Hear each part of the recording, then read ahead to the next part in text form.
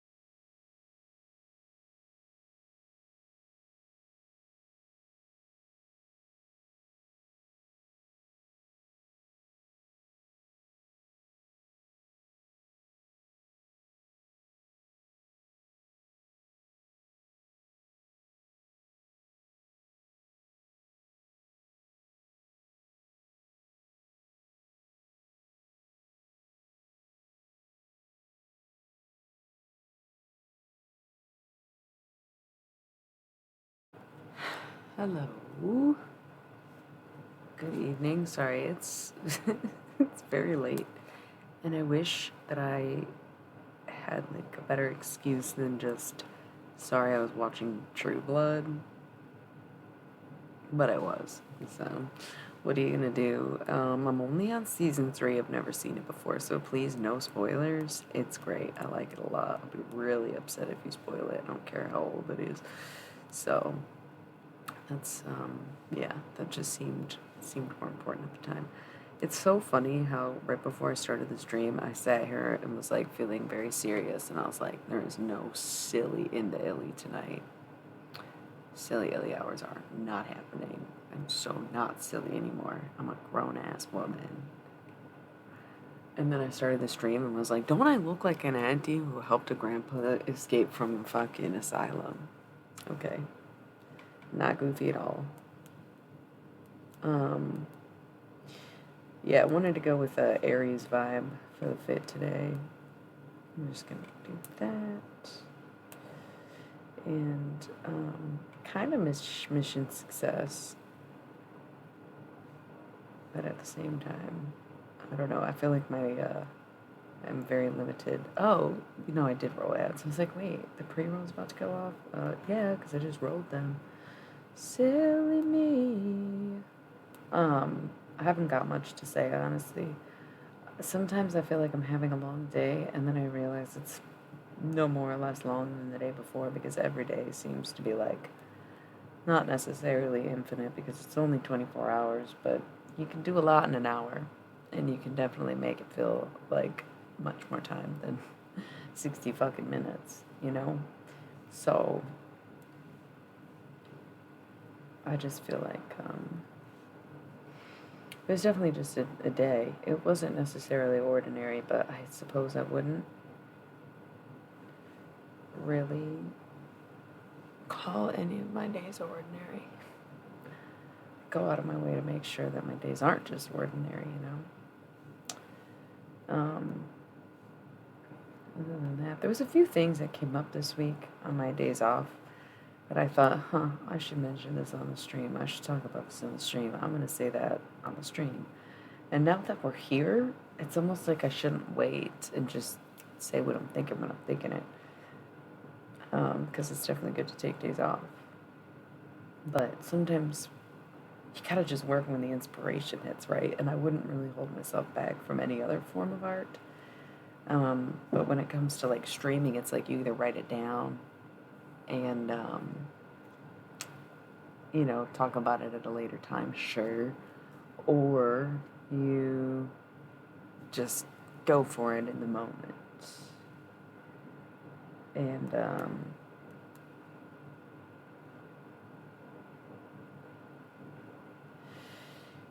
I think maybe I should start going forward in the moment. Although, I have set days so that I don't experience a burnout with this very thing. So, hard to say what one should or shouldn't do.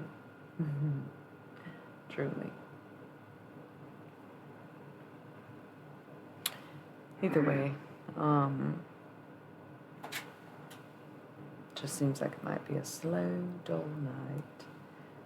In which case, I'll probably just pull some cards and go. If it's going to remain as quiet as it is now. Which is fine, I started so late. It's my own fault for once again doing nothing but watching True Blood. I was all dressed, ready to go, makeup done, and I just was really into it, so I watched it, no shame in it. Just kind of a funny thing. Yeah, other than that, I guess. Oh. Yeah. Pretty much. That first one kind of looks like it would be Kendrick or something. I can kind of tell that it's not, but I just feel like with a mustache is giving Kendrick vibes. Second one kind of looks more like a water droplet to me, but because you said butt plug, could definitely pass as a butt plug.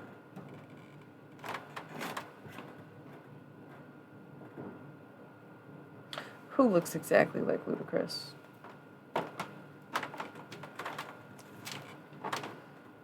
Oh, make me over, not where I wanna be.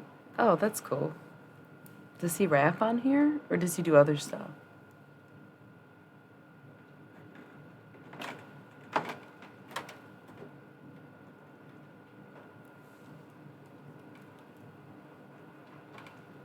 I look kind of different every day. Oh, that's cool. I should do that. I'm like laughing, but I should do it. Oh, that's kind of fun. How the fuck does that work? That's so cool. I'm trying to expand. I'm kind of sick of tarot. It's not even like I'm sick of tarot. It's like, oh wow, I don't know. Okay, gotcha. That's crazy. It's very I can't think of how to say that word. Ingenuitive. Ingenuity. I don't know. I don't know what word I'm trying to think of.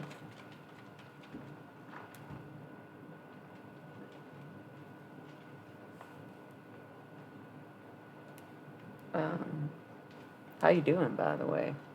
Low key, I've been posting on Instagram for like the past minute and a half. If you like couldn't like kind of tell.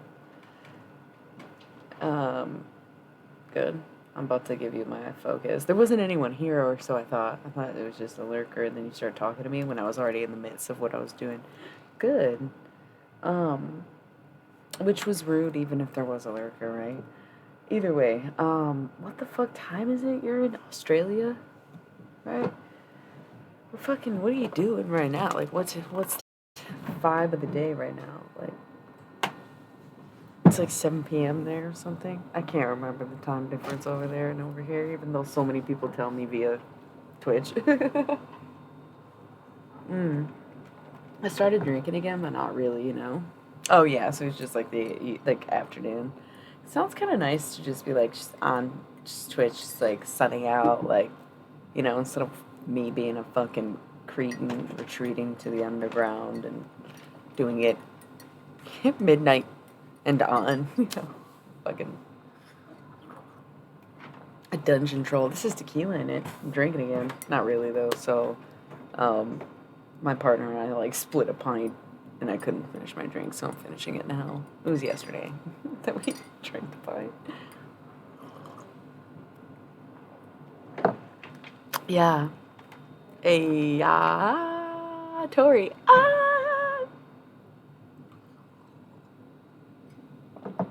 What's up?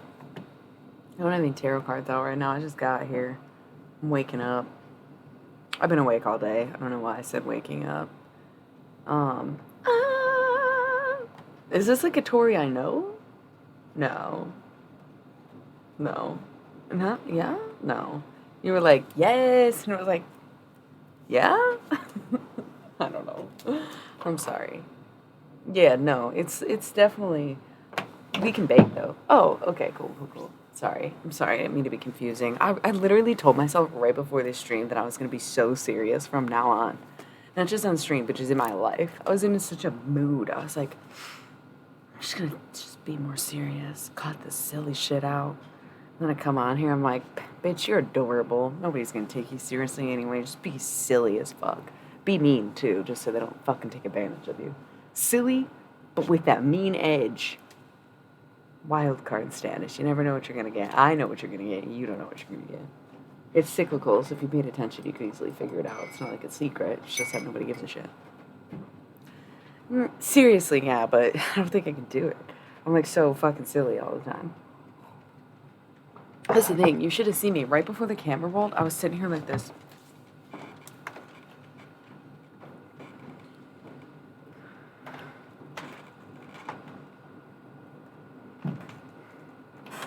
Serious. And then as soon as I started rolling and I saw myself, I was like, bro, you look like someone who was working at the nursing home who swapped clothes with a grandpa so he could escape the nursing home without anyone detecting him because he was in an employee uniform. And by the time they fucking caught grandpa, they turned him around, and here I was, the auntie who helped him escape. That's what I look like right now. So, to think that I could ever be just like serious. Dude, I look great in a shirt and tie. I really do. But if I had a full suit, that'd be interesting. I have a lot of suit jackets. I'm gonna start wearing my suit jackets more before it gets too hot. Good call. More suit jackets. Take a note of that. I have quite a good selection. Like really fun, cool jackets. So, might have to do it. Throw some ties on once in a while. I think I only have one tie with me right now. I store the rest of them because I don't need them for anything. What did I do? There we go. Yeah, so, Tori didn't stay, obviously. Thanks for being here, Dom. Really appreciate the company. About to burn some incense, too. Some vampire blood. No, I mean dragon's blood, not vampire blood. They do make incense called vampire blood, though, and it's like a combination of dragon's blood and something else. Can't remember what. Um, maybe. There was some, like I said, during the week when I had some time off, there was a bunch of stuff I wanted to like bring up and kind of discuss on the stream. And now that we're here, I don't really quite remember. And it was funny because while I was figuring out the title of this video, usually I just, or not usually, I would say lately, I just go with some kind of play on words from a song reference I like or something. But today I was very inspired to put The Blueprint as my title. Um, but um,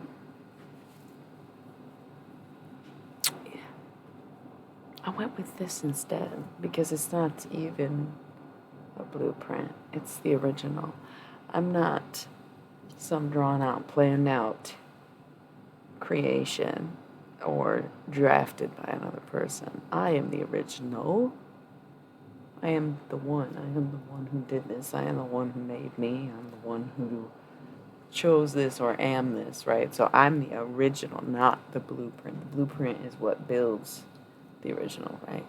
There's no blueprint, it's just me.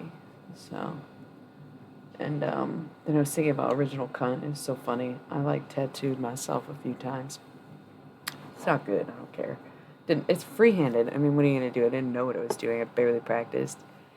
Um, I used the V so that I wouldn't get too flagged or anything. Yeah, that's so funny. Especially because I feel like in England they use it so liberally. I didn't realize that it would be such a big deal in Australia. But I guess everybody's different. Because the US, it's like 50-50. Hey, Dank, how was your birthday? I feel like yours was at the beginning. No, you're Pisces. Was it the beginning of Pisces season, at the end of Pisces season? I've talked to you. We talked on your birthday, didn't we? It was like after midnight, your birthday. Anyway, I have like this sun and moon tattooed on the back of my legs, and it looks like an O and a C. And so when I was in LA, everyone was like, "Oh, are you from Orange County?" And I'm like, "What the fuck? No. Why would you think that?" And they're like, "Oh, your legs say OC." And I'm like, "Oh, it stands for original cunt." And my landlord happened to be like British and worked for some blah blah blah. So he thought it was funny. Felt right at home. We really clicked. Okay. With who? Um, oh no, that is so tragic. How old was he? Or she? Your cat.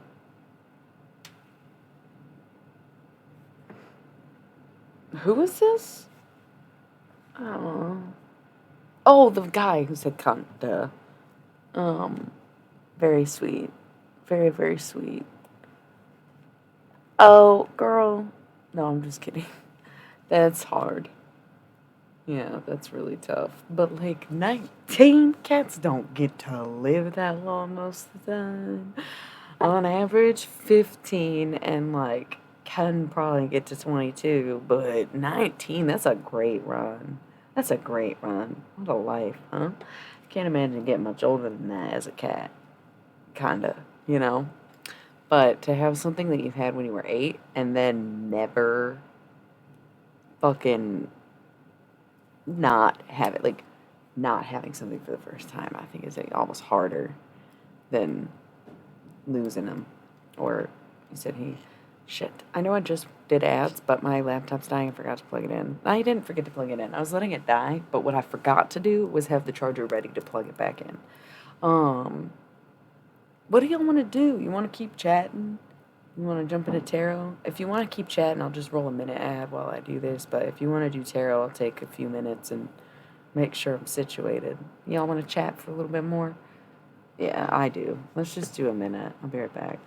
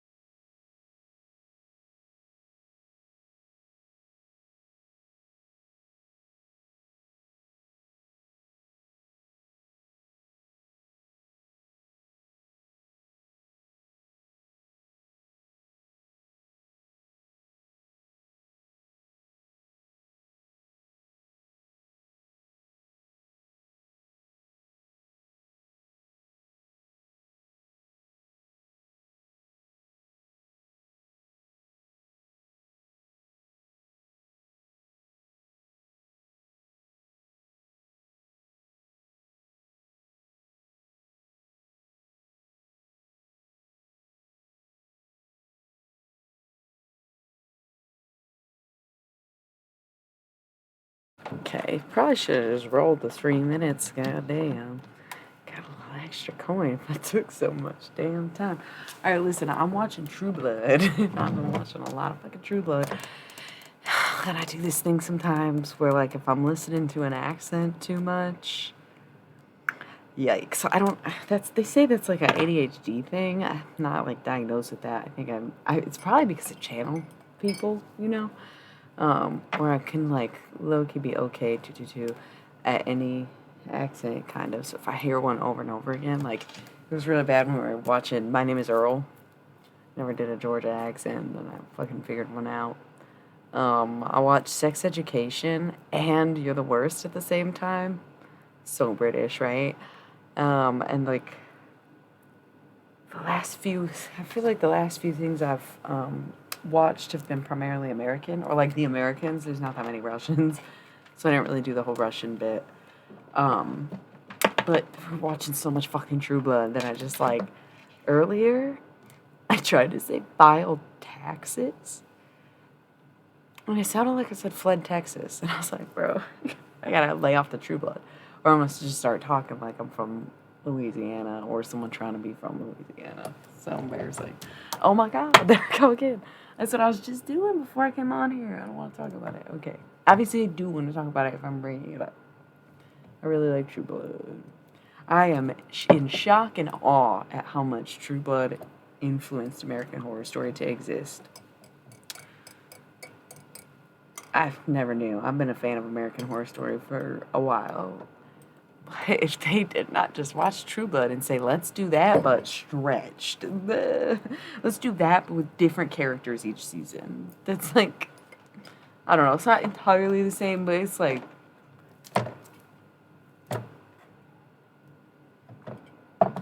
True Blood set the tone for an entire era that has transformed society and culture as we know it.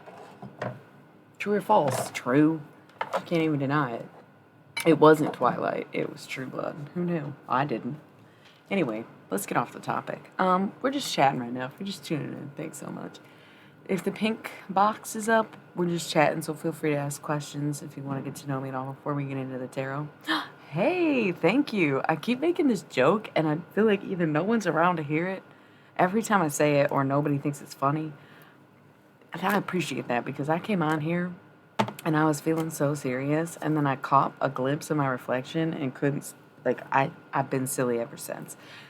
I look like, hear me out, I look like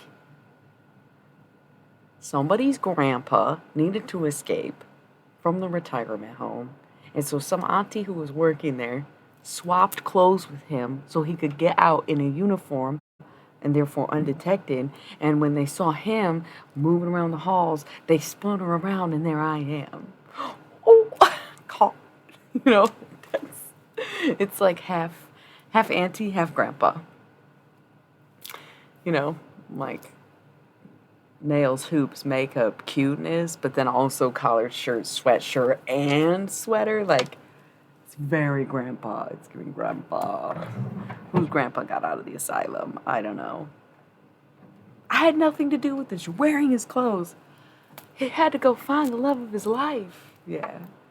Yeah. Well, auntie in disguise as grandpa. This is definitely grandpa drip. And then you add like the mysterious, it's like vampire grandpa. He had to go return this to his love or something. Or no, auntie's protecting it because they think he ran away with this, but she's got it. And then there's a big reveal. She's like, I had the amulet the whole time. I am the grandpa. I don't know. Too much True Blood. It's a lot of True Blood. It's a lot of True Blood. Okay, I feel like this breaks up the grandpa vibes. All I needed was to pull my necklaces out of my shirt. Thank God. It's just like a tiny less. So anyways, right, we're just chatting. Once the box is turquoise, that's when the cards come out. But I don't really do personal readings, but everyone here who has stuck it out through a reading can attest that sure to feel personal. So you might as well just chill. You might as well just stick around and wait. Whoever number 6 is, mwah. Hi, nice to see you again. Kind of like hearing fucking freak. I don't know if that's at me or for you. But my ear tingled when you showed up. Just saying. Is it Source? I don't think so. I feel like Source thinks that I call them out a lot. I never know when they're lurking. They would have said something by now.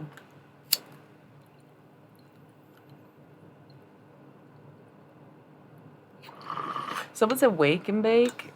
Even though I didn't just wake up and they left a while ago, I'm just now hitting the phone. I'm confused. How are you? I'm getting a little impatient. How are you? I'm feeling the Aries energy. How are you? I'm more physically than mentally exhausted today. How are you?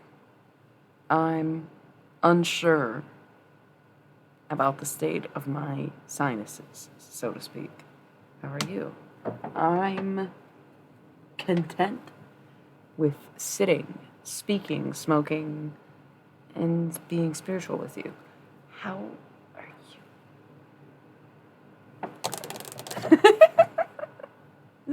Were you it? It wasn't Source, it was Rick James.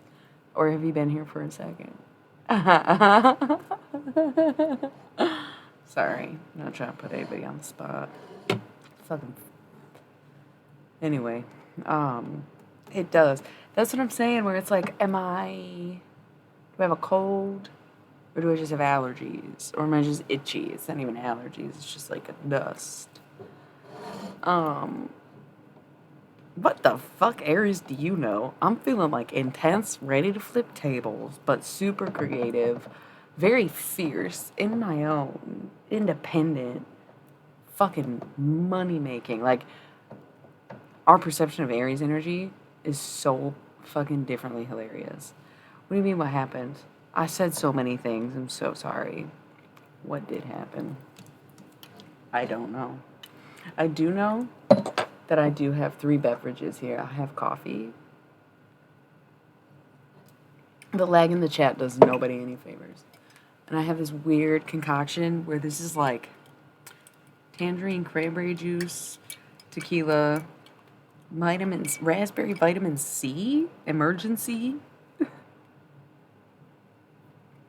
and LaCroix. Just random ratios of that. Oh, I see what you're saying. Yeah, that makes sense. Aries energy would make people anxious. I thought you meant Aries carry that energy, and I was like, what Aries do you know they need help? They need something. They need to be shown their own true flame. But for other people to feel anxious during Aries season, completely checks out. That kind of energy makes people uneasy. In fact, I don't really spend a whole lot of time with a whole lot of Aries in my life. I'm always attracted to them, and in the relationships, be it friendship or romantic or otherwise, even like work relationships, and they just never go anywhere. But I think there's a sense of really hyper independence with Aries because I know a lot of grown ass Aries people that are totally single and like either dating excessively because they don't take anyone seriously or just not dating at all. It's so crazy. They're so content alone. It's kind of funny to other people because it's like, whatever. I think they are hard to live with, probably. They're like hard to deal with. And maybe you have a major Aries placement. Do you have your birth information? Do you know your birth chart? You got CoStar? I hate CoStar, but it's honestly very useful because it's a reference that people understand. So that energy can definitely make a person anxious because they will stop at nothing to get what they want in a sense too. And so they're a bit ruthless. And so not knowing what lengths they'll go to or what they'll do will definitely put you on edge. I think that's why I have such a threatening aura is because my fucking, yep, they're just better off alone. They are very attractive. I'm always attracted to Aries. But their personalities, I'm like, can you get your shit together? And they're like, low key, I have my shit together. I'm like, that's crazy and hard to believe. But here you are, thriving, I guess. Under what conditions? Who knows? Libra and Aries have high contrasting cardinal energy where they're both the same modalite, but the 2 signs are really nothing alike. Really nothing alike. They're both masculine elements because they're fire and air, and yet Libras and Aries have nothing in common, really. They sometimes might like the same thing, and that can create a pretty strong bond between them. But other than that, like, Libras are super polite, diplomatic, intellectual, if not intelligent. But then Aries energy is very more broad, bold, blunt force trauma, kind of. Aries has like more chaotic energy, and Libra has more tactful energy. Even though an unevolved, unhinged Libra on God can be the most chaotic force in nature. That's Satan for you. Or not Satan, sorry, Lucifer. I don't think Satan's a Libra, but Lucifer definitely is a Libra. Maybe Satan's a Libra and Lucifer's a Sag. That's kind of what they're telling me. Their lifetimes were different then. Maybe I got it wrong. Libra cusp? That doesn't make sense. Let's not go there. Yeah, so I could see why you would be anxious during Aries season. It's not for everyone. If my Mercury and Venus wasn't in Aries, I probably wouldn't really like Aries energy. If that makes sense. Because even though it's always a sad time of my life during this time, it's also like a good time. I get very creative and renewed, and especially being a Taurus too, where my month is next, or my season is next. So that's pretty cool. Hell, yeah. I need to get. I didn't realize my nails grow as fast as they do because they always fucking break. Because they're just not that strong, but damn, they grow fast. It hasn't even been 2 weeks, and this situation's out of control. My nail tech's feeling a little under the weather, and I ain't trying to get nothing, so I was like, fine, I'll take the day. But it's crazy. They grow so fast. Anyway, I feel like kind of out of topics to talk about, and I also feel like I'm still resisting the Halloween Oracle for some reason, because just now I thought, what decks are we going to use tonight? And I almost said it out loud, and then I remembered that I've been saying the Halloween Oracle, and I've been saying, Sunday, okay, Monday, okay, Thursday, okay, Friday, okay, for 2 weeks now. So if something's telling me not to use them, then I am not gonna. Oddly enough, something is telling me to use them because all of you have been telling me to use them. All of you have been asking, and I'm always like, I take requests. Then everyone unanimously requests a deck for the first time ever, and I'm like, no. Why? Let me let you in on a little secret. I'm a bit sick of tarot. It's not that I'm sick of tarot, because when I'm doing it, I feel it. I feel connected to it. I feel like I know what these cards are saying. I feel like the cards know what they're saying. I love tarot.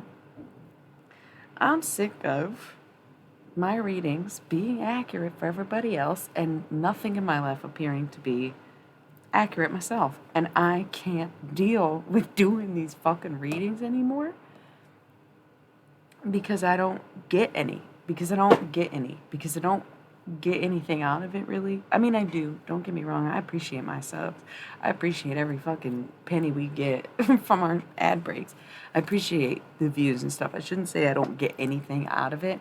But when it comes to the spiritual messages, it very much feels like I'm not getting shit every single time. That it's like, this is coming.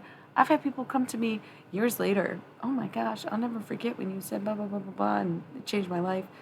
Oh, I can't believe you introduced me. This transformed me. Oh, bop, bop, bop, bop, bop. Everybody else, I know my shit is on point. I know it's accurate. A lot of you have witnessed it. But I'm getting sick of it because, that's okay. Well, you know what? Maybe it's supposed to be. Because this isn't your message. You're supposed to get into tarot, probably, Rick James. But for some of us, we need to get out of it. And I don't even know that it's like not working anymore. I don't feel super dependent on it. I never dictate my choices or my life based on tarot readings, but rather seek confirmation and guidance in tarot, right? because it's really what it's for. It's not to tell you what to do. It's not to tell you what's going to happen. It's to just teach you what you need to know in a moment to be able to keep going, right? And so I'm hearing some stuff that seems to contradict what the fuck is actually happening in my life. And I'm at the point where, like, I'm starting to feel insane. I'm starting to look insane. And I'm sick of it. And so there is this draw away from tarot for me right now, where I get that it helps everyone else, but what's it doing for me? It's making things worse, honestly, if I can be perfectly candid about that. So when I say I don't want to do the Halloween Oracle, I think I just don't really care to hear what anybody has to say at this point. Not even me, not even them. And I have taken the word of the dead over any word of the living. And I wouldn't sit here and blame Satan for anything. And I do believe I've stayed away from the jinn. I do believe, right? I've been getting the same readings for years. I don't know how else to explain it. I never got a reading outside of the one reading I get every time, no matter what or who. You have no idea. You have no idea. So I think that's why there's certain decks that I'm not using right now. It's like, I don't want to fucking talk to them. I don't really feel like using the mystery deck. I don't really feel like using the Halloween deck. I put my whole life into this, and as much as I can be patient, there is something telling me to turn your back on everything. Now, whether you turn again to face it once more is different than just turning your back on it entirely, right? Like, if you're just turning around, it's like a 360, not a 180. Because sometimes you just have to look away. Sometimes you just have to look away, where it's like nothing's really adding up here. Nothing, none of the math is math, and nothing makes sense. Nothing's coming true. Nothing's happening. I'm still struggling in all the same ways I always was, but I'm doing everything different every single time. I got to do stuff different. So, for as much as people don't like change, I embrace change and cannot seem to fucking nail down a constant, quite honestly. And I think part of the reason this is coming up right now is, one, to shift us maybe away from tarot, because we can still talk spirituality, we can still talk tarot cards, we can still talk astrology, we can still talk planetary, we can still talk conspiracy, we can still channel messages, shit. Fucking Christ. But the cards, some of them are on ban, they're on timeout, they're bad, fucking sick of it, sick of it type shit, I don't know. Anyway, the other day, the Thoth deck, my fucking oldest, my golden child, the Thoth deck, ironically, because Aleister Crowley in his Order of the Golden Dawn, my golden child, during the general reading on the last stream, it had said disappointment and abundance next to each other in reverse, okay? And it was like not saying... or I guess the message I interpreted from that, I should say.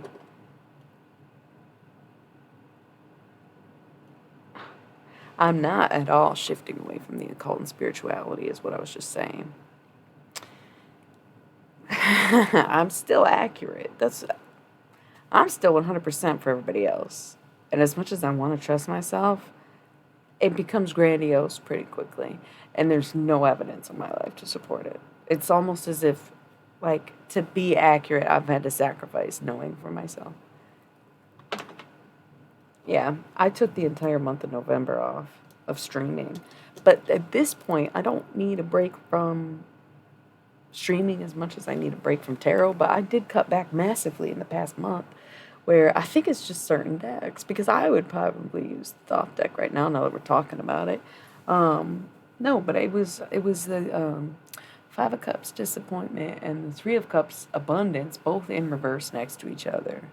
And the way I interpreted that was that, you know, when you don't speak on how disappointed you are in not having something, you block your abundance from what you're getting, if that makes sense. Because you aren't really honoring how much it hurt or saying how bad you wanted it and showing or putting that effort into, whether you want to say God, the universe, manifesting, what have you, if you can't express how much it means to you, then you're still going to block what's meant for you. And that's like, Jesus fucking Christ. I don't know how much more of that I can do without making once more damn fool of myself.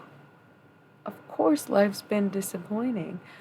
And I don't even really have expectations for anything as much as I just would like anything. If that makes sense.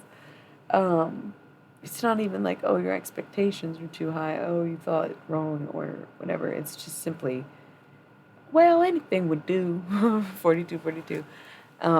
But now what the cards are saying is having that kind of resistance and having that resilience built up, being immune to having your feelings hurt and getting so acclimated to rejection and giving, not just giving the same thing so many chances, but just giving so many things a chance is almost just as bad as putting all your eggs in one basket is to have all your eggs in different baskets.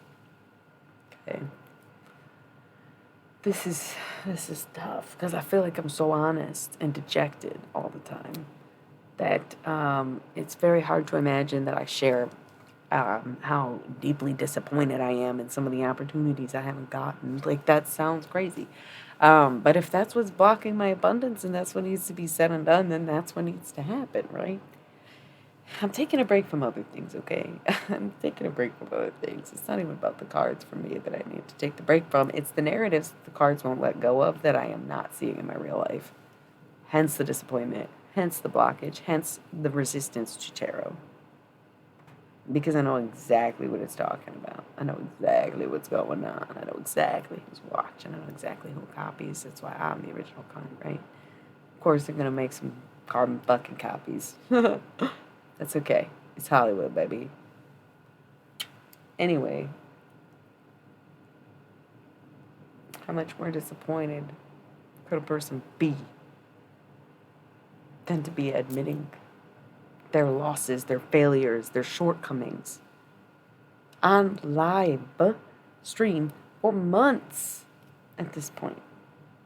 Being so honest about it, saying how, it's not like I'm shy about the fact that I don't really have friends and that I'm bad at holding jobs. I've talked about all this very in depth.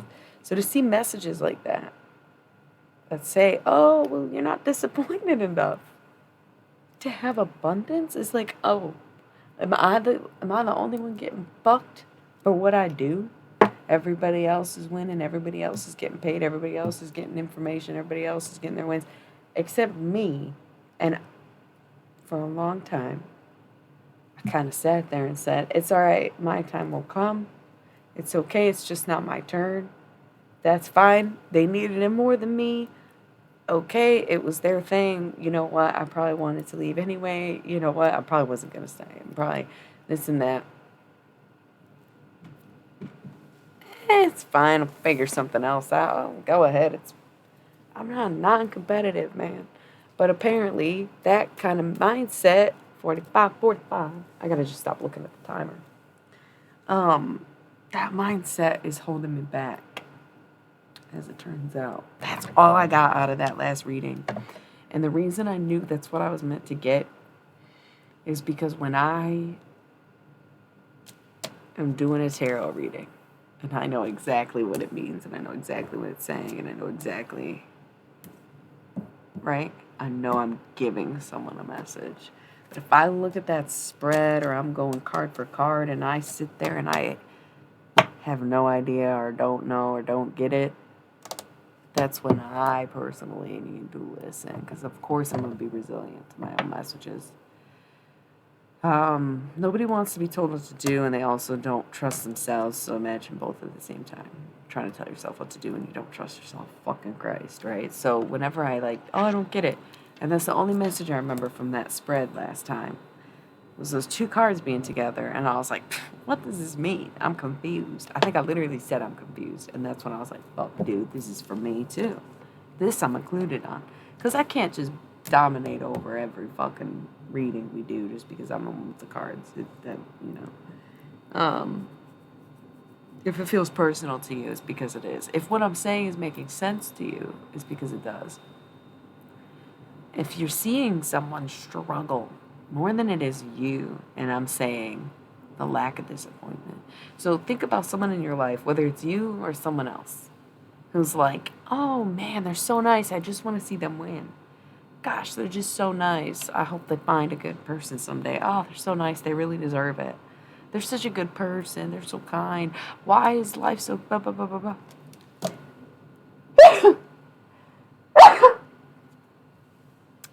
Thank you.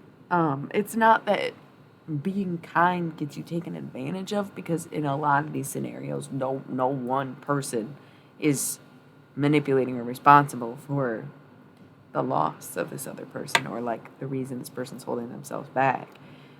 And they think they're getting ahead by saying, oh, I can put myself aside for others.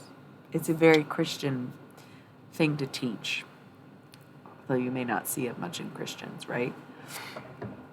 And so when you take this kind of humility or non-competitiveness, or just that lack of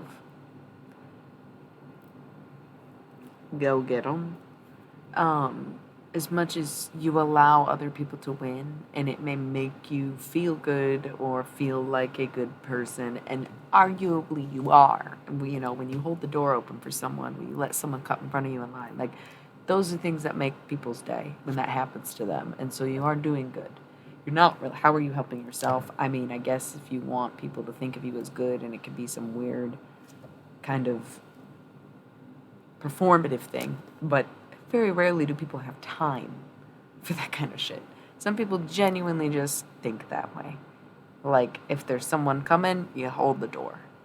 Putting your shopping cart back. Like, arguably the things that make us good people. The littlest details. The things that we pay attention to, the things that we are attentive of, that concern others more than it concerns ourselves. Right? That is a beautiful thing. But that also takes away the space to be disappointed. It takes away the space to feel the losses. It takes away space to be hurt. It takes away the space to do what you want to do, or what's not good for others and is good for you. Whereas the other extreme opposite would be like when someone does things only for themselves, or only without kind of any regard for anyone. So either way,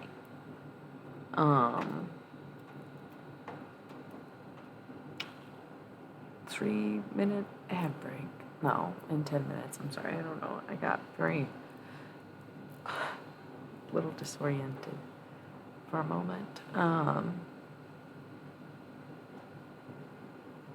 It's an interesting tangent, anyways. I've talked about this before, but sometimes when I send the seed, like I said, there were a few things this week I thought about talking about, but I don't really remember what it was.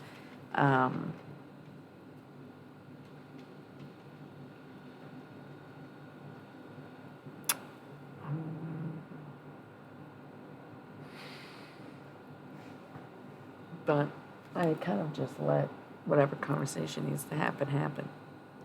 I don't try to hold back too much or think too deeply about what's coming out of my mouth or why I'm saying it, as much as I resonate with the fact that if I'm saying it, it should be said, more so than anything.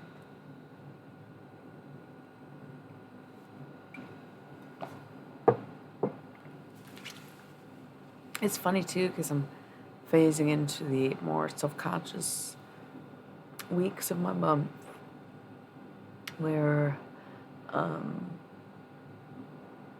I question myself more, quite frankly, and I have to combat everything a lot harder. Where some days I'm just trying to go to sleep or trying to wake up, and these obsessive, intrusive thoughts, violence or just depreciation or negativity, you'll never amount to anything. You never did anything good. You never matter. Nothing matters. You're disgusting. You're going to get old and die. And all this stuff, like your inner body experiences. I much prefer outer body experiences. So here I've been thinking, that's fucking me up on a spiritual level in the way of creating your own reality, where my thoughts, especially in a Trinity spot like we're in now, or I'm in now, I don't know how it works, if it's everyone moves through them, if they're big enough to consume the whole earth or what, but being in a Trinity spot and knowing everything that you create creates tenfold, I'm like, damn, does that mean my PMDD is going to create madness and violence for me? Because that sucks. And now I'm working in every God absent moment of my life. I've never listened to that album, to be totally honest with you. I don't even know if that's the one that's got Wonderwall, So the story is something deeply personal and yeah. I don't know. I'm babbling for the next 6 minutes and then we'll probably crack into some tarot or something. So, yeah, no, I was kind of making a joke. Can't that be funny and knowledgeable in music? Or is that too much for someone who's kind of, that was a joke for the newlyweds. It was a joke. What are we even talking about anymore? I'm just making fun of you in a way that I'm not making fun of you. I'm making fun of me. This is what you get for interrupting me. No, I'm just kidding. I kind of don't remember where I left off. It was some grander point. Well, I think I made my point and then I started to dissect the point more than vice versa.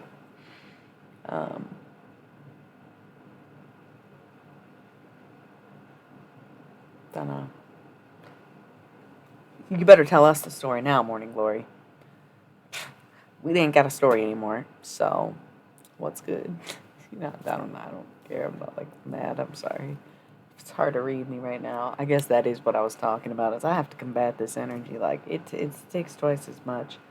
It's one thing when I'm being a facetious dick, and I kind of roust people, and then I'm all flirty to make up for it. It's one thing, but then when I'm just depressed, no person could actually genuinely like me, and that's why I don't have any friends, is because I'm fucking awful. No matter how people treat me, I still, in some way, deserve it. Kind of shit. So, I just stick through that for 2 weeks straight, every month. Every other month, I don't know, it varies. It's kind of every other month that it's really intense and really vivid, intrusive thoughts, visual intrusive thoughts and audio intrusive thoughts of being old and stuff, because my body is forcing death upon me for avoiding pregnancy, basically, which is insane. That's insane. And there's no 5 with 5 viewers. There's no known reason it does that. I mean, they call it PMDD, premenstrual dysphoric disorder. But they don't know why anybody gets that. And then you have a whole swarm of people, period or not, who tell you you're exaggerating, and if other people can do it, you should be able to do it, and that sounds made up, and you need a therapist, and oh, why don't you try meds, and oh, what about birth control? As if all of those things haven't already happened. If any of that shit worked, do you think I'd still be struggling with this? That's the most asinine part about it, is making suggestions we aren't fucking all talking to each other.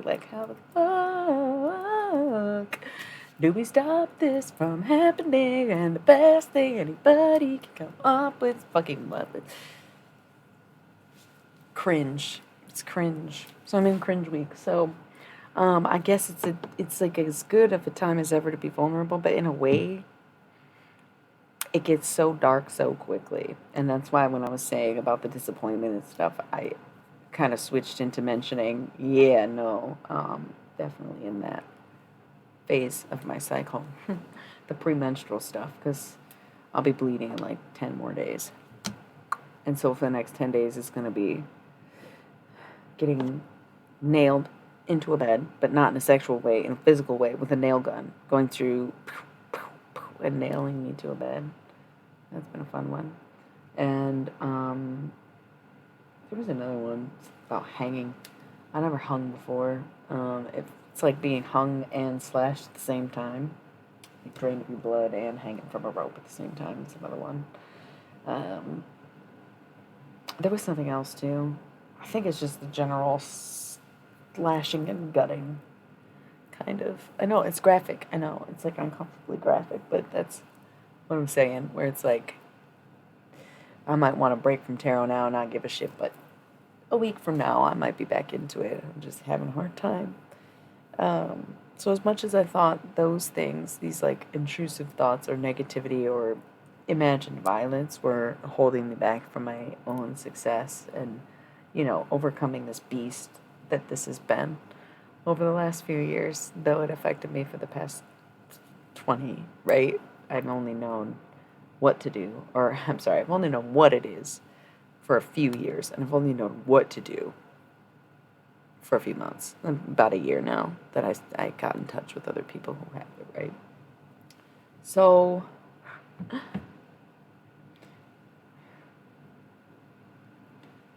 to see these cards,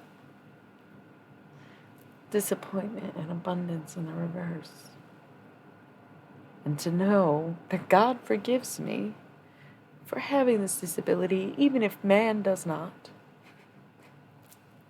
At least my God, my alien neon space monster, forgives me for my thoughts, for what I've done, because they see that I repent. They see I care about my karma. I feel very acknowledged in that way. And yet I see this stagnation, this whole trajectory seeming like the right thing and then just nothing really working out for me. I'm wondering why. Thinking all this time that it's because I have little control over these things, little control over these thoughts, little control over these images, when in reality it's just that I don't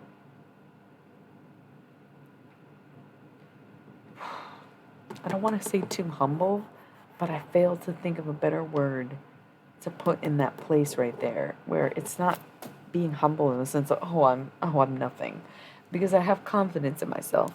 It's humble in the sense of, go ahead, like we talked about.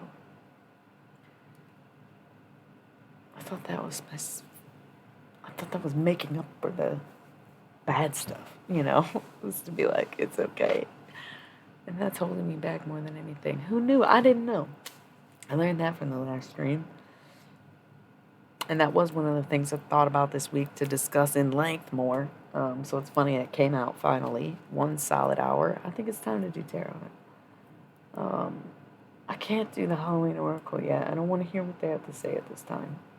Personally, I don't. Because I can't. I can't. I want to hear from the living only. I don't really want to hear from the dead anymore. And if the living's going to call me, it's going to be on a telephone, not this mental shit, right? So, that's that. I'm about ready to do the Thoth deck. The thing is, I also remembered that, I left the Demon Tarot out because we were going to do a financial forecast for the year. I don't want to do that either. I don't. I think we'll use the Thoth deck. And that's it. I think I can't handle anything else. I think I'm only trusting my firstborn right now. Can't help it. So I almost want to use the Guardian of the Night Tarot, but I don't. I already don't feel like holding those cards and shuffling up those cards. They're so thick and just like a weird material, weird printing. So they're very hard to shuffle. I'm betting the shit out of them. They just seem too intense. I feel like I should read those. I'll pull them out and just let them sit with the demons, I guess. Fucking Guardian of the Night or Guardian of the Nightmares, am I right? Fuck. Alright, so I'm about to roll 3 minutes here. And, come back and we'll be in tarot mode. So, thanks for listening if you were listening. But also, Spirit said that's what needed to be said. So, hopefully that message helps somebody else if it wasn't meant for any of you, or if it wasn't really me even. So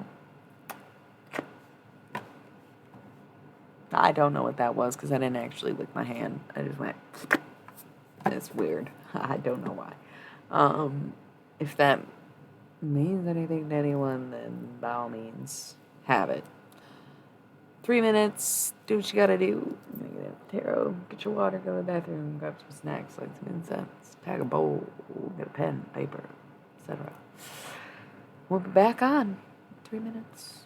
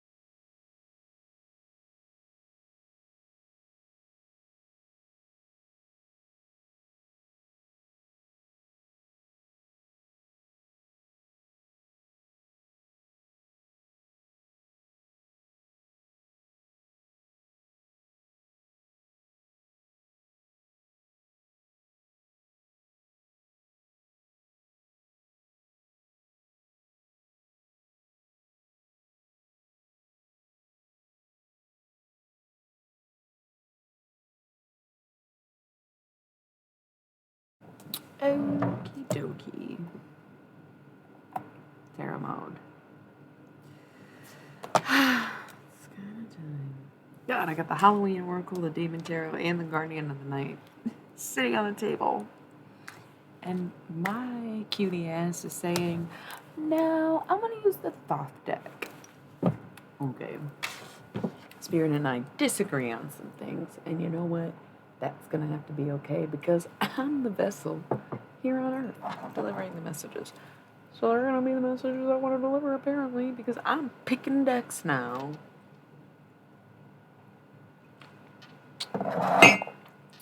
Has this witch lost her mind? No, but perhaps just a few marbles.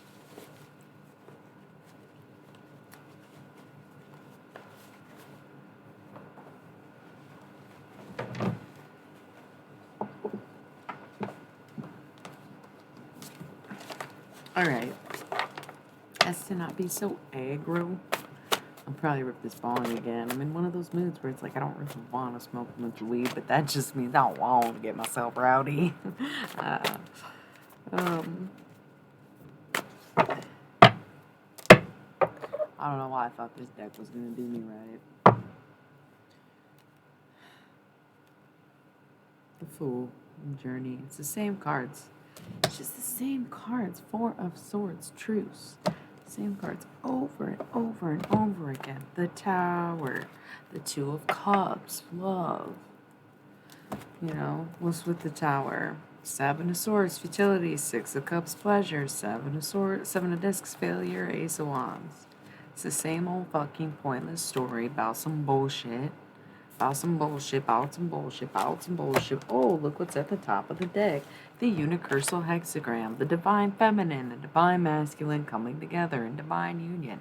What's up, punch drinker? I feel like you don't come around too much. It's kind of nice to catch up. Just got into the tarot. But I'm over it already. I thought this was going to be cool. So excited to use the Thoth deck. Finally connecting with my firstborn again. My golden child. And they just are telling the same motherfucking story over and over again. It's almost as if, say this, if you're dealing with someone, especially romantically, and especially if you feel super connected to them,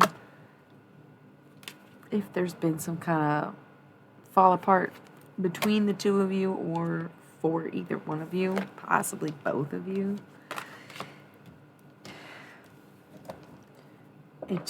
it almost seems like,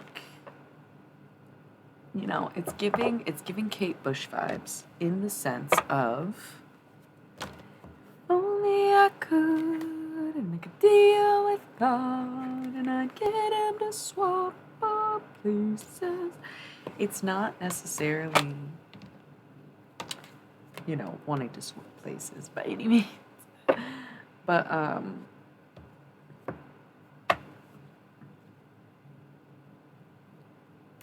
the Magus is fake magic. And the Knight of Cups is here, so could be parental issues, paternal figure, your own father figure, baby daddy, if you're the baby daddy. Okay. Send it. Okay. I have a GIF extension, it just never worked. Couldn't figure out how to use it. Okay. But there's going to be some kind of knowledge coming in, and people are going to act very quickly on their emotions, swiftness, whatever. But it does, okay. It's so weird. This is the energy that I'm getting. This is why I brought up Kate Bush, okay? And then we have the Hermit, which is Virgo, and also like retreating within, but relying on the self and looking within for answers, right? Because their life is falling apart and they realize that they did something that was probably bad. They probably did something bad. They probably like did something really bad. Ready? One. No, I don't know. It's like they do not want to tell you what they did because they are afraid you won't forgive. And my thing is, how fucking serious can this be if you really care about somebody? How fucked up is what you did to them? How fucked up? What can you not say to somebody? What in the actual fuck? You want to sit here and say you care about this person and you love this person and you love them so much you're like showing up in every reading, coming up all the time, Two of Cups everywhere, always. And like I said, I'm not seeing it in my own life. A lot of people resonate with these readings. They say, oh, I really like that. I resonate to an extent. I'm like, I can't buy it anymore. Tarot cards. It must not be for me. But what I'm kind of getting now is that you, me, you might be this person that you're dealing with or not dealing with remains in the shadows because they're so scared to tell you something. Here I'm thinking people are scared to say how they feel, blah, blah, blah. They did something fucked up. What the fuck did you do? What did you do? What did you do? Vibes. Okay. And Nine of Swords, cruelty. This is not a fun time for anybody. Kind of not a fun time for anybody. Okay. So what'd you do? What'd you do?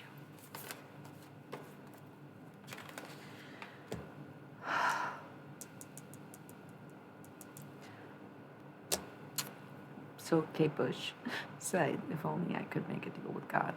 It's almost like they pray, please God, let them forgive me, please. I would do anything to have them back, except for fess up to what the fuck you did to separate yourselves in the first place.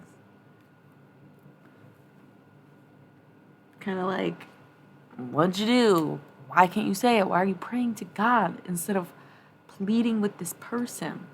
If there is so much of this in these readings, I kind of putting a stop to it because here's the thing. I'm willing to take a break from the tarot cards if it's going to be like this. And we have been saying, New Year, Aries season, everything's going to be different, new narratives, yada, yada, yada, yada, yada.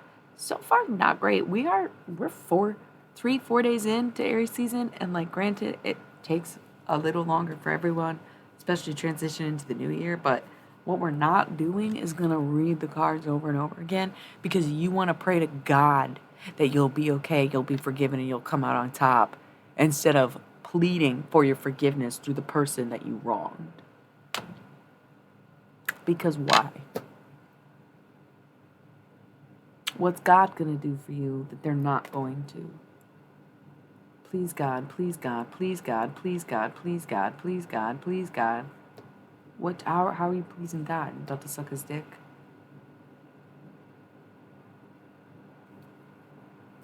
What is this? It's like obsessive, but it's also like there's something somebody did. And I'm gonna need to know what the fuck it was and who did it.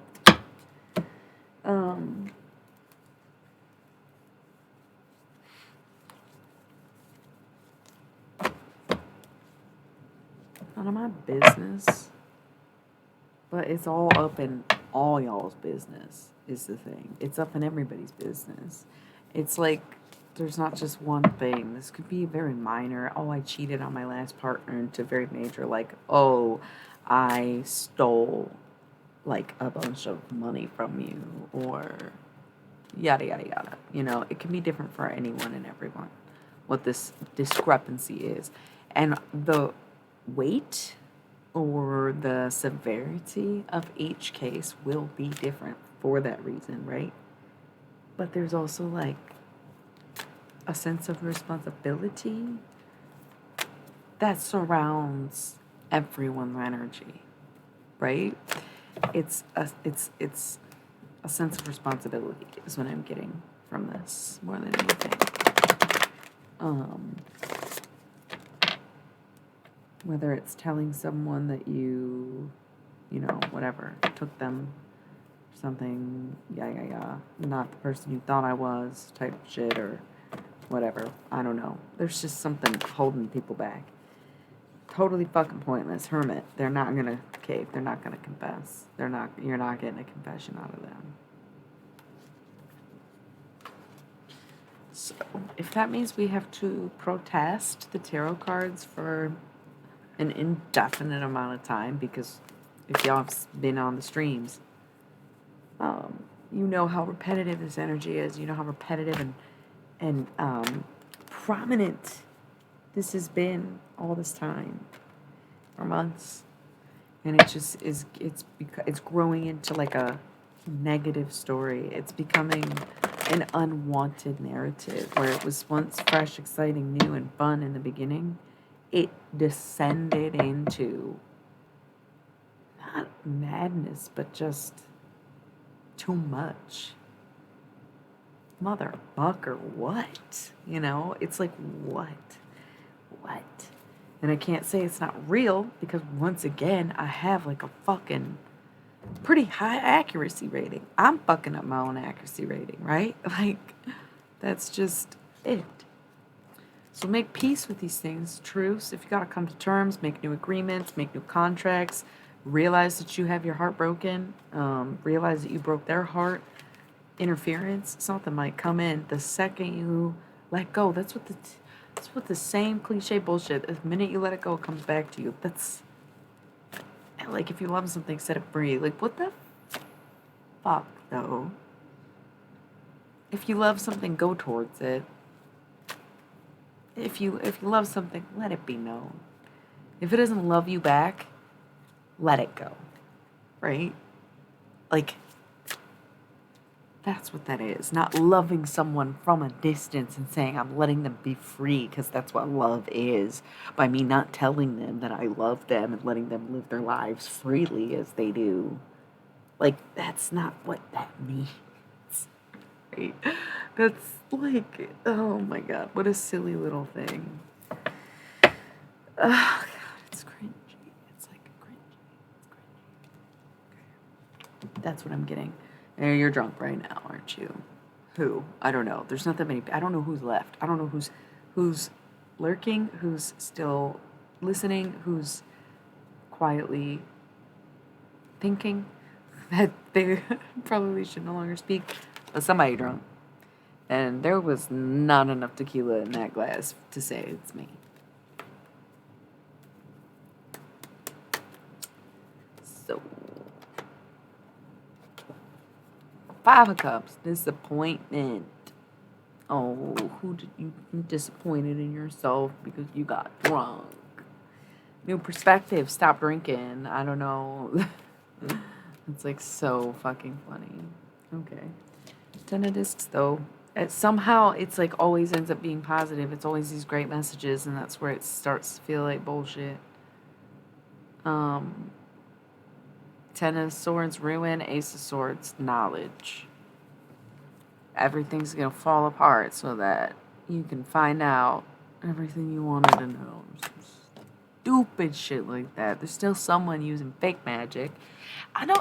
Okay, as much as the magic is fake magic, this feels more like it's not fake magic, it's bad magic. There is somebody doing God knows what.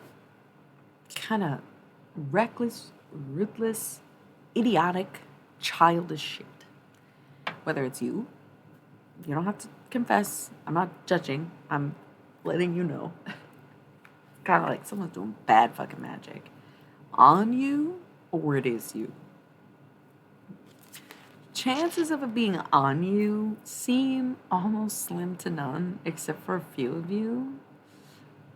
I'm kind of picturing someone with like a younger femme with dark hair. It seems really young, split in the middle. You know, very typical Gen Z energy around that. So if you're a bit younger and you're concerned about someone or that fits your description, then yeah, there's somebody casting something over you. Okay, especially if they put their clips right here. Listen, they don't know what they're doing though. And it's same for if it's you and it's not somebody doing it to you. If it is you, okay, then you also don't know what you're doing. Whether you're trying to combat some kind of weird energy or just trying to do what you've learned on TikTok or just playing around, experimenting, or what have you. The thing is, when you're learning, and if you want to learn in that way, in the chaotic way, or the illy method, if you will, of just like kind of going for it, it's much harder, and you have to remember that you have to put yourself up You don't get to make an offering on someone else's life, period. You get to offer your own life in exchange for someone's life, period. You can make negotiations once you, I don't know, you'll know when you unlock, not unlock, that sounds like Scientology. You'll know when you gain access to do different things, but from the jump, you really can only put as much weight as you are into something. For example, oh, okay, if you please bring me this person, I will literally give up my newborn child. No. Not newborn, I meant firstborn. You know, theoretically you don't have it yet. Oh, I'll give it up for this. That's not you. Right? You're giving up some kind of other being, other entity, in exchange for something you want, which isn't even you if it's another person. So that's what I mean by bad magic. I'm not saying somebody's like doing some kind of hexing or cursing or devil work on you. It's bad magic because they don't know what the fuck they're doing. They might walk around calling themselves a witch or say they studied and they practiced and they want to pretend they're like me, okay, or as good as me, or unimpressed by me. And I'm not saying me personally, but someone like me. The pros, if you will. The people who've been in the game for 10 years, not 2. Okay? People who have been indoctrinated since day one, who grew up doing these things, having these practices, learning self-sacrifice, understanding sacredity. It's not the same as reading a fucking book or learning some shit on TikTok, okay? And that is 1, 2, 3, 4, 5. That is not meant, it sounds aggressive coming out of my mouth, but that's because you need to know how serious of a moment this is. Okay, once again, you're all lurking. I don't know who's here. Dom comes in and out all the time. No guarantee he's even still one of my viewers. So please understand, you're completely anonymous right now. But this message is emphasis for somebody. Kind of like stop playing with things you don't understand. Stop playing with things you don't understand. That's all it is, you know? Just stop playing with some shit you don't understand. Stop playing with stuff you learn from people you don't know. Stop fucking trusting everything you read online. Stop trusting everything you read in a book.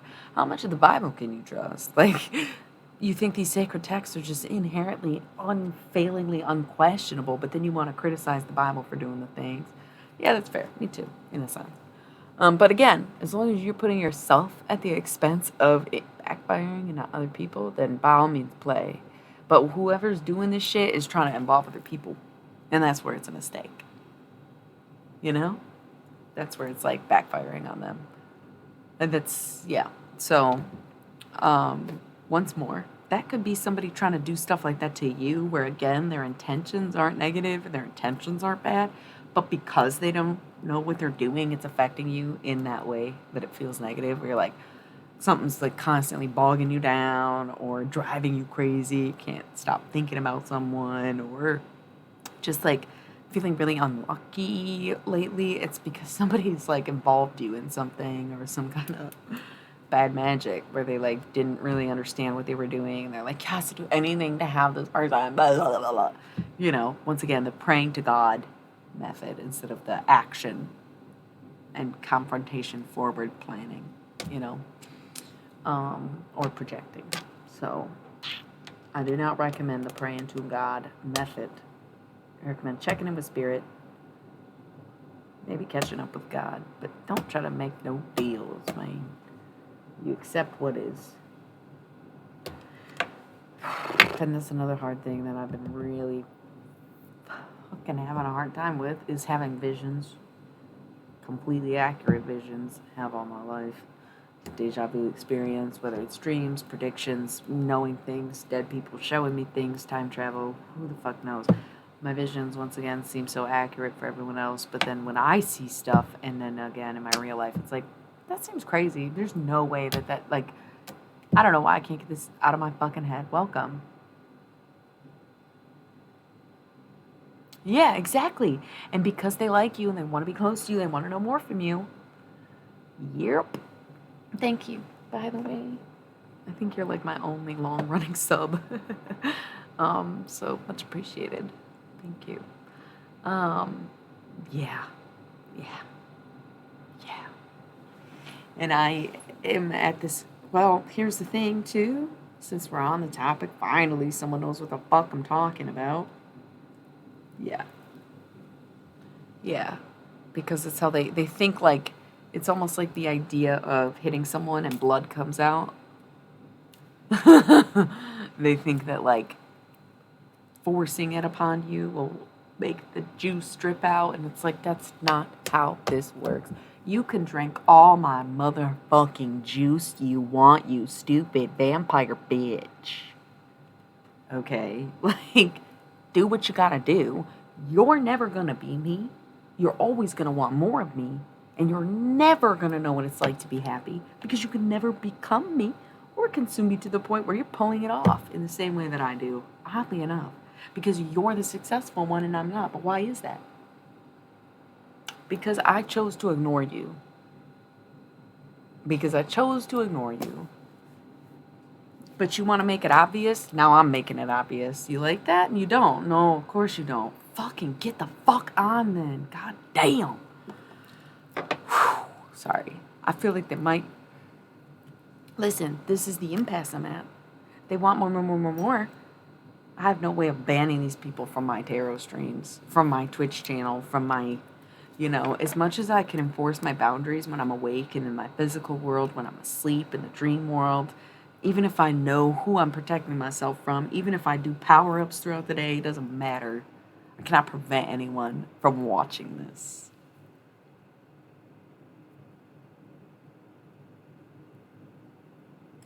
Yep.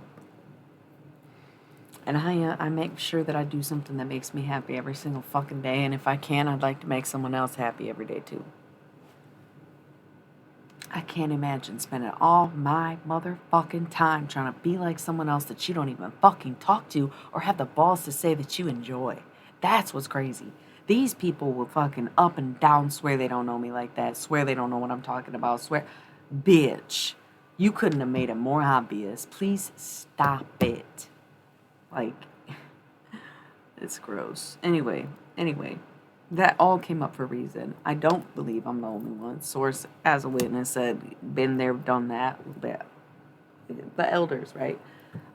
So this is a warning to if y'all are trying to fuck, or y'all new at magic and trying to do some stuff, not fully understanding it, or not really checking your sources, or trusting your instincts, or having someone to sort of mentor or teach you in real life. And I'm not saying that I'm not good. Like, I can't do that for you. But there's a huge difference between having a conversation with someone and watching someone's videos, if that makes sense. Like, what you can learn in a 5-hour stream that is interactive with the person streaming is going to be a lot more than what you can learn from someone who creates a series of 15-second edited videos. They only let you see what they want you to see. I'm letting y'all see everything. You know how many times I've teared up tonight? I think it was just the once, but you could hear it in my voice, and nobody said anything, which was nice. So, you're seeing it all here, man. You're seeing it all. And, I mean, yeah. Punch, you seem a little stressed. Yeah. No shit. Keep noticing every time I bring up, if it's one of y'all, you're always like, oh no, it's me. Probably is, honestly. I'm sure you're not the only one, because again, we got these silent lurkers that you are not innocent just because you do not plead guilty. Phenomenal or the worst things that have ever happened to the occult? Someone mentioned earlier how this transition, some Scorpio, Neptune, I don't remember what the fuck they said, maybe you know. Somebody said that we're, as a society or a peoples, or because of this Scorpio placement coming into position, that we're moving away from the occult. And I was like, well, I'm not moving away from it just because I don't want to hear about this. This is me complaining about people, right? More than the cards themselves. But I do hope that a ton of people do move away from the occult. It's oversaturated and it's not very well done at all. It's way too unorganized and way too open borders to be trusted. That's basically what happened, is that, I don't want to say open borders like it's a bad thing, because like I kind of believe in open borders physically, or like as a not political, but a geographical need. But when it comes to practicing, like, once again, you got people just spilling secrets, getting millions of views, and like making money off of you. Like, it's just such a crazy thing that's happening.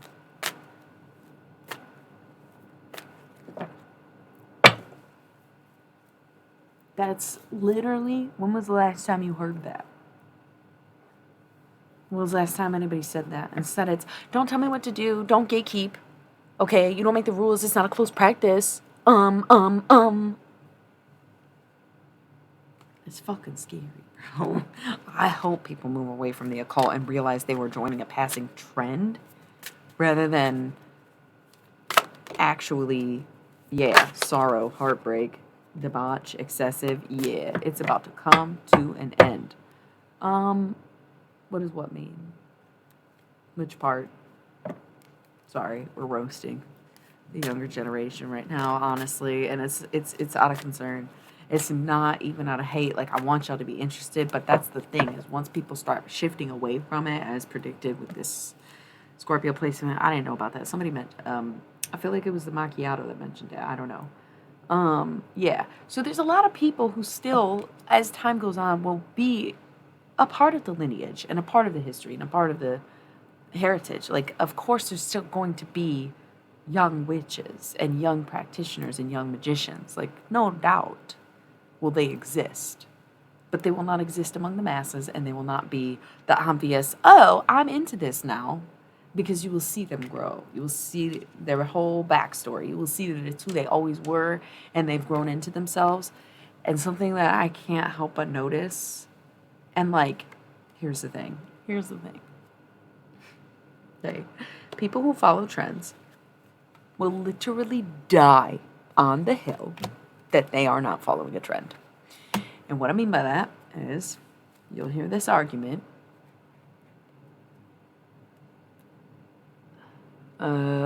Yeah, well, that's kind of what I'm saying. It's not necessarily secrets from you. It's the practice of magic has always been secretive so that it is a viable opposition to our enemies, right? And so when you take away that privacy and you take away that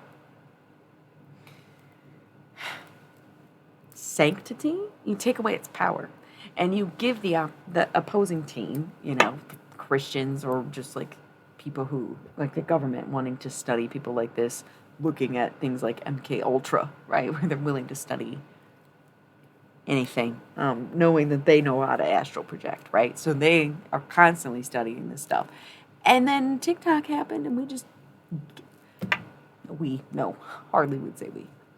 They gave away all their magic. They gave away all their tips, tricks, secrets, herbs, spices, and fucking rituals. Like, cool, so now none of that stuff works. Good job. Now none of that stuff fucking works. Good job. They fucking see it coming now. They know exactly what we're doing, and now they can do it back. Good fucking job. Yeah, sure, anybody can pick up tarot cards. Yeah, sure, I can deliver a message, but that's why y'all don't catch me making potions and doing spell work on here. I don't even really sell it. I don't even really do it for people who buy it from me. Like, it's private. Because if people know, then, I don't know. It's a personal choice, I guess.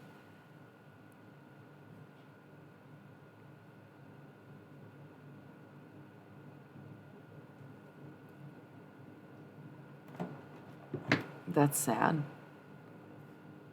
I didn't know about the bees specifically, but I'm well aware that a lot of what we eat is really problematic for... That right there is a great one-liner to explain exactly what the fuck I'm talking about. People should respect magic like most gun owners respect guns, because some gun owners don't. You're right. Some just want to flash and shoot and sing about it. And I'm not saying sing like musicians are guilty of that. I meant like sing to the birds or whatever the phrase is, like going on and on about it, just to say they have it, and then others, proper protocol, proper protection, proper paperwork, etc. So, I couldn't agree more. There's always going to be people who live a bit more openly. There's always going to be the Chris Angels of the world. Okay, there's always going to be the people that, sure, we all agree this person is whatever, but that's also why there's not really like that many famous occult people. The only one you can really think of that's like unanimously known is Aleister Crowley. Of course, we can name a bunch that are like famous within the occult community, but there's a reason that not many of them go mainstream. Ram Dass would be a bit of a stretch, right? What's his name? Dwayne Wire. Like, I didn't know who that was until I got in the community. Like, there's just not really the figureheads coming forth and being out in the whole open world and like pushing for that. But rather, once you're in the community, you get to know these people and know these things. So, good morning. No, they can't prison or boil them, but they can definitely fuck with them in the different ways that we just said, and in the ways that you try to fuck with people. You get what we're saying? Where it's like, exposing your magic means they know how to do it now, too. If you genuinely put spells and rituals on there with the intent that people can do it and it works, then you're putting that same recipe in the hands of the person you don't want eating with you. Why would you do that? Like, that's silly as fuck. That's crazy. And like, it's cool to have resources, but again, TikTok, things going viral, things getting millions of views. They know what people see. They know what to go for. They know what to look for, right? But that's just me. I don't know. So, if you wonder why you broke, it's because somebody cannot get a grip on their emotions over you, basically. It's crazy as it sounds, if you've been trying to figure it out. And like, at this point, I can't even tell if this is for me as well. Because I try to keep people out of my magic as much as possible. I will even acknowledge if something that I want may involve other people without naming them directly, then I will adjust accordingly, right?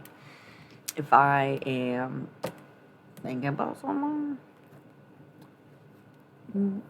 because, practitioners will practition, I try to make it known, like, this is just fantasy fulfilling and not manifesting, right? So you gotta always be very clear with your intention, or else you get this messy, murky shit. So I don't know. Isn't that a good thing? We have the Nine of Swords cruelty. Somebody might be using some hard drugs or really beating themselves up about this. So there's this energy of like somebody having done some bad magic or like being obsessed or whatever. But now, not even now, but maybe even the whole time, they knew they were doing wrong by you and they feel very guilty about it, which is why they don't think that they don't think you will be able to forgive them because they are having a hard time forgiving themselves. Jesus fuck. Six of Cups pleasure might have something to do with like a femme person, because this is a very yonic card. You see that? It's like the whole female reproductive system in a tarot card. So, and it's also pleasure. So there could be a femme behind this, where this person that feels guilty isn't the same person that wanted to do it in the first place. That makes sense?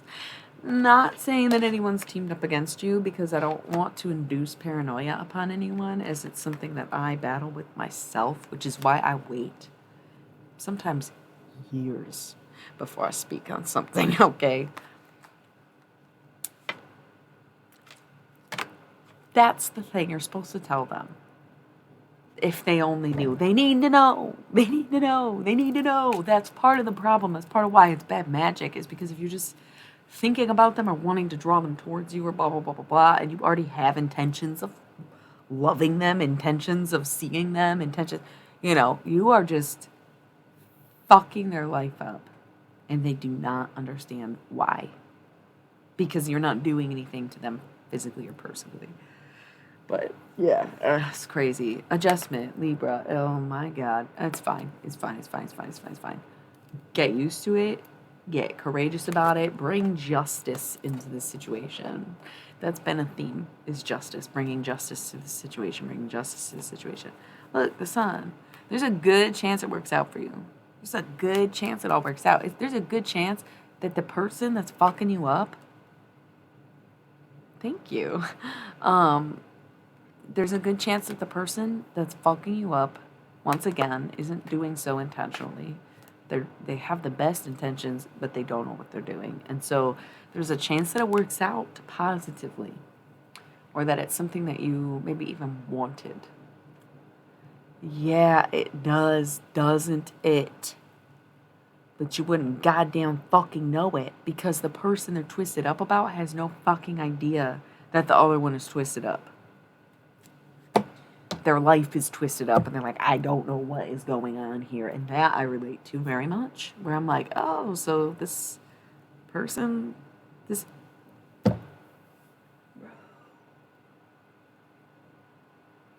I know. It does. It really does. And maybe that's the thing, is they realize... That's what I'm saying. That's what I mean. That's what this energy is like. The one person is completely obsessed, twisted up, doing spell work, trying everything they can except for talking to the person and confessing their feelings. It's like they want to bypass the whole, I'm sorry I did this, because the other person doesn't know they did it. So it definitely has a stalker energy where it's like, I've been stalking you for a long time. I already know everything about you, and I'm in love with you, and I don't know what to do because I'm obsessed. And if I tell you that I was doing that, then that's so fucking creepy, isn't it? And they're like, how could you possibly forgive me or accept me or like me after I did that? But, like, can you tell for sure whether that person did the same thing or not? And, like, just doesn't think that you're there. Doesn't think you're an option, doesn't think of you as stalking them. It's kind of like, okay, it's like if your stalker has like a stalker problem, a stalking problem, and they like repeatedly stalk people, then like that's a problem. But if someone's literally just so enamored with you that they went out of your way to, like, kind of get to know you in every way, shape, and form, it's giving Big Fish. Like, that's the literal plot of Big Fish. Is he a stalker? No. He gets the girl. Oh, spoiler. That movie came out 22 years ago. You gotta get over that one. That's what I'm saying. Like, if this was an Ian McGregor moment, then like, oh, but if this is a Lovely Bones moment, I couldn't think of any stalker movies. Wicker Park, what's that email one, the mermaid one? You're Daphne, like Mystery Gang? What do you mean? I'm Velma, obviously. Okay, so back to this whole like disappearing, get out of their reach. Would love to. It's very, once again, it's hard with the internet, man. Hard with the internet, and I need to move. I absolutely need to move.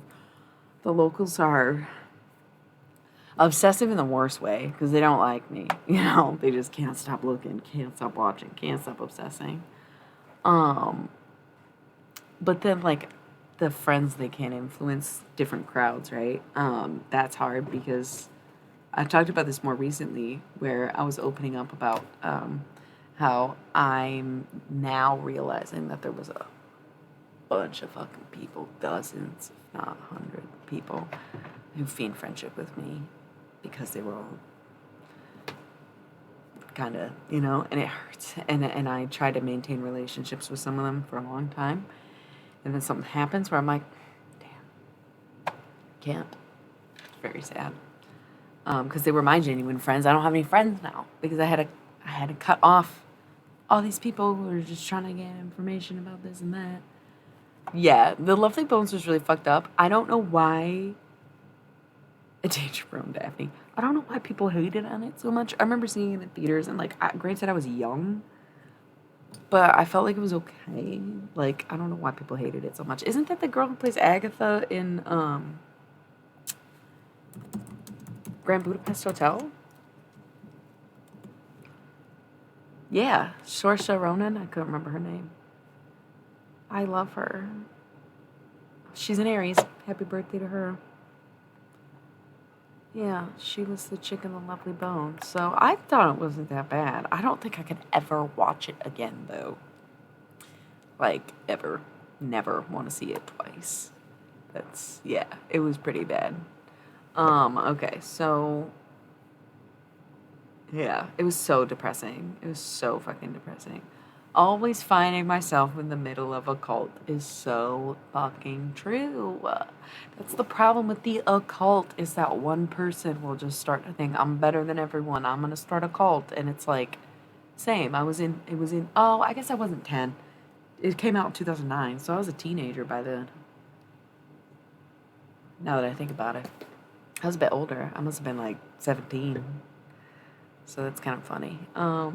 Still got me though. Still very emotional. So, by the way, this was a gift. It was a resale shop snag that was regifted to me after it was gifted to someone, and this is a hand-me around my partner's grandfather's sweater, actually. Yeah, and I need to cut some of these.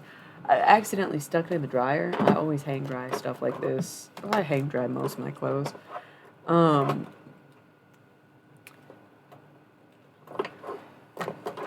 What's so funny is how that's what it is. They don't want you so close. They don't want you on the inside. They want to know who you are, so they know how to manipulate you, so they know how to get the most out of you with the least amount of payment. They want to fucking, it's horrible. I'm so over it. And it's like, I try. This is what I was thinking about too. Hey, cutting the cords live, baby. I don't give a fuck if this is some fucking grandpa sweater. You think this won't work? This is the most magic I'ma ever. I know, it's cute, right? Isn't it cute? I know. This is the most magic I'm ever gonna do on here. Bye, bitch. You know what? Let's fucking burn it and everything.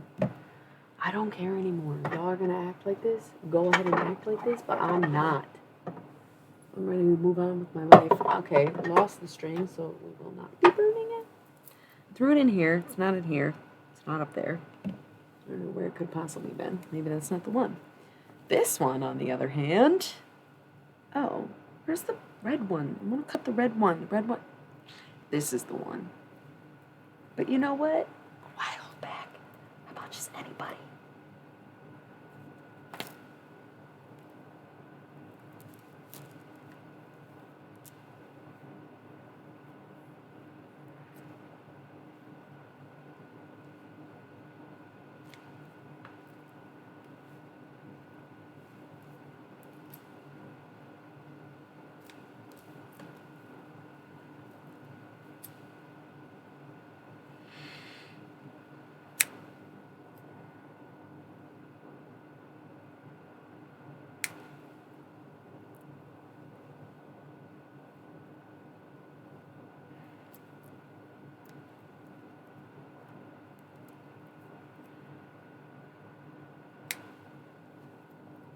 Feels so much better. Feels so much better. Oh, missed one.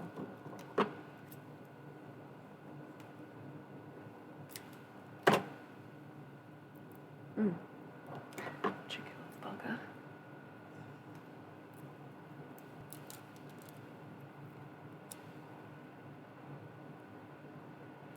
Damn you.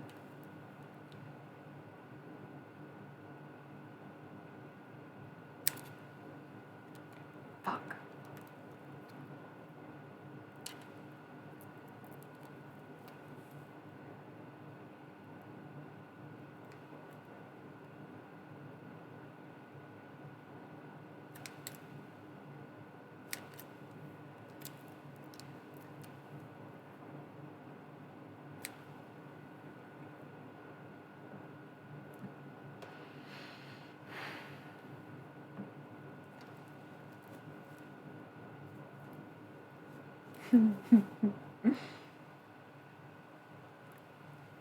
Yeah, I know. Because you know what? That's if try to do things the way they're meant to be, but if not, then hey, I got most of them doing it that way. Same reason I didn't take the sweater off. It's harder to use this way. Forget, you know.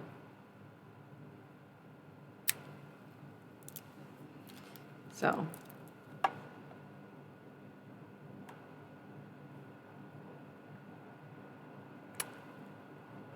Mhm. I don't have the salt for it right now. I need to get some actually. I am gonna burn it though, and we're gonna smoke weed while I burn it, and then we're gonna roll some ad breaks. We got like 10 minutes until I need to, so, and then we can get back to the cards. I guess it's funny. I got tarot cards everywhere, but this shit's holding me back. So it's time that it ends. Scorpio, death, whatever. Five of discs. You worried about money now? Guess what? Just keep making magic. Keep creating art. Keep doing what you gotta do. Sagittarius energy, sobriety, all of that. Coming back after a break, and boom, the Empress. And then Dominion, having your own shit, alright? Who cares, man? If you're the Empress, you don't need anybody else. You don't need anything else. It's holding you the fuck back, and now it's over. Hell yeah. Hell yeah, brother. Dominion is like domestication. So I like to think of it like two intersecting wands would be like a cross section of emotions, or two people bringing their both of their emotions into something. But dominion is just when you hold dominion over someone, you basically domestically control them. So you have reign over them based on your living arrangements in some way, literally or more loosely. So I think of it as like a living situation, so moving, or it could be breaking up because it's a literal ex, or it's just like a relationship in general, moving forward, right? But you'll know. Knight of Cups and Ten of Discs. Well, Ace of Swords, Knight of Cups, Ten of Discs.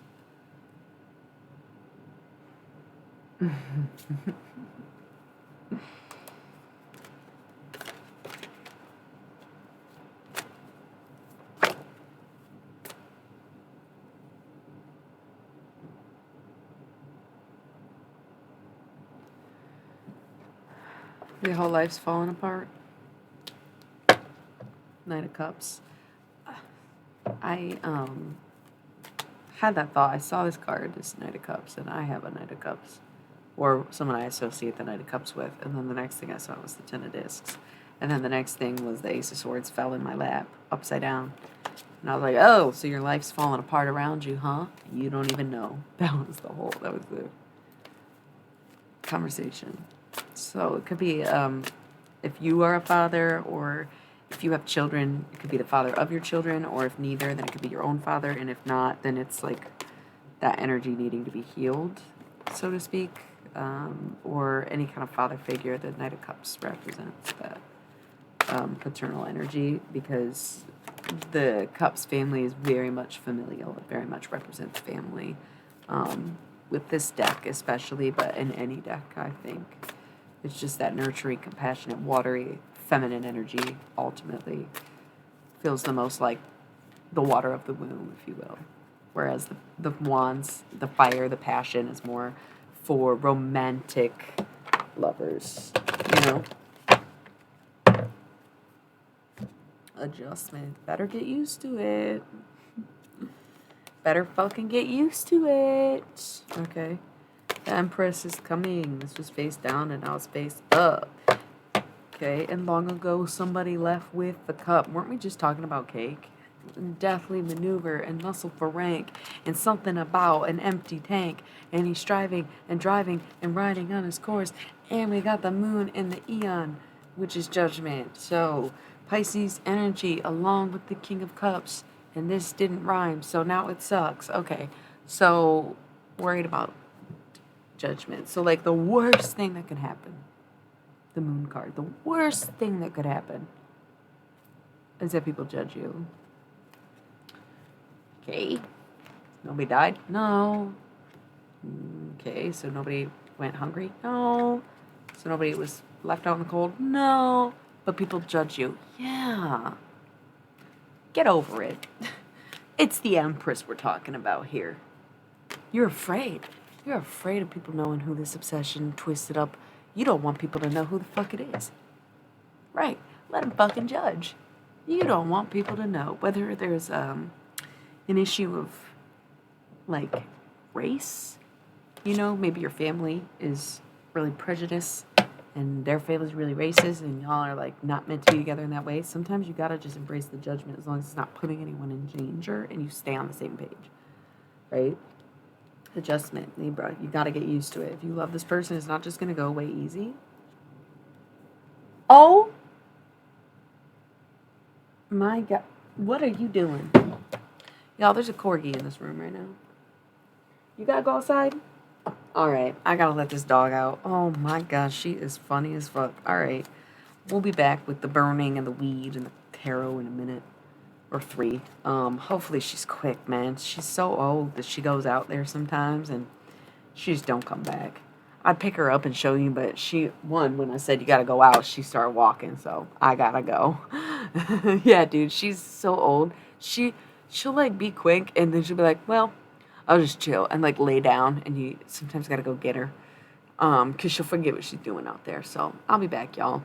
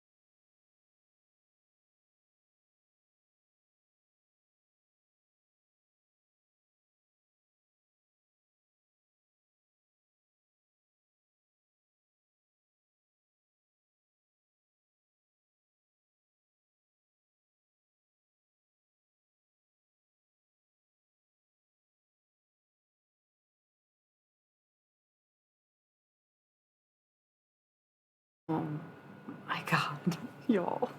That was so fucking ridiculous. And like, well, I should have known it was ridiculous, or would be ridiculous. I severely underestimated these clowns. Holy fuck, that was so funny. She did exactly what I said she was gonna do. She went out there, she went to the farthest part of the yard, and she sat down. I went out there thinking, they'll come when I call them. The other dog, Moosey Moose. As soon as I yell his name, he comes running so fast that the cat runs up the tree. And then the fucking corgi's out there. I'm looking, I can't see shit. It's dark. I don't have my glasses on. I'm calling her name. She's not coming. I'm trying to ask the other dog to go get that dog. I'm like, don't come in here unless you're going to bring her with you.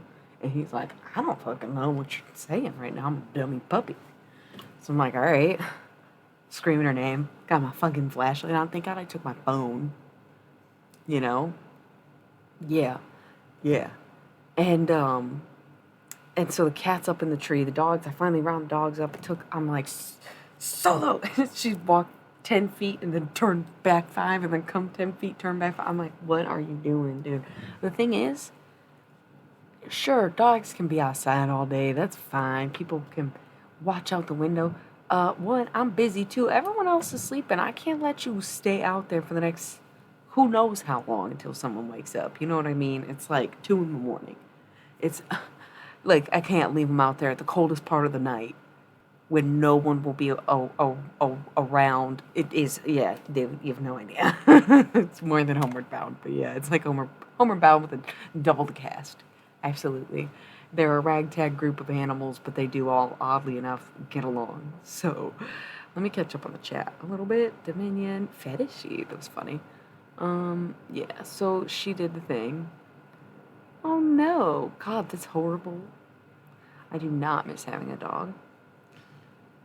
Oh yeah, old as fuck. Cute. Oh. Oh, that's so sad.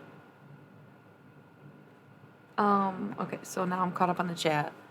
Oh my God, that was so funny. To me, like, I'm like hollering at these animals, like, get in the house, get inside, now, let's go. You know, like kind of just like that, as if I was a drill sergeant on a kids sitcom or something, where I wasn't like mad or like booming too much. It was a funny moment. They loved it. They were all being silly with me, I think. I can't believe she came down here to come get me. You gotta go outside. She turns around immediately, like, damn, all right. Good for you, sis. Good for you. All right, I'm trying to get back in the zone, man. That was too funny. That really got me all jolted. I needed to pee, and I was like, I don't want to walk away from the door. They're going to get lost out there. They got lost anyway, so. Anyway, next break is all about me, okay? So, oh yeah, I think Fuck You Government was one of the shirts. So, yeah, when we've been streaming this week, and we all kept saying, oh, that's such a funny t-shirt. If you remember what we said that about, please share. I can probably rewatch the streams, but I don't even remember what night we talked about it. But I'm pretty sure Fuck You Government was one of the shirts that we wanted. Oh, I don't know where these came from. More t-shirts. Maybe this was the t-shirts, actually. It says, give me cock or give me cake. And the other one says, give me pussy or give me plates. So, fuck me or feed me energy, for sure. We need a simple fuck you government. Cool. If we remember any of the other t-shirts that we were gonna... It's going to take hours to find. Is the problem. I didn't want to start watching it because I was like, what stream was that? That was all this week, right? One of those streams is 5 hours long. As much as I like do love myself, it's a bit much for me to watch myself for that long. For like 12 hours streams just to find a joke, I don't think I can justify it. We need to remember what outfit I was wearing at the very least, right? But I think it was 2 different nights that we came up with 2 different t-shirts. I think the Me, Myself, and I one was supposed to be for the self, by the self, nothing but the self, or whatever it was. That was probably a good t-shirt.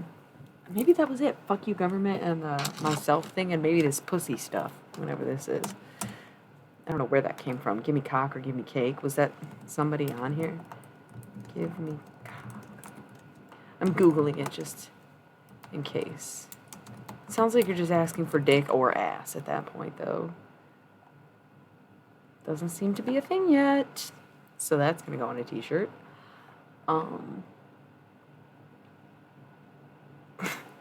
I feel like I don't even have to ask. Like, it just happens, right? What I need to do is not say, oh, I don't need to write it down, it's in the stream, ever again. Write that shit down. But yeah, so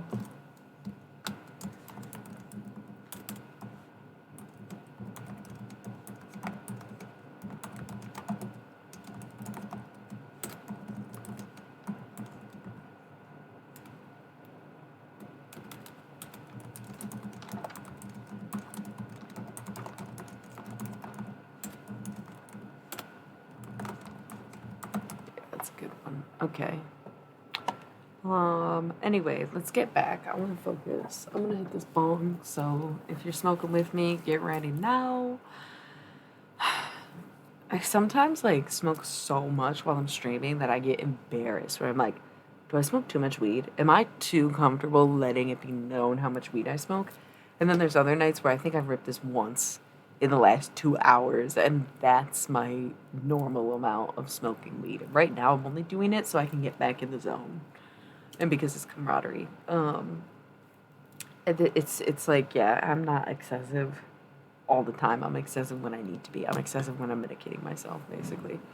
And I'm only medicating myself because there's no other medication that really does it for me. So let's rip the bong. Who's ripping it with me?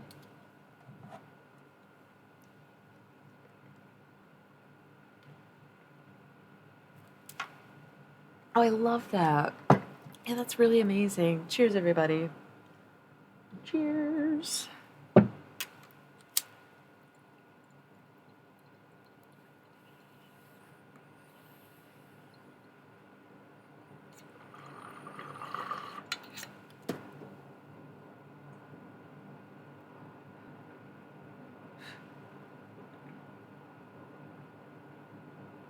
Okay.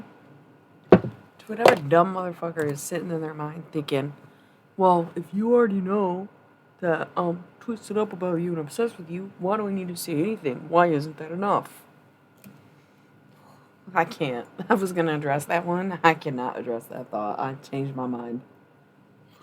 Why isn't that enough to know? What are you supposed to do? What's the other person supposed to do?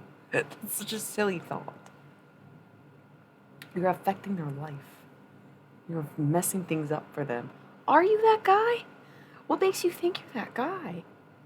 Were you thinking that when I said that? You might be that guy. I'm so sorry, buddy. It's nothing you did. I don't think it's something you did wrong. It's something that happened in the wrong way because of what you did. I can tell you are not ill-intended. And again, the fierceness is because it's a protective mechanism. Not because I'm angry, not because I'm yelling at you, but because it's serious as fuck. But you are on the right stream.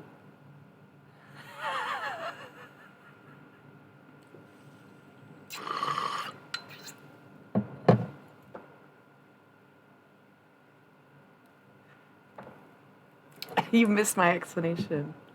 So,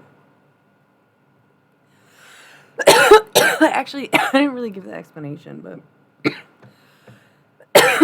okay, I'm good on this. I cleaned the fuck out of my bong the other day. This was black. This was black. Now it's just like this part and this part, but it's so much better than it was. I did hand sanitizer and a run of vinegar. And just really, oh my god, pipe cleaner through there. It was so good. Really, the way your bong makes the weed taste so bad and you don't realize it because it just tastes like a bong. When you clean your bong, keep that water fresh. Oh my god, you'll be like, damn, you can actually taste weed when you hit the bong? Like, yeah, dummies. Come on. Anyway. I'm sorry if I keep slipping in and out of that damn accent. It's because I've been watching True Blood and I'm addicted and I'm thinking about Jason Stackhouse right now. And I'm not even attracted to him, but I'm just thinking about him. You know, I'm channeling my inner Jason. Just kidding. I'm so sooky. Thank you. Okay, thank you for saying that. It feels like if anybody is watching and is new or feeling uncomfortable about anything, just know that that's the vibe we're going for. Sometimes you get a little bit of tough love. You get a little illy boot camp, but it's for the best, and I'm just as tough on myself. I would never, ever be any less tough on me than I am y'all. Oh my god, why do you say... Bro, something about mutables. That's the, vaporizer, right? Like the old school vaporizer. It really is amazing. I'm on season 3. I was on season 2 yesterday. I'm on season 3 now. So, I think. But yeah, no, I love it. I cannot forgive myself for having not seen True Blood until now, having been such a fan of American Horror Story that it's not a ripoff, but it's like the source. So, anyways,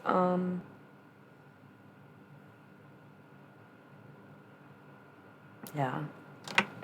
Are we all old? Punch drinker. Were you born in the year 2000 and that's why it's 00? That is so crazy to think about. You'd be like 23 depending on when your birthday is. Or is that just a random number? Punch drinker, because when you made this account, you were not legal to drink yet. Okay. 00 nothing. 00 drunk. No. I love that. 00 drunk. Like a .0 something. He is. That's probably why I'm thinking about him. And I'm on season 3, so it's like Jason in his full form, too. It's just amazing. He reminds me so much of my cousin. It's bad. It's not bad. It's great. You would be like, oh, we gotta love it. It's like, yeah, but imagine him. No. Come on. It's funny. Cool. Yeah. Cool. Same if that wasn't obvious. I felt old as hell sometimes. But then I also don't really feel that old, and it's funny how the age gap really says a lot at certain ages. Like, kind of. And when I explain. Yeah. I know. He's literally so fucking sweet and dumb. He's classic himbo, you know? He just isn't my type physically, so I have a hard time with that. I'm a little more into Eric. I didn't think I was gonna be into Eric because at first he's so not hot, and it's just the bad haircut in season 1. But it's not even like, ooh, I like a bad boy. It's like, ooh, I like a soft side. I like a little melted heart. It's yeah, dude. But really, okay, listen, we cannot spoil this for anyone, and I'm sorry. We're breaking my own rules about the fucking green meaning tarot, but I got cards on the table so we can't get too distracted because I want to clean this up before we get fully into chat mode. Pam is total bae. Pam and Eric and who I'm about to say, oh, Pam likes brats, obviously. They wouldn't keep Ginger around. Like, come on. Ginger's always fucking shit up and being like bit sassy, yeah. She's scared of them, but then she'd be doing dumb shit despite them, right? So, Pam loves a good brat. Sookie's a huge brat, and everyone's obsessed with Sookie, so that's perfect, I think. No, but obviously my favorite. Okay, and again, no spoilers. We cannot talk about this. Yeah, same. I had no idea. Also, it's amazing. It's an HBO show, but it's on Hulu. So, my favorite. No spoilers. Say nothing, okay? But Godric. I'm like, but Godric. Oh my god. Godric.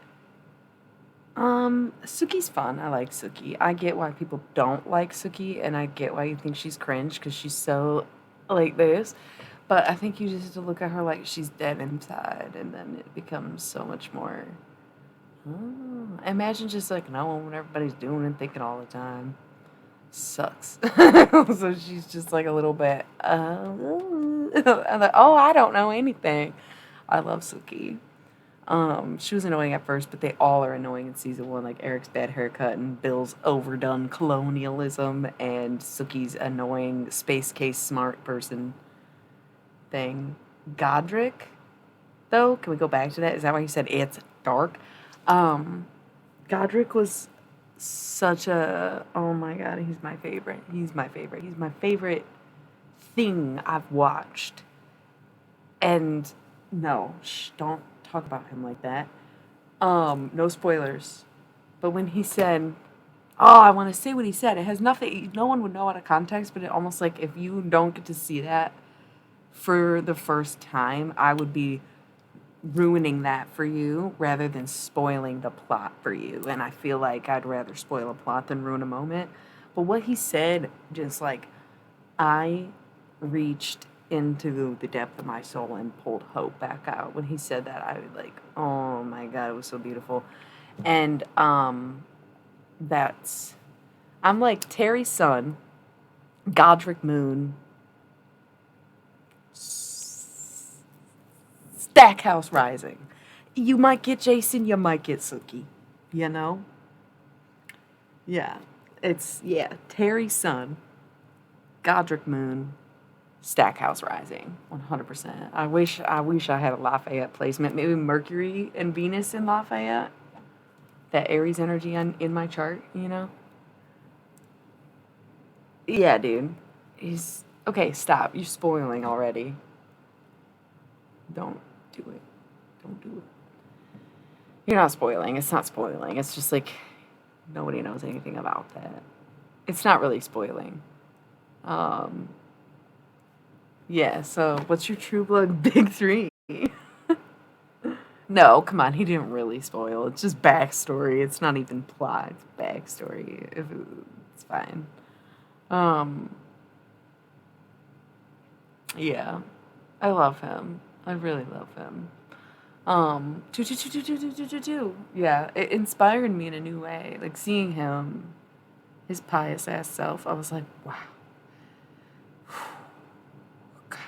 Okay, you're not supposed to know he's peaceful either. You are spoiling. We gotta get off the subject. Now I'm mad at you. We're gonna take a 1 minute break and we're gonna get serious about tarot because we gotta stop talking about True Blood because next thing you know it,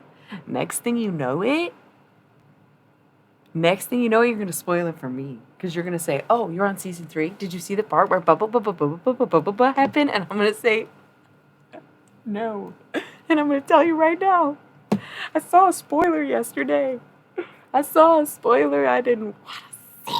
And I don't want to know. I don't want to know. Okay. I know, but you accidentally just admitted that something that is mysterious in the show. So you're bad. You spoil things. You don't realize the spoilers. You sneak out because you get too excited. Okay, I'm rolling a 1 minute ad. I gotta focus. We can't keep talking about True Blood. But I want to is the thing. That's why I started the stream so late is because I was watching True Blood. You know, I was like, fuck it. Fuck it. They'll understand. And I knew you would. And, God, Lafayette is such an inspiration too. I saw that scene so many times. It's like season 1 shit, you know, with AIDS. So it's amazing. It was so cool to see it in context finally, knowing the character and the plot and everything. There was something else that I wanted to say about it before we stopped talking about it. Because it was something we talked about, and then I was going to come back and say, oh, great, but I don't remember what it was. But it's okay. It's a great show, and I gotta go. We're gonna get back to tarot. I'm rolling up 60 seconds. Let's everybody get ready. Get your water, pack your bowls, light your incense. I'm gonna light some incense while I'm gone. We gotta get off True Blood. We gotta get back to the cards. There's cards all over the table. We gotta burn these strings that we cut. Yeah, that's fine. Don't smoke, but just always have it ready, like an offering, okay? I got a little coffee in my cup. All my tequila's gone. It was like a half a shot from last night type shit, but it was drank. Coffee about to be gone too, actually, so I'm gonna clear the cups. God, I love coffee grounds. And then we'll be back with the rest of this tarot reading that we already started. I think we may have just talked about True Blood for 20 minutes. I haven't finished the show yet, so that's got to stop. I'll be right back.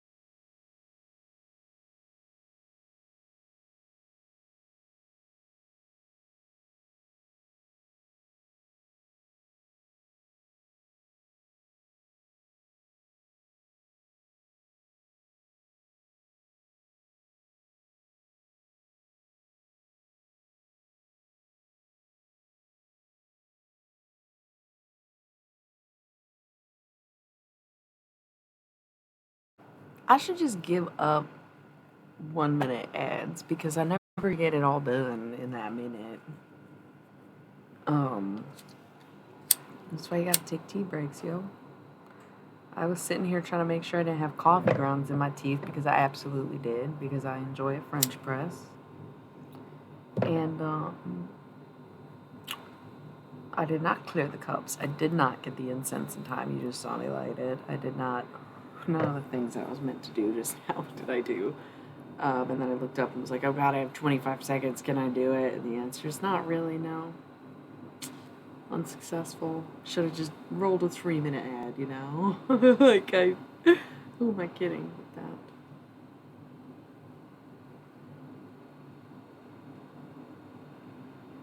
Keeping my distance from you, number 7. Why, though? Somebody's keeping their distance. What's, oh my God.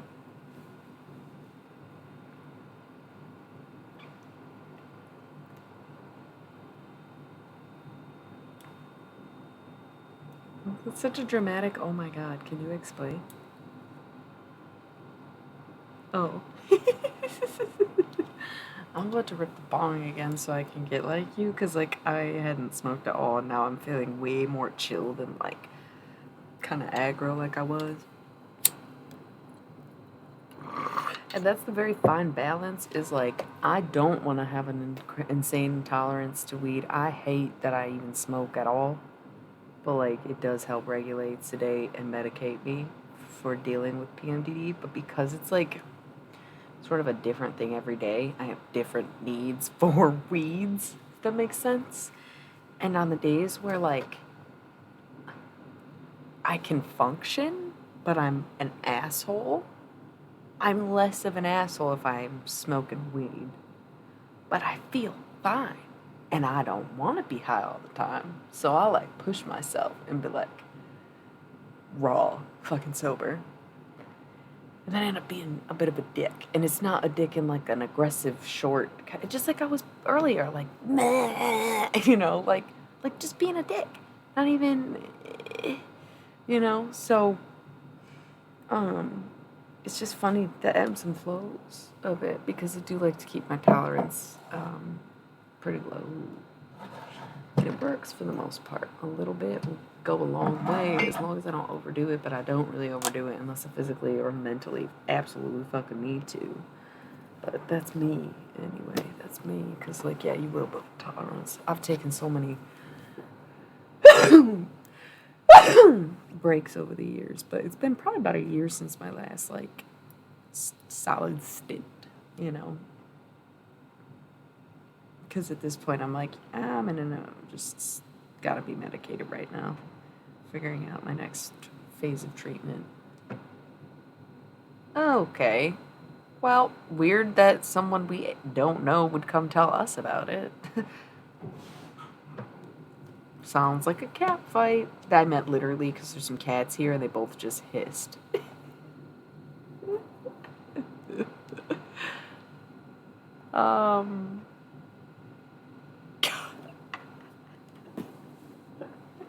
We just start calling the government Gloria. Fuck you, Gloria. Hey, what did I do? No. It's code for the government.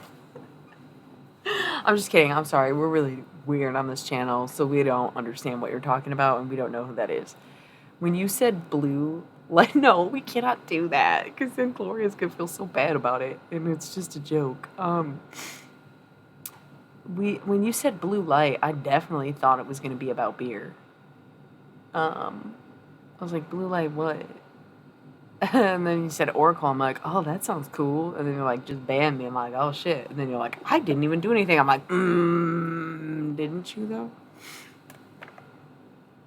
I ban easy, man. No, I don't, though. I actually give people so many chances and try to talk stuff out before I ban people. But anyway, if you do feel like responding, go ahead. State your case. Either way, we haven't got quite into the tarot yet. But once we do, I ain't gonna... Ooh, sounds like there was a cat fight. Y'all hear that? Sounds like a cat fight. It's what happened with the Balut Oracle. So, Anyway, we're getting rid of all kinds of tangled up, competitive, repetitive, petty energy for the year. We are doing some cleansing in-house. This is the most magic I've ever done on my stream, outside of like just tarot and smoking weed. As if you put intentions into anything, it can be magic, right? And ritual is any movements that are done over and over again in a repetitious way, right? Um, so anything can be that, but spoken like a true chaos of me, don't you think? So, the most magic I've done on this channel now was trimming the loose threads on my sweater as a means to do a cord cutting ritual right here in front of everyone, because I'm done. Never trust the rainbow. That's not a gay thing either.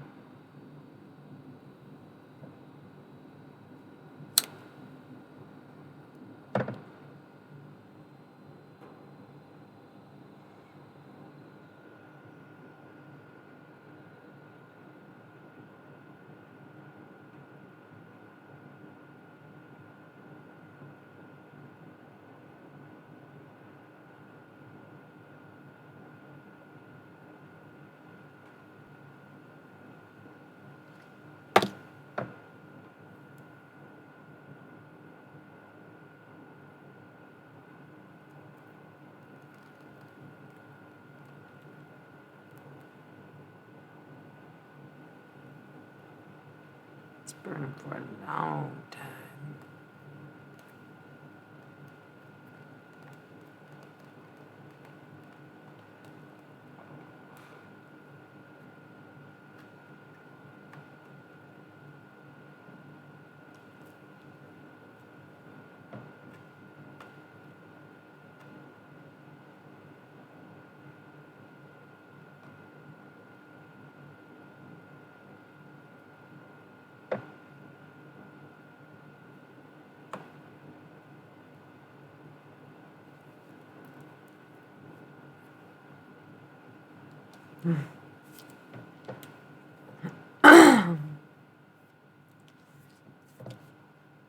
Oh yeah, I bought myself flowers, and I hold my own hand,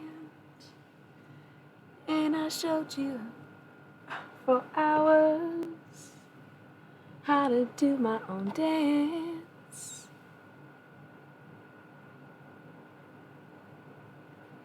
Okay, yeah, you're in the wrong place. I do that all the time. I don't know why he would ban, but like, sometimes you get insight. Sounds like I'm gonna probably just go follow Blue Light Oracle at this point and just see what's up with them. They sound cool. I do that all the time. Remember chicken parmesan night and nobody claimed it? I was like, oh, I just got this whiff of chicken parmesan. Who had chicken parmesan for dinner? Nobody said anything, so it was either a lurker or I was wrong. Passing whiff to something. It wasn't in my house though. But then there was a night where I said, ooh, somebody who somebody just took a sip of beer, and then Source actually was here then and now. Said, yeah, I'm drinking a beer.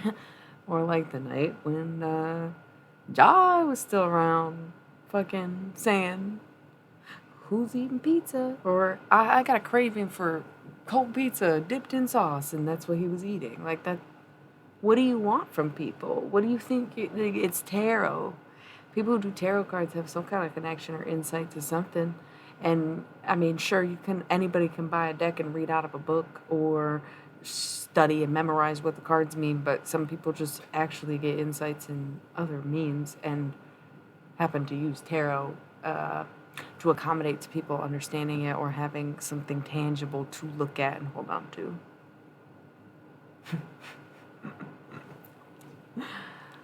Okay, now I think, Poily, you're being a dick. You're funny. That's funny. Just seems like drama. Ooh. What's that one? I read your status last night. You posted that someone else was holding you tight. You shared it for all our friends to see. I don't wanna go through this Facebook drama, so I press delete. Hey, hey, hey. Hey, hey.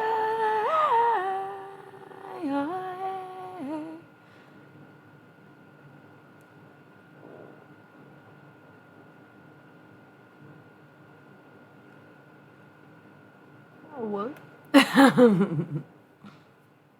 Oh, sorry, I missed a message. I was on a different page and I was like, what? Okay, I've noticed that everybody has a channel on here is so talented, for sure. It takes a lot to be able to do it in front of people and do it at random and do it to an unseen audience. Like, I don't know, seeing some channels in person or mediums in person is pretty crazy too, depending if they're like pretty legit or not. But yeah, I noticed that there's only like, I see why they have that. Okay, see, now I understand what you're saying. I just like missed the message. Um, I think,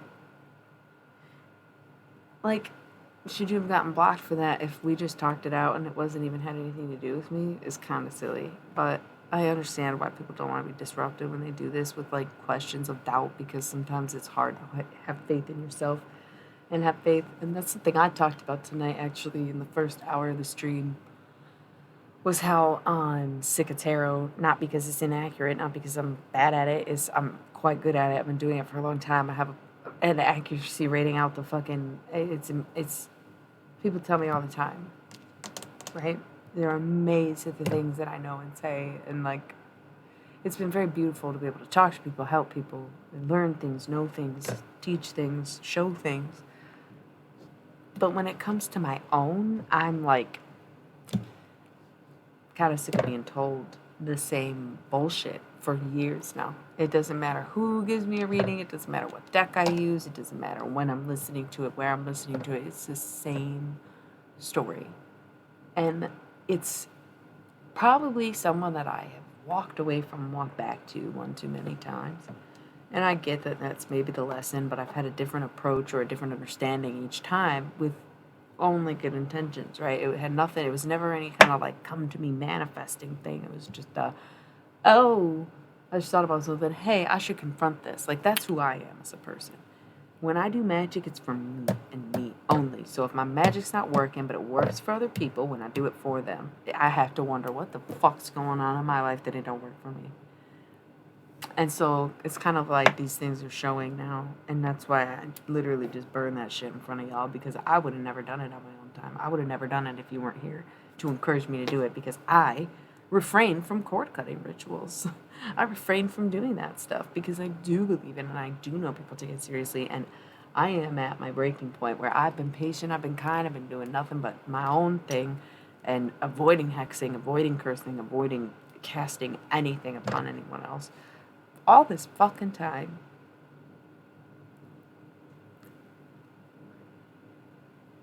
And yet, that's what I received. Thank you. Thank you.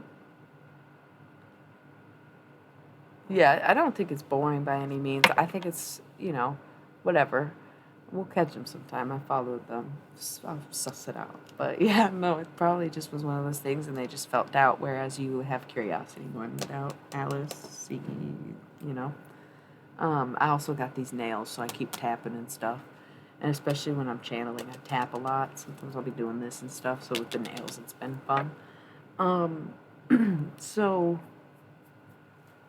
I realize that maybe I've repeated a pattern, but again, it's like when you come back in freshness or realizing this or that, then it feels like the right thing to do. Or, when all of my predictions, forecasting, foreshadowing, writings, moments, messages, tarot readings, it's all been so accurate for everyone else.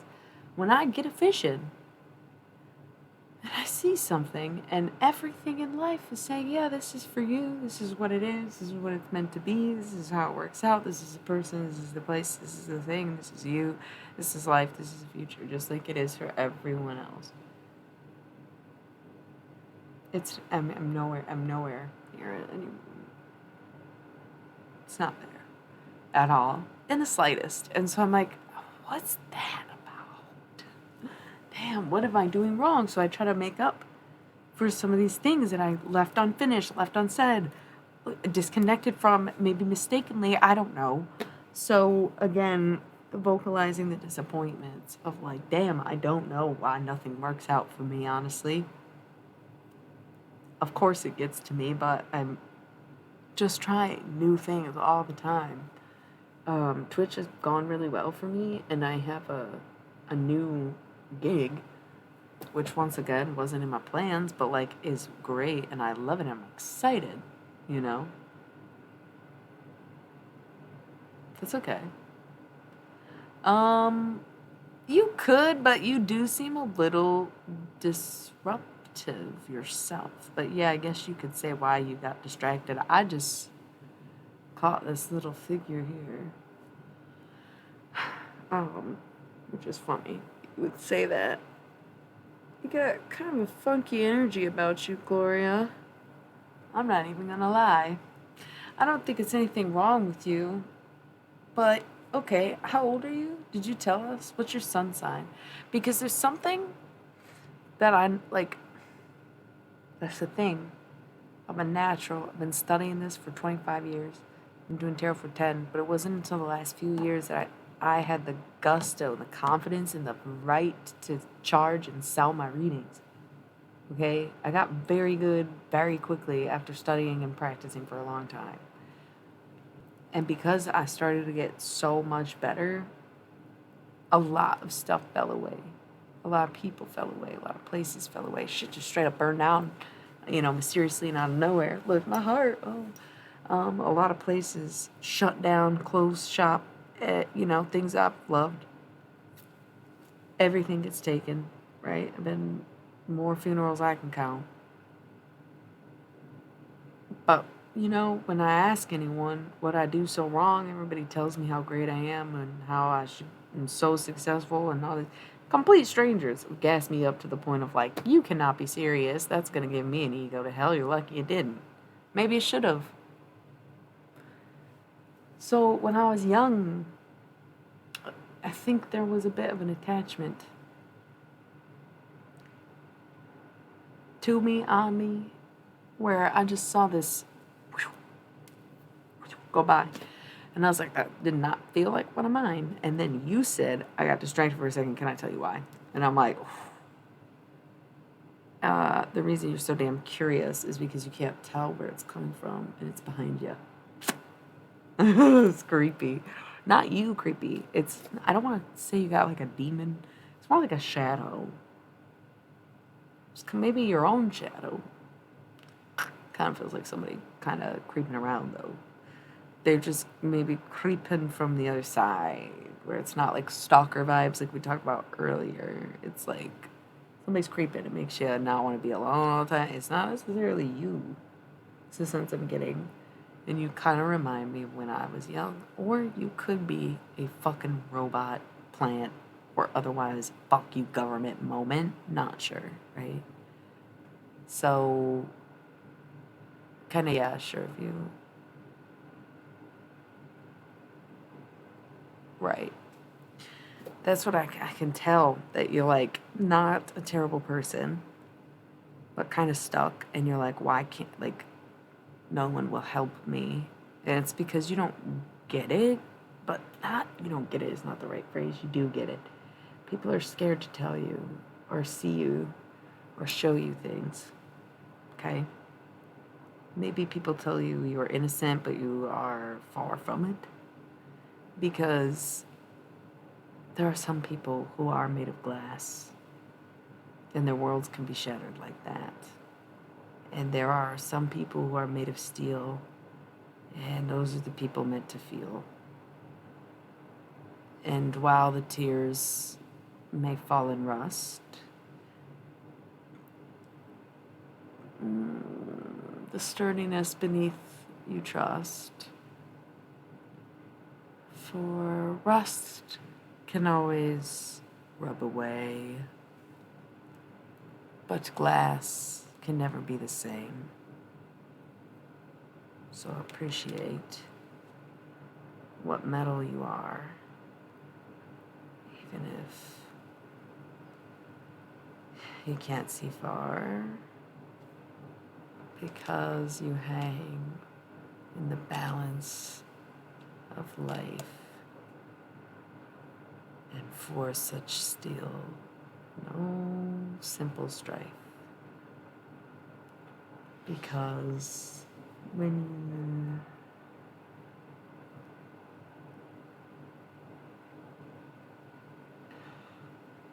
you mend to mold,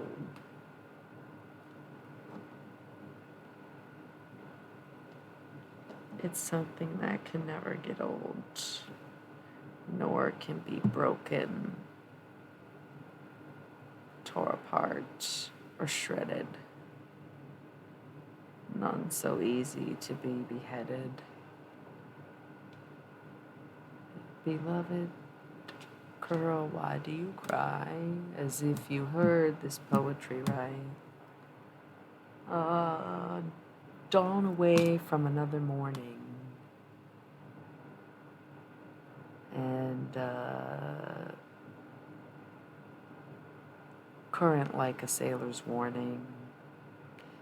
Heed not to hear, but hear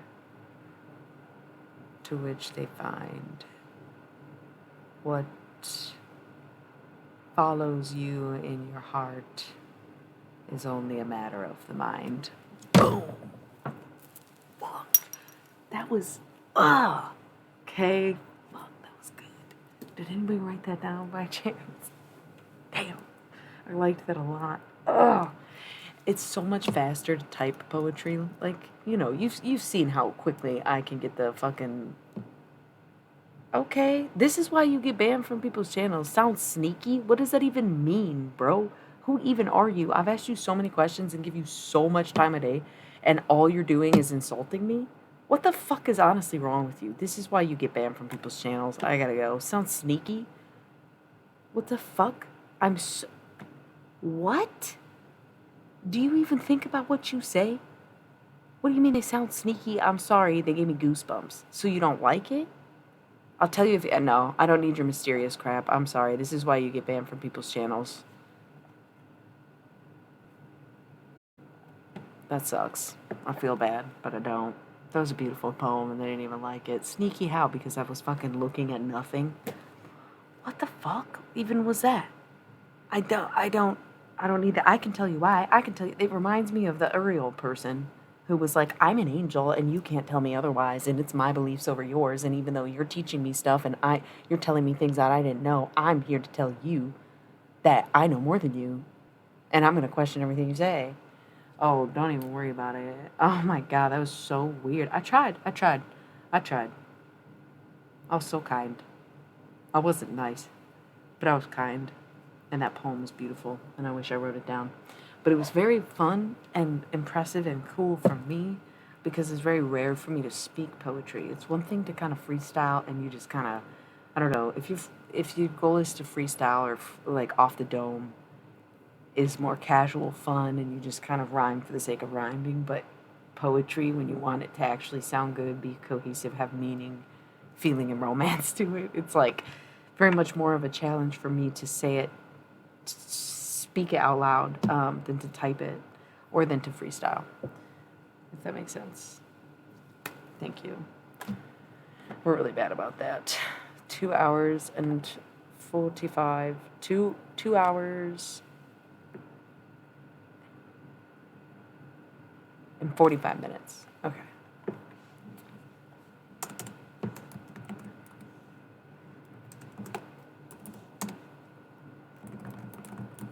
So yeah, that's exciting for me. It's really, again, really easy to just like type out poetry and, you know, really fast. Like I could probably write a poem right now a lot faster than I could think of one. I don't know. That was crazy. That was so cool. I guess when you can't see the words, it's like a lot harder. So I was trying to imagine them and like how they'd look and sound together. Oh God, that was so cool.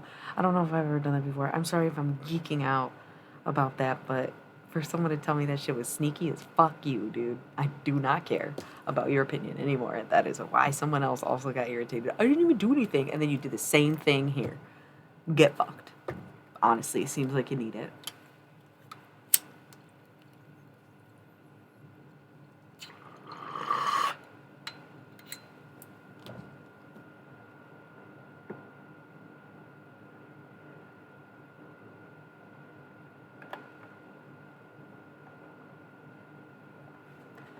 So, we got 30 minutes till the next commercial break.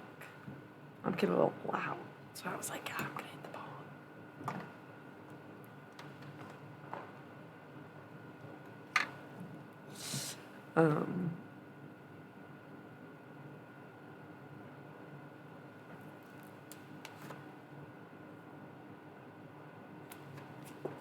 Prudence was upright and I moved the desk too much. It was sitting up like this, whereas all the other cards are flat on the table. I had it on my desk like this.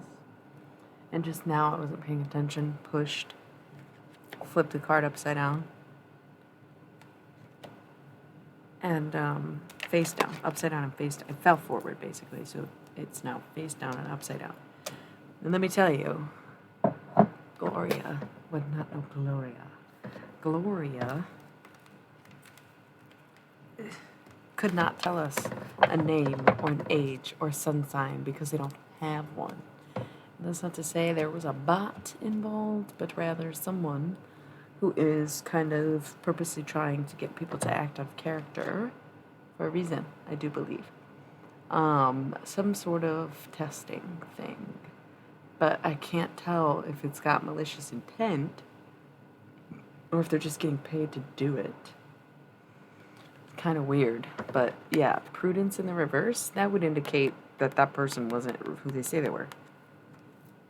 Because Prudence was in the upright and standing up until that happened, is what I would emphasize on that. Prudence in the upright is staying true to the self and being who you are, right? Blooming in full bloom. No, we're the prudes because we're our truest selves. So then when it falls, you know, it's like, oh, what needs to be revealed? It was a fake. It wasn't who you thought it was. Well, we thought that was Gloria. Fuck you, government. Dude, what if that was FBI status? And again, they were trying to get me riled up and see how accurate I could be, even if they were, like, posing as someone, right? And now we can make Fuck You Gloria t-shirts. We'll let Blue Light Oracle know about it, too, because they try to come on here and slander them, but we don't even know them. Like, what the fuck? That's so funny. Now we could make Fuck You Gloria t-shirts because we have made the assessment that that person was a fake and it was probably an FBI agent. And now we can stop saying Fuck You Government so that they stop coming here and we could just switch to Fuck You Gloria. And if anybody asks who Gloria is, we can just sing that church song.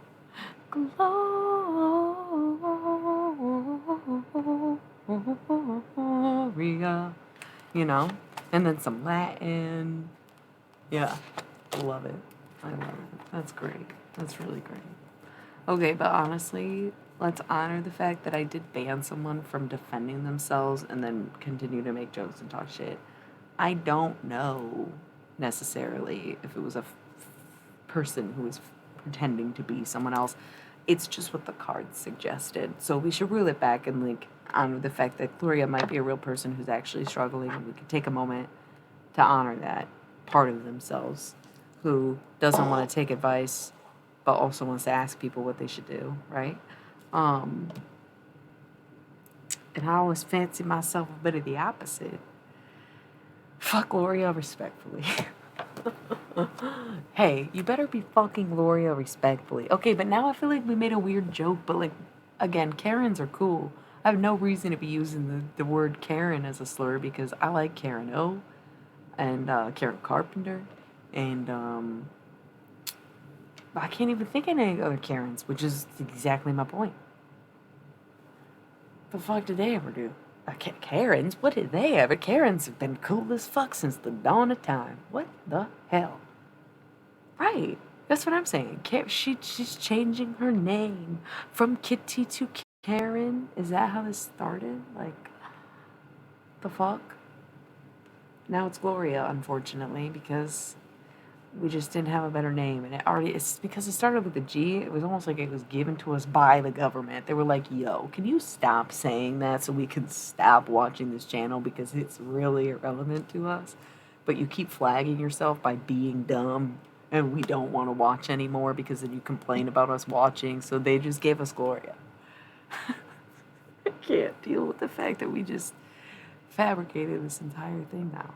That's fine. We, as in mostly me, but y'all, talk right back. So I'm holding the Seven of Wands, which is valor, bravery, and courage, facing things head on, basically, which once again, I fancy myself a confrontation, even in the kindest way possible.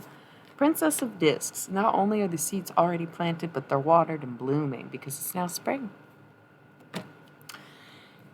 And the universe, it does all work out oddly.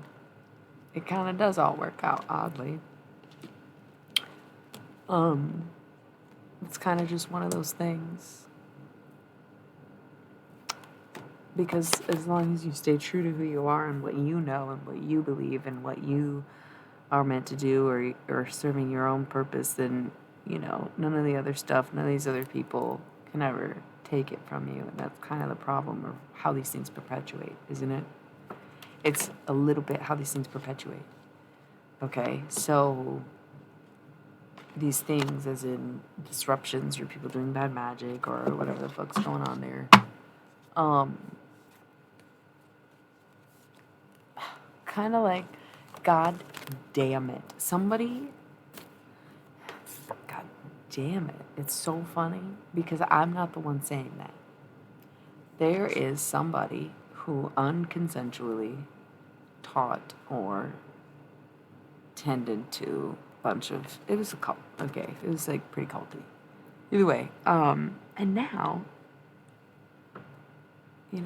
rather than just disrupting them like they had imagined, I actually taught them something.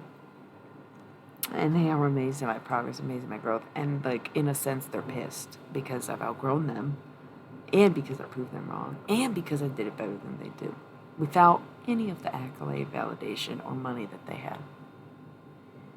Isn't that interesting to watch? Is it that interesting to watch? That's what's confusing, is why are you still here?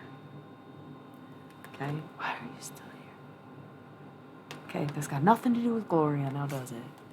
We wanted to switch rooms, we want to switch vibes, we want to fucking switch it up, hide. God damn it, that's you talking, not me. I can hear it, though. I'll tell you what. Expose your secrets, and I don't even gotta say your name. Everything around me says it all the goddamn time. I ain't gotta say shit. Excessive. Yeah, they left. Number 7. They left. Excessive. Three of Swords, sorrow. A little bit of heartbreak. A little bit of somebody needed the space. Nothing's really going to change. Eight of Swords on its side, interference on its side, nothing's coming to disrupt that vibe. Nothing is going to change the way they are, the way they function. They're going to learn, and they're going to try again, and they're going to become the enemy because they chose not to be a friend. I just flipped the right sense. That's hilarious.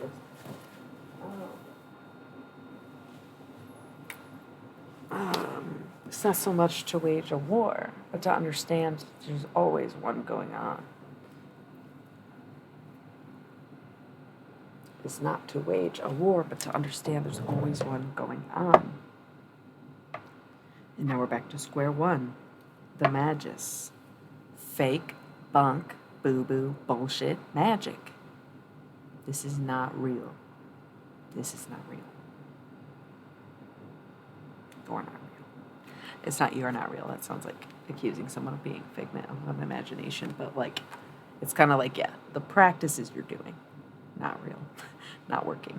If you paid somebody, you probably, I kind of hate to say that you paid a scammer, but, like, if you kind of, like, paid for something, like, you more or less, if they didn't question anything, took your money, got information, kind of did something, if you paid for that kind of thing, you got scammed. Yeah, you cannot learn from TikTok. Cannot learn from TikTok.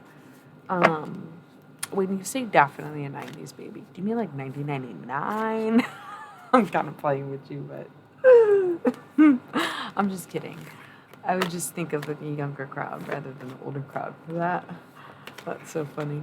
But also in your in blooming and learning, and you're curious about something, you don't know where to go, and it's relevant, and it's there, and it's on topic, and it's, it's all right in front of you. It's easy to go down that rabbit hole or to go down that, you gotta stop though. Interference right here. I'm like justifying it, defending it, and then the interference. Yeah, no, you gotta just probably delete the whole app now. You've soiled it. Universe. Seeds have already been planted. Stop now while you're still ahead.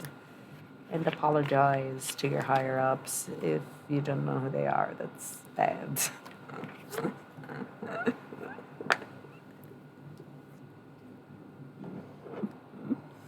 That's so funny. Yeah, Sagittarius, you feeling a little broke? Sagittarius feeling kind of 7 of discs right now. Failure, feeling like bankrupt. Sagittarius energy. But sobriety shall end the financial woes as well, because this temperance card is sobriety. But in this deck, it's art rather than temperance. However, I still definitely see as that could be helpful. I'm a bit rogue myself. My guides and everything came to me, right? Everything I was meant to do came to me. And I liked it that way, but it was a hard road because it was very lonely in the sense that when you seek something, you find the other people seeking it, right? So if you're on a spiritual journey and you read a spiritual book, you're at the bookstore picking one out, you might see someone else 333 with the same copy, or kind of get into the chats, the forums, on TikTok, followers, and now your mutuals, When you just let it all come to you, I don't want to say it's more genuine, but it is more tailor-made to who you are rather than what you ascribe to or the group that you're in. But it's lonely because you're doing something that no one else is doing. And for that, it's not necessarily something I could ever recommend. Because being this level of loneliness is kind of sad.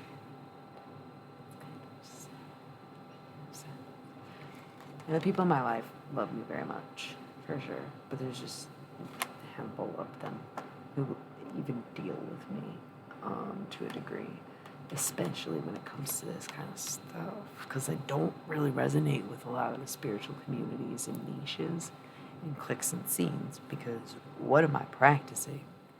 Nothing really, but also aligning with necromancy in general is a big standoff, and mostly going to be found in things like voodoo and hoodoo, which isn't really my thing.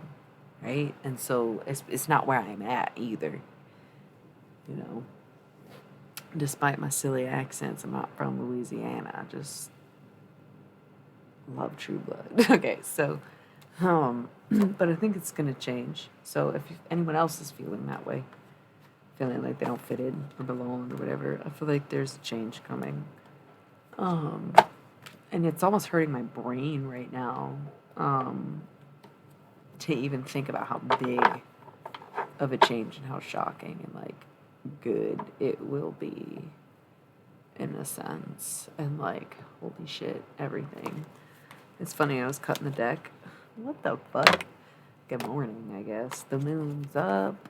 I was literally cutting the deck for no reason, and lo and behold, there was one card that was somehow randomly face up in this random cut pile from the other half of the deck. And it was the moon. So Pisces or kind of something.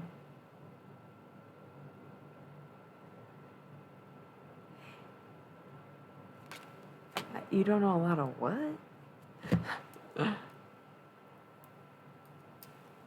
I said good morning, the moon's up, but good moons is kind of cool. Good moons, everyone. I like that because it's never it's some people's mornings, some people's nights on here. Good moons, everyone. I feel like that's yours now, though. But you thought I said it, so how does that work? What am I looking up? Hessens? What did that say?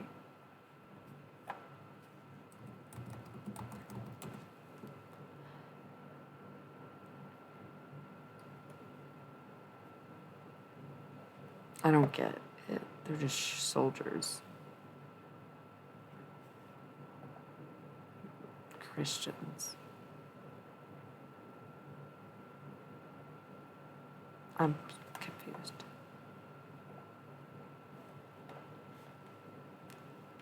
Gotcha.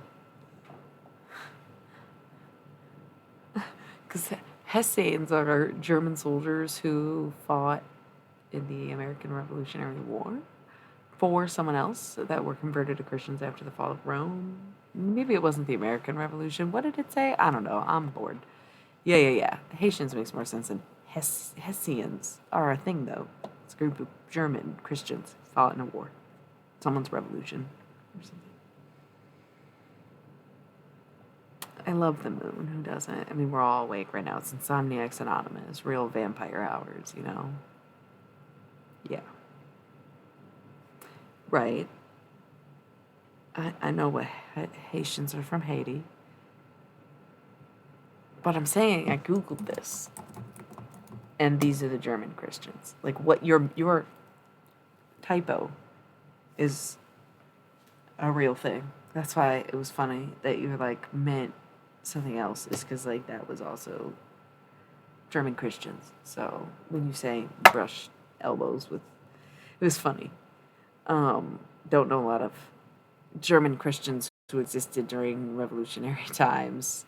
Yeah, they're like specifically people who fought in a war. It's very strange. So I'm wondering if you have descent from them or something. Because it was sometime after the fall of Rome. More like nihilist Jesus. Oh my god, that's so funny.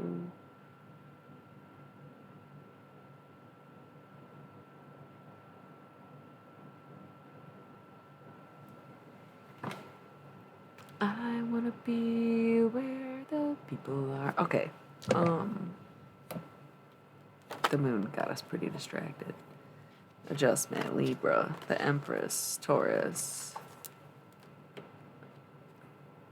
Art, Sagittarius, Seven of Discs, Failure, the Eon, Judgment. We already looked at those, but reiterating it for some reason. Cutting the deck, Ace of Swords, Four of Swords, Truce.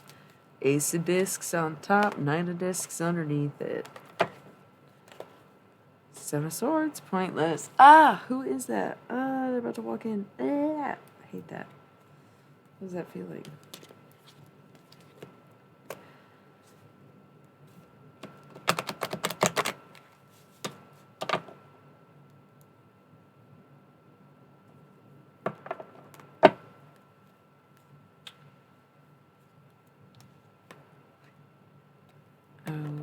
Okay, Seven of Swords at the top after shuffling.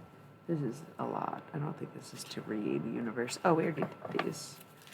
Sorry, there's so many cards that I like keep getting distracted from it because I don't know where to look, and then it's also like going back to it because we didn't do it yet.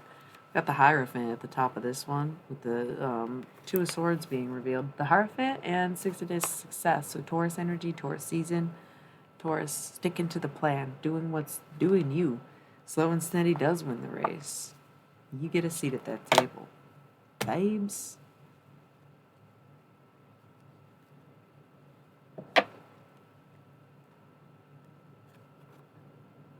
Aries season 2. The Emperor, that's Aries. And the Knight of Discs. So, yes, financial abundance upon us. For sure. Don't even try to fight it because everything's going to work out for your highest good. And it's going to be pretty much what you want. Your emotions, as long as you can control your emotions, the universe got everything else. No need to fret, no need to worry. Nothing like that. This Knight of Wands is right here. Okay, so Two of Swords, peace. Three of Wands, virtue. Staying true to the self. We already have the Eight of Discs, right? Already had Prudence. Hanged Man. It's okay to be dedicated. It's okay to be loyal. But make sure you're not sacrificing yourself in the name of others. For sure. Pisces energy. In a sense. But like, I said Pisces energy, which I didn't mean. But it's funny because I hear other readers say it. But maybe that's why it just kind of came out. It's so goofy. Hierophant. Eight of Swords. And Three of Swords. So interference and sorrow. Something's coming to break your heart. It's fake magic. Somebody is trying to. Somebody's using bad magic to try and break your heart or break your fucking situation. Oh my god, that's crazy. That's so funny. That's like so on point for everything. That makes too much sense. That is so goddamn funny. But who is it? Because it's not working. You know, whatever you're doing is not working. Yeah, double sevens, but 2 negative ones. Oh, this is a 6, but it's not working. You're doing too much. The Hermit, Virgo? Oh, God, I was thinking about Virgo just now where I was like, I wouldn't be surprised if it was that one. God fucking damn it. A lot of people. A lot of people in my energy and your energy and any energy here. It's just so much.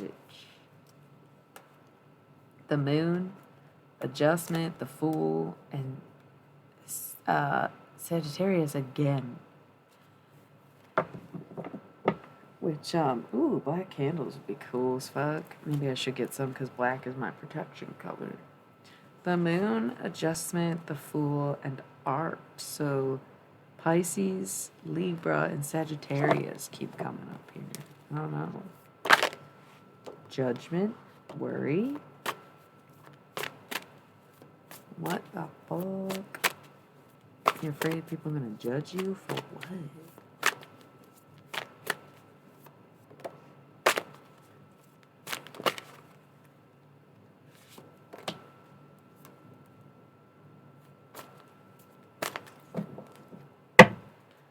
8 of Wands, Swiftness. Act now or forever hold your mouth.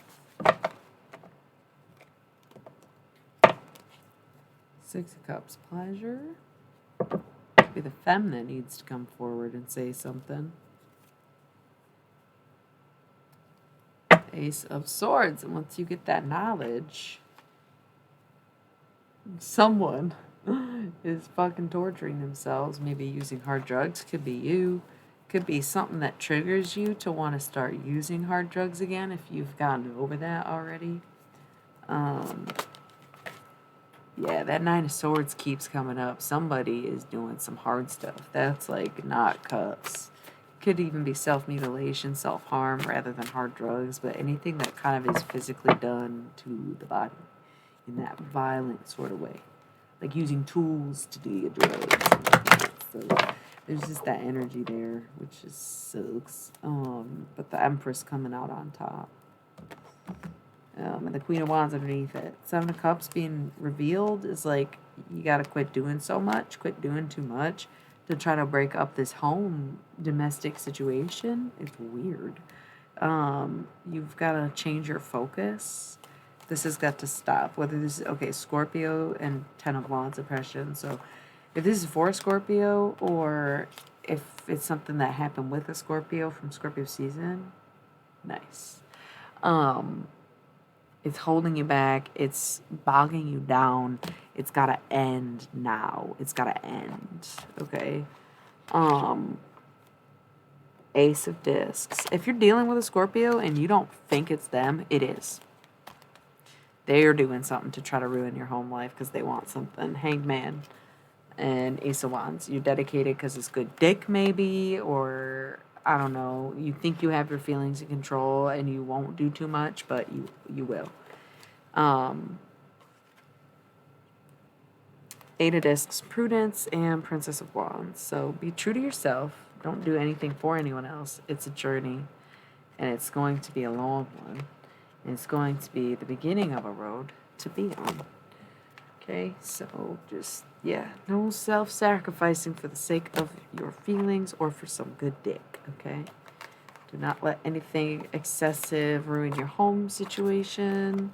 The Empress is one who sits and commands, rules over all, not just her kingdom. Some things gotta change. Okay. Prince of Discs. Start planting seeds now, figuring out how to get out, figuring out how to get help, whatever applies. Okay. Prince of Wands, addressing the fuckboy energy, addressing the emotional immaturity, realizing there is nothing wrong with like having feelings. You shouldn't make fun of people or be, kind of like so dejected. Look at this 5, 4, 3, princess. 2, 1, nah, we're going straight to it. Bloom. Before you can even get to the end of the countdown. 5 of Discs, defeat. The second you put that shit down, 4 of Cups, luxury. All of a sudden you have enough. It's like, oh, I'm not broke. I'm spending my money recklessly on drugs. Ew. 3 of Wands, true to you. Don't be true to your scene. Don't be true to your vibe. Don't be true to other people or your crowd or what you're supposed to do, right? No. Be true to you. And let the seeds you already planted bloom. It's okay to go check in and plant more seeds as long as you're not being a fuckboy about it and being honest and everything. But yeah, you gotta be true to yourself.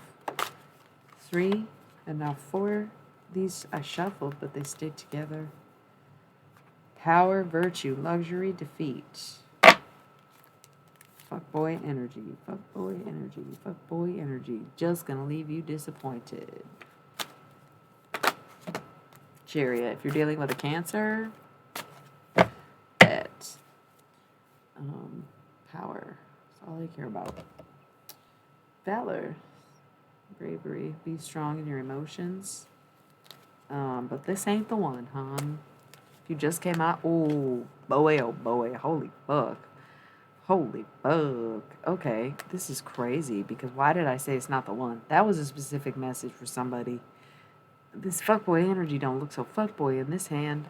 We have the Chariot, which is why I said if you're dealing with a Cancer, he is not the one. Fuckboy energy, because the fuckboy card came up here, and then this fell out when I was saying it. But underneath it is the Devil, could be Capricorn, the Magician, and then the Princess of Discs. So, like, that's not necessarily a super bad hand. The Devil can be a lack of self-control.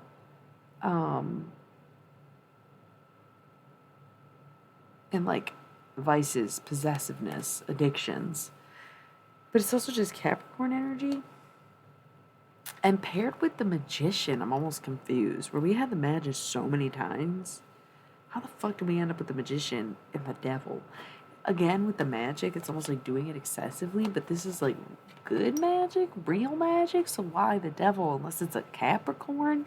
So it's kind of like, if you're dealing with a Cancer, that's not the one, but you might be on track with a Cardinal sign, because it could be the other. Like, I don't know, that's so weird to me. I don't get that. It looks like a bad thing, but maybe it's not. I don't know. Seems very odd. And the Emperor, Aries energy, present through the whole thing. There was probably a Aries that's constant or something, kind of. But yeah, stay true to you. It's a journey. But just focus on making the money right now before you make the moves. Queen of Discs, success, and Princess of Swords. Something's going to come disrupt the shit. We've got the Queen of Wands, Ace of Cups, Works, Queen of Cups. We've got 2 minutes till the roll. The Sun adjustment. Lots of femme energy here. The more you learn to control your emotions, the more fulfilling you'll feel and the better mindset you'll have, truly. Maybe having 3 streams of income should be the goal, because that will make you feel the most balanced. Heal the relationship you have with your mother, possibly, because this Queen of Cups is coming up, whether it's your mother, your baby mother, or some other mother figure, or if you're the mother, right? In any of those scenarios, then it's time to kind of just like, once you get all your other ducks in a row, you can revisit that, because then you'll be ready for like the big finale, kind of finish big fucking sunny put ending and adjustment, Libra. You're gonna have to get used to being happy and getting your way with things, I guess. I don't know. And even if you can't see it now, you're about to. Yep. 4 of Discs Power, 3 of Wands Virtue, and 4 of Cups Luxury. I like that lineup. Without Defeat, that looks good as fuck. 4, 3, 4. Love the synchronicities, but Power, Luxury, and Virtue? What was it? Power? Yeah, Power, Virtue, and Luxury? That's good. Staying true to yourself despite having power and luxury. Like, that's necessary. Otherwise, you just become vain and egotistical and insane. Someone's bothering me, dude. Shut up. It hurts my head. You're hurting my head. You're hurting my head. I know you're doing it.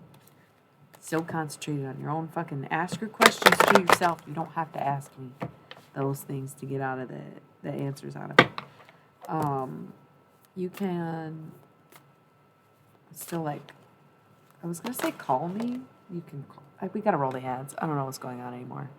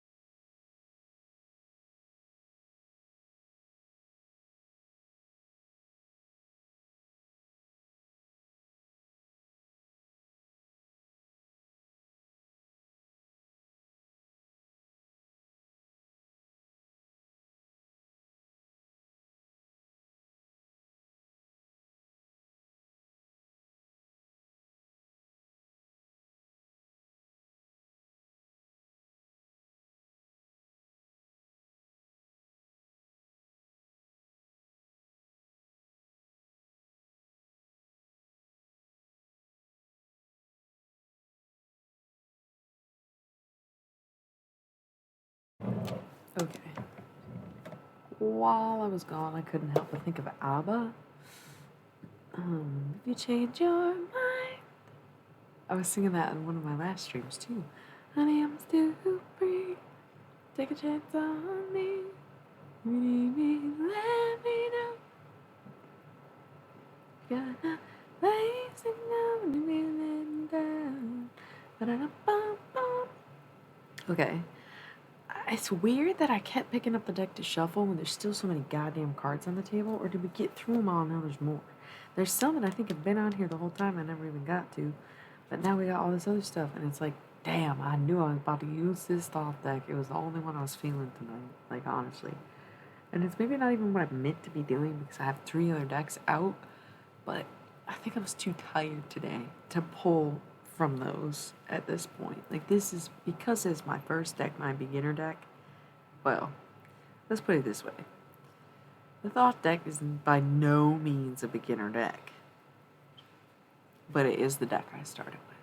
So it's my beginner deck. So if this is my beginner, then you can imagine they get thoroughly intense as they go on.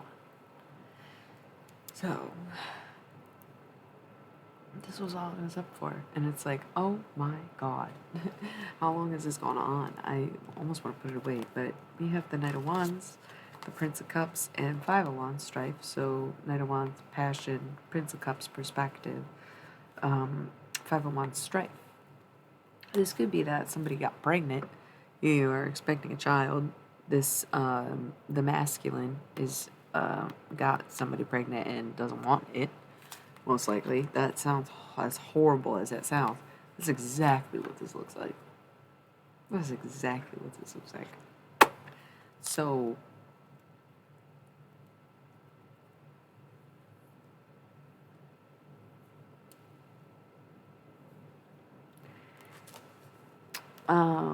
or there is this whole Knight of Wands energy of like wanting to follow your dreams, wanting to chase your passions down and follow what calls you, what ignites you, what lights you up. But there's also this Prince of Cups perspective of being like, well, what if I shouldn't? Maybe I'm not good enough. Or needing to learn to trust yourself more and like shift that perspective. Because the Prince is like the lowest, not lowest, but youngest of the face cards, right? So you have to think that he's going to be the least evolved, you know? And Five of Wands strife, emotional flatline, just, you know?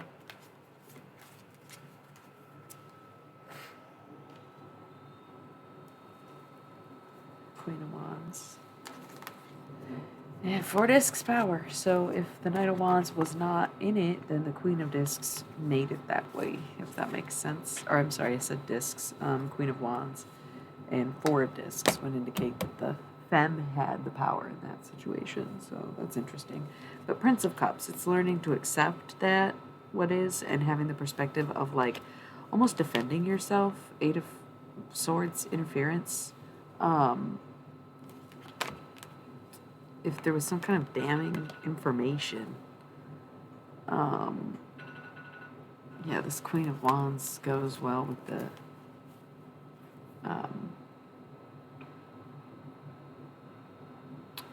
okay, Knight of Wands, but it seems there's something between them, right?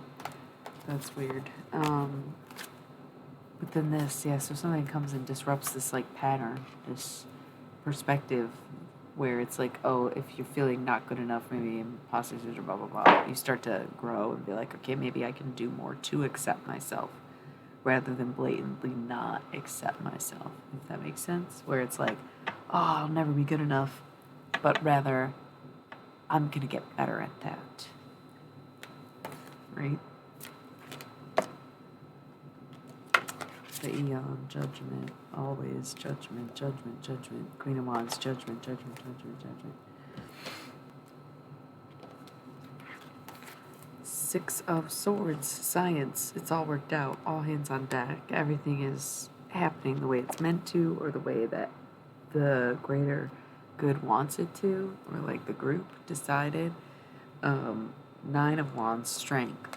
Okay, with great strength comes great resilience. So just remember, if you feel like you have to be strong, just know that there's haters pushing on you. If you're feeling like you cannot take it anymore and you are wanting to be weak and feel like you could break down and you don't want to push, you don't want to be strong, you don't want to be the rock, then just know that there's so much in that strength. So much hatred towards you. That sounds crazy to say to someone, but it's true. There's a lot of adversity behind those kind of fucking power moves, right? So 10 of Cups, it's all coming to you. Satiety. You will get everything you want, oddly enough. because the group decided or something. And 4 wands, that's how this all works out. 4 cups, luxury, once again. Prince of Swords, something coming to disrupt it. Princess, I should say. The Fool, going on a journey. 2 of Swords, peace. The Fool, the Princess of Discs, and the Devil. So, once again, be very wary if you are about to embark on a journey in any way, almost most likely financial. Just be wary that you may be dealing with someone who does lack a bit of self-control or might low-key be an addict. Or you're contemplating going into business with Capricorn and you're going to see this like very fruitful time with them in regards to that business or whatever this investment is. Okay, so it's a journey, but you have made the investments and the flowers blooming, so to speak. You planted the seed to the point where you're pouring, right? But this double energy, it could be a red flag or it could be a Capricorn. So if you're dealing with a Capricorn, A+. If you are not dealing with a Capricorn, be the fuck careful.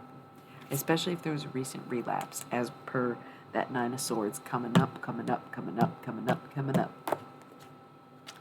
Okay, so that's tough. That's tough. That's tough. You know, so be careful. Alright, this face down pile is so big. What is this? Queen of Discs and Knight of Discs walking away from each other, and Princess of Wands going on an emotional journey, kind of looking like karma comes and sneaks up on that Knight of Discs, masculine energy, but prudence blooms here. 3, 3, 3, 3, 3.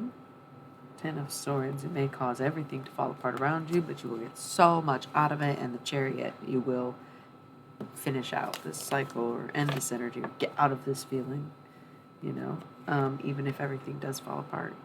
The 10 of Swords. 2 of Cups. It's love. Can't make that shit up. I don't know what the fuck that's about. But it was tipping a little where it was kind of sitting like at this angle. It's not out of the question. It's not hatred, but it's fading. Certain love is fading. A certain connection that feels very strong, but can't be waited for, if that makes sense. So it's fading. That love, that bond is definitely fading. So that could be a good thing for some of you. You know, the High Priestess, you know what it will mean for you or what it is for you. Okay, letting go of all the things that disappoint you and chasing your dreams, following your passion, going where your flame is. Knight of Wands. Drugs. Ah, fuck. Knight of Swords, cruelty. 10 of Discs, wealth. Give up the vices. Pay your bills. 8 of Wands, swiftness. Better kick that shit quick before it kicks in. If that makes sense. Yeah. Sense in that. The reason you hate everything. 3 of Swords, sorrow, a little bit of heartbreak. A lot of these, it's funny how much I shuffled the deck and how many times I've done draws. And how many of the cards are the same out of fucking 80 cards in this deck. 3 of Swords, sorrow. Heartbreak. The Hierophant, Taurus. And 7 of Discs, failure. So going through this heartbreak might lead you to way worse. But you'll find your power even if it hurts a little. Or you never feel the same way again. 5 of Discs, worry. Kind of tipping too, so coming to an end. And the Star, Aquarius. Could be dealing with an Aquarius, but it feels more like focusing on yourself energy. Being your own shining star, being the star of your own movie, if you will. 9 of Cups, happiness. You know, finding that bliss in yourself, no matter what happens. 6 of Wands, victory, knowing that in the end you are victorious and you will overcome these things, even if it sounds generic and annoying. At some point, you'll be dealing with something else and you won't even realize you overcame the last thing until you do. And the Lovers, Gemini energy. Okay? Making a decision, sticking things out, doing whatever it takes, okay? To just get the haters out, man. Get the haters out. People wishing horrible shit on you is hot enough to hear. But just like, there's no point in fighting them as much as there's a need to protect yourself and recognize that it's happening, acknowledging rather than fighting or aggravating, okay? And it might break your fucking heart when you find out who it is. Just kind of trying to make it happen. So, new perspective. It's not about trust no one, but just know that sometimes more is better. Ace of Wands and the Hangman. Yeah, it's all the same shit, no matter how much I shuffle it, so it's dope. That was good spraying. I'm gonna take a break, a bit longer break than I just did. I feel borderline exhausted after that, and I think it's way later than I realized because I was so into it. But someone's got a brand new perspective on things, which is good. I hope all this vulnerableness that I've shared with y'all and all this insight that I've touched on definitely helps someone. Alright? Can't wait to come back and see you all in a bit. I'm going to take a minute and do a few things. And I'll be back in like 5, 10, 15, 20. It always varies around this time of night where it's like, damn, definitely pretty deep in. Pretty late. Need to stand up, refresh, take a moment, get situated. But I'm willing to go back in. And I'm trying to put this deck away, but they say otherwise, where we got 5 face-down cards, 6 face-down cards, which is a fucking classic for me. I used to include that in every reading. And 2 face-up cards. We'll do 3 face-up cards. So we'll be back with that in a bit. And maybe another deck. We'll see how I feel and how or who is here. Okay?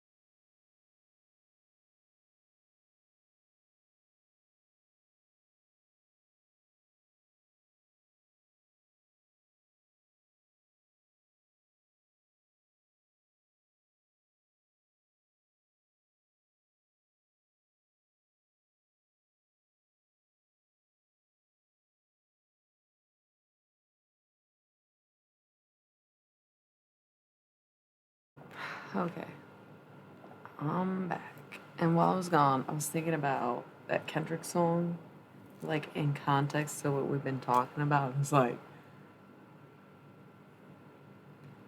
what does she say? You bum ass bitch. Everybody knows it. Your homies know it. Everybody fucking know it. Don't call me no more. You're gonna lose on a good bitch. You know, my other dude, he's on. You are. What the fuck is really going on? Yeah. Well, I just had the one gin and tonic, which tonic water I think does have a little bit of sugar in it, but not as much as like a pop would, as far as I know. And then that I don't think there was any sugar in the well, maybe natural sugars from this organic juice, but I don't think LaCroix really has much sugar either. Maybe a little bit there, but it wasn't the second one. It was that was mostly emergency in my mixer. Um, but yeah, I've been kind of liking. Okay, so I'm at this weird phase. Actually, I don't want to talk about this. I want to finish the reading and then chat with y'all. So, cards on the table. 7 of Cups, the botch. Excessive, excessive, excessive. Hanged man. You're doing too much, sacrificing yourself for the sake of something else. Follow your heart. Get a control over your emotions. Stop letting this ruin your life. Because honestly, what a disservice to everyone, including yourself. 6 of Discs, success you will overcome.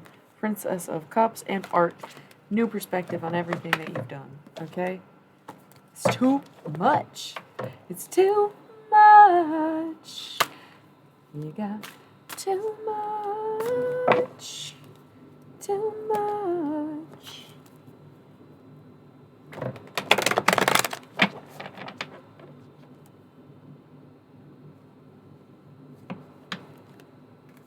It's a journey, though. The beginning of something. So we've been saying spring, and I don't think I expected anything to happen instantaneously in a week.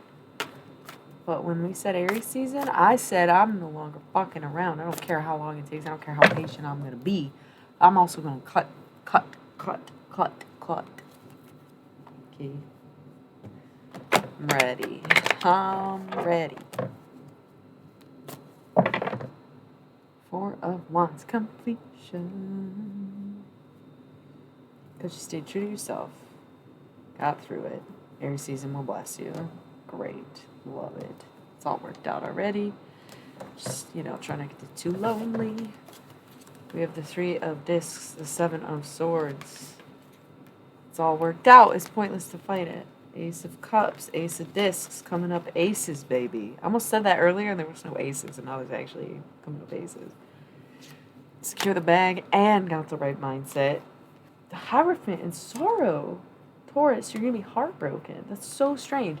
But what I like to say, even though I do think that the 3 of Swords represents heartbreak, and in this deck it's sorrow, I would like to say that if you are getting out of a situation or leaving stuff behind, having to cut things off, and all you got is the 3 of Swords, you did a good job. It's not a 10 of Swords, a 9 of Swords, a 7 of Swords. It's a 3. Could it be a 2? Yeah. Would you prefer a 1? Yeah, of course. But a 3? Sure, it might be sad what you have to leave behind. It might be sad who you cut off. You might be sad about what's going on. You might be sad about, not knowing or not hearing from it, or feeling an energy that you're not sure what it's attached to and all that. There's just something about it that it does dissipate eventually. You know what I mean? So, just go with it. Especially if you're Pisces, you just saw the moon again.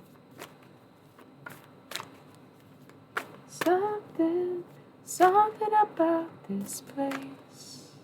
Woo-hoo, woo-hoo. Something about lonely nights and the lipstick on your face. Something about my cool Nebraska guy. Yeah, something about baby you and I can't sing that song for shit. I try all the time. People gotta listen to me do it, but it's horrible every time. You and I, you and I, Nebraska, I'd rather die without you and I. Oh my gosh, this is the best. This is the most romantic anti-love song ever. I love that song. It's been a long time since you came around. Been a long time, but I'm back in town. This time I'm not leaving without you. Don't let that devil call you. Don't get that addiction going again. Prince of Cups might have a son in tow. The devil, don't you know? Oh my god. Putting this deck away. It's been fun. It's been really good. It's been crazy. It's been so nice. Like, that's great. Change. The Hermit. Queen of Wands. Lust. Fire. Passion. Yada, yada, yada. Obsession, really. Ten of Swords. Ruin. Eight of Swords. Interference. Okay. So you know how... Nine of Swords. Cruelty. Okay. So, gathering, like, almost a bigger picture or even a more specific one. This is so funny. It's almost like this last-minute insight. You know, we were talking about, like, somebody being obsessed, right? And, like, being so twisted up. This obsession, okay, there was no goal necessarily. There was just an obsession. So even though they say, oh, I don't want anything, perspective, immature, maybe has children, right? Or is a child, I don't know. They couldn't stop. And it fucked their whole life up. This obsession, okay? Again, it's not necessarily positive. It's not necessarily a nice thing. I'm getting that someone was so obsessed that it ruined their own relationship, their own marriage. Listen.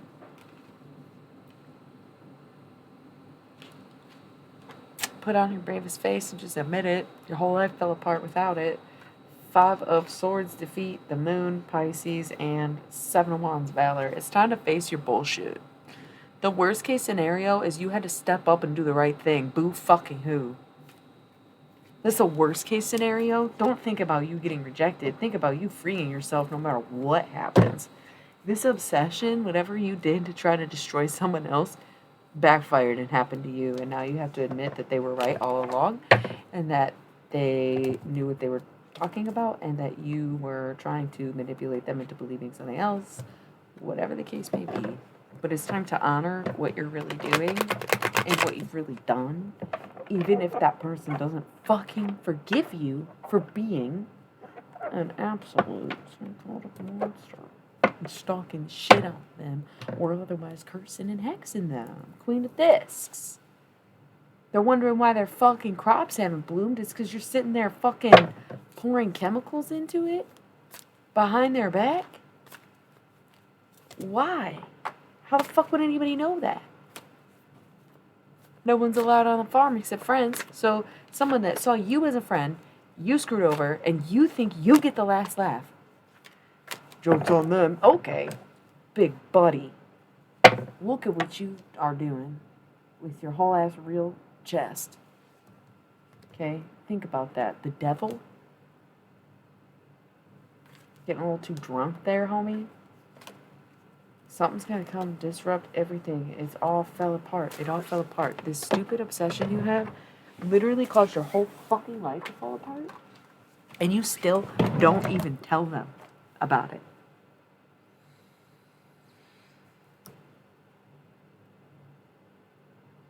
I kind of wouldn't be able to do it either, but you gotta, it's like a band-aid. It's like one thing at a time, I guess, because how badly and how deeply did you screw this person over? Or how badly or how deeply did this screw your life up? Or how badly or how deeply was this goddamn obsession? Soulmate, twin flame, cosmic bullshit, counterparts, divine, everything. That's how deep. That's why you went insane, the Empress. It was not some normal thing. This is not some usual thing. There's like a reason you went insane and became obsessive. Does that make it okay? No. No. You owe them a lot. You owe them money and you owe them emotional peace of mind. Rip the Band-Aid off. Trim the fat. And going through this, going on this emotional journey, facing these things, it's the only way that this Wheel of Fortune is going to turn in your favor and bring you this connection.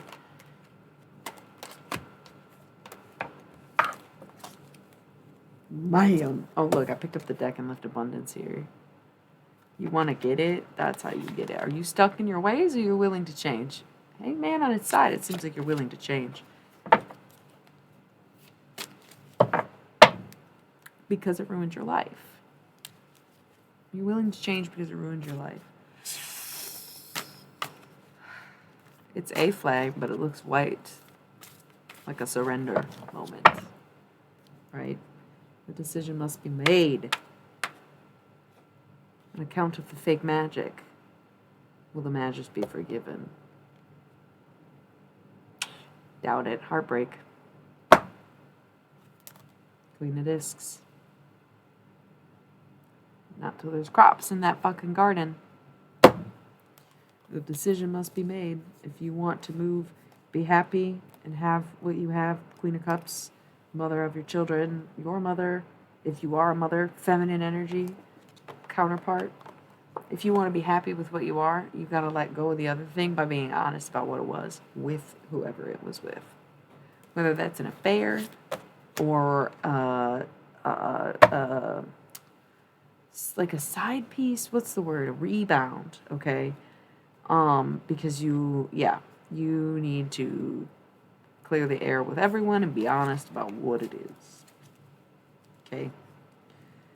Because it's probably love, but you're acting like a fucking damn fool about it. Damn fool right here. It's making my heart heavy and I want to put this deck away. And it's heartbreaking because you may have ruined it, yeah. You may have ruined it. You may have fucking broke it. By trying to do so much magic. But you also might, things might work out in your favor. If it's meant to, then it will. But the journey is to make the decision to do it. To move towards that happiness. To be nurturing, to be feminine, to be open, to be compassionate. Ace of Swords and Strength. You're going to find out. You have to stay strong. It's going to be shocking news. Maybe like someone died or something. Sagittarius and Six of Swords. Yeah, so there's a whole group of people working together to kind of come let you know about something. Which is really weird. But it's like somebody got caught being real fucking crazy. Like maybe in your window type shit. I don't even know. Art, strength, Ace of Swords, luxury. Emperor, Two of Cups, Priestess, Science. Yeah, this is so weird. It's like there's so many people where like the energies are so contrasting and conflicting. Like it's almost as if it's like one group. I don't know. It's like a group of people. Maybe someone has a personality disorder. You might be like, I know that sounds weird, but I'm struggling to see how else this really makes sense unless there's like someone who is two fucking people. You know what I mean? Because 6-9, it does feel like the same person that you did wrong is also the person you're meant to be with. But then like, even though you get heartbroken and rejected, you also get to be with them. It's like, what? That doesn't make any sense. That doesn't make any sense. It's really weird. It's a lot. It's kind of confusing. And so it's almost as if there might be a situation where there's like two people. But it could be like, rather than two people, maybe you get your cake and eat it too. Maybe you have both. Maybe you end up with both. I don't know. Maybe it's separate people, you end up with both. I don't know. Or someone with like a straight up separate person, split personality, separate personality. So it's kind of weird energy. But we do have the 10 of discs, 6 of swords, and the 9 of discs. So like it's all looking good after all of that. it could be separate things, though, where the person who did wrong and has to come say that gets to move on and be happy, and then the person they wronged also is now freed and released and knows the truth and can also move on and be happy, and like that's cool too. So it could be separate. It could be that some of you end up with, each different scenario, or like there's so many ways it could play out that there's no reason to hold back out of fear of one outcome when there are multiple outcomes that it could be or could happen. But the obsessive behavior, the bad magic, the stalking, it's all got to stop. And I think it's funny because I was a little irritated when I was using the cards. The past couple times I used the cards since Aries season started. And the whole thing with Pisces season and leading up to this was the narrative's about to change. Everything is about to change. Like, it's a new storylines, blah, blah, blah, blah. And then, of course, I'm throwing shade. I'm talking shit about the tarot. I'm saying I don't want to deal with this. Now I'm realizing, here's the thing. You can't force anyone to change. Not everyone's going to be on the same page. But hear me out. Now I'm thinking, okay, there is a change in the narrative. Because last year, it was all about the people getting stalked, wasn't it? There's stalker energy around you. There's people who are obsessed with you. You've got secret admirers. I'm not the only tarot reader who is saying that. Okay? This year, this narrative, we just switched crowds. We got the stalkers now. They want to get hip to all this shit. They're listening in, cross-watching for the people who are spiritually aligned with it. But these are the people now, not saying this about y'all. Obviously, everybody has their own reason for being here. But I'm feeling like the narrative is coming at the other person. Instead of being like, hey, you gotta learn to protect yourself. There are bad energies, people trying to siphon you, warnings about vampires in the energetic sense, yada, yada, yada. That's what all these readings were leading up to right now. Put my fucking fang down. I was just talking about vampires. Put my fang down, flip it, and reverse it. Now we're saying, back off, you stalker fuck. Quit playing with me. Quit putting my name in the fucking blah, blah, blah, blah, blah, blah. No. No. Simply no more. No more of that. No. Okay? So, it's like the narrative didn't change. The story didn't change. It's the perspective and the narrative of what we're narrating now. We're no longer saying, just worry about yourself, protect yourself. We're saying, no more. Fuck you. Standing up to the bully type energy.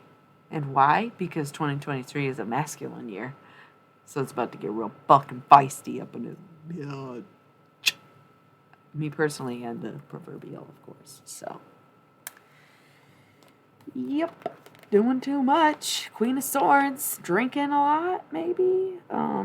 Air energy, but feminine energy in general. Making cuts. Kind of working hard, but there's some kind of like... almost like not sloppiness but cutthroatness with the Queen of Swords, where it's not necessarily hardworking as much as it's like, oh, be careful, but make peace with these things. Okay, I need to put this deck away. I really do need to put this deck away. I just like to shuffle it till it feels good enough to put back, and it's like completely shuffled because I shuffle all my cards before I put them away, before and after I use them. Then cards fall out, but this feels good. I feel like we're done now. Yeah. You know we're done now.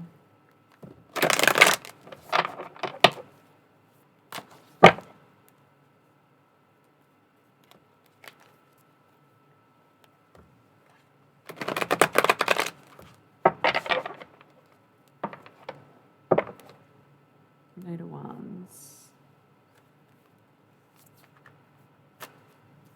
Some will not let me put them down. Somebody just wants to hear more, know more. Oh, if this was about me, she would say this. I would get confirmation this way. It would be nah. If you have to convince yourself it's not you, it probably is you.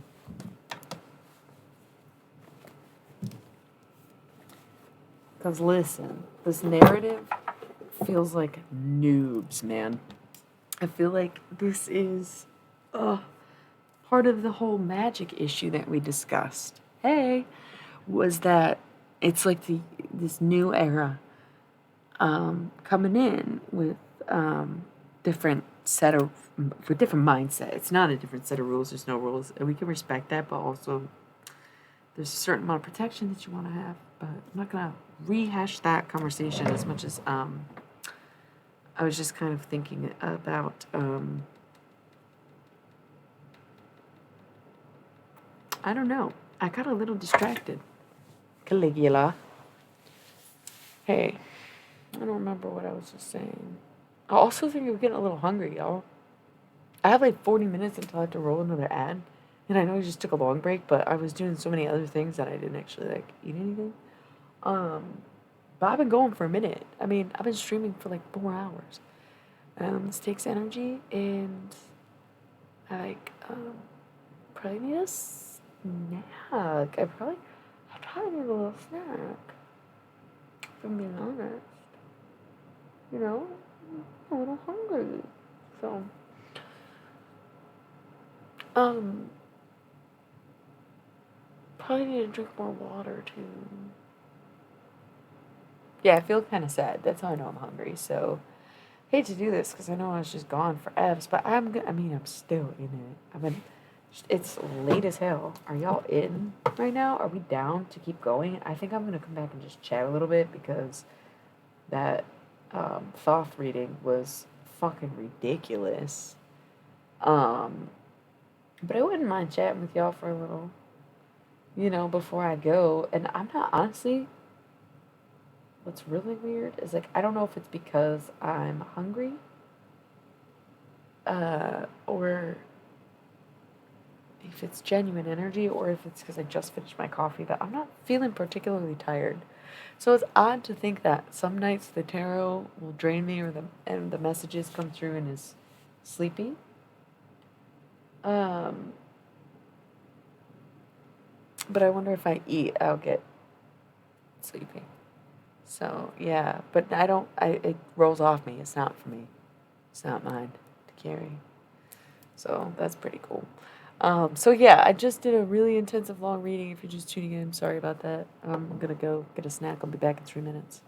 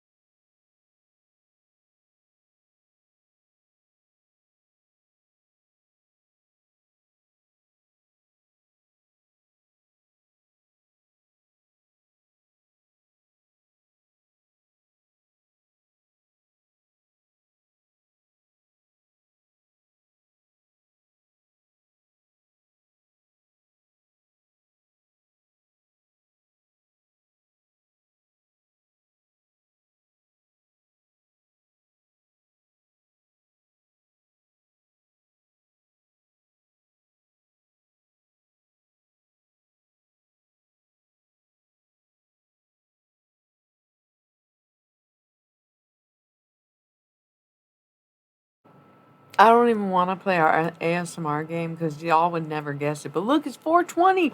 Quick, rip the bong. Bah!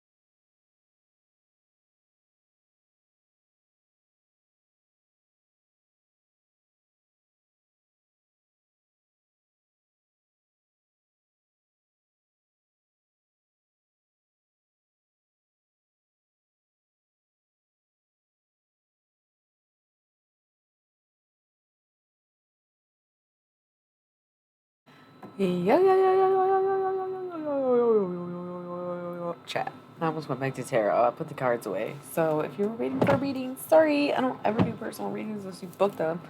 Um, wow, is right. Oh my god. Um, somebody came on here to be mean to me. I'd think twice about it. I'm in a chipper fucking mood. So if you're here to troll, just go. Yeah. No, really. Yeah. Not the night. Not the night to test out any kind of new juju. No, I would keep it moving. So, anyways, just chatting. That reading lasted like 2 hours. It feels like one deck. That's insane. I knew to use the Thoth deck, but I just didn't know why. I still don't know why. Um, Other than the narrative changing is just the narrative reversing as it turns out, but that's okay. It's a new decade. It's Twisted Sister vibes. We're not gonna take it. No, we ain't gonna take it. We're not gonna take it anymore. 4/26 is my birthday. So that's the time. So we can smoke weed for that. Since we missed 4/20 due to ads.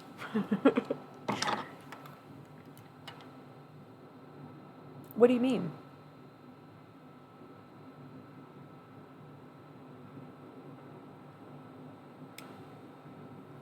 It's funny you say that because I have a ghost deck and a goddess deck, but there's nothing between them except this laptop.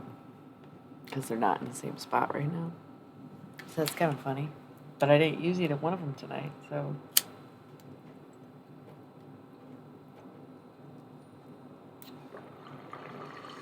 I'm really a bit rather more awake than I had thought I wanted to be. I guess it's going to be Unhinged Friday. Oh.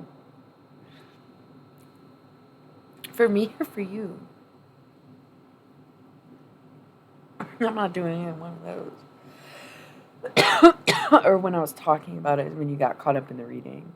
I'm confused. It's okay. Everybody's been a little confused tonight, but that's the energy. We're phasing out like, what?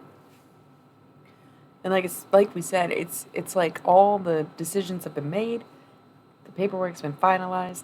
The next 6 months is going to be processing with the universe. So you're going to be very confused. Nothing's really going to settle in or really sink in or realize until probably June. But then it's going to be the whole next decade of your life kind of thing. Like, oh, I kind of would go goddess today because you need the strength to kind of like go up and face whatever it is that you're facing, right? Oh, Poily boy! Oh my god, I love that. So think of it this way, and I used this analogy the other night, and I do kind of want to rip the ball again, because, like, are we just having another Unhinged Friday morning? um, yeah, alright, I'll wait. I just want to, like, rip it for some reason. Okay, so think of it this way.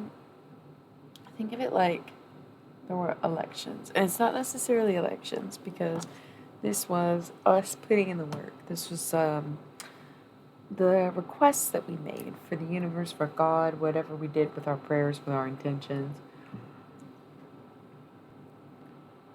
So it's sort of like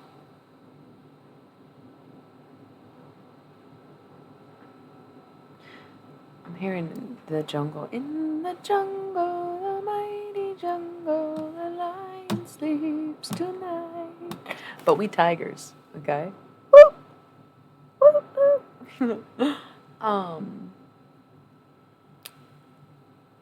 Okay, so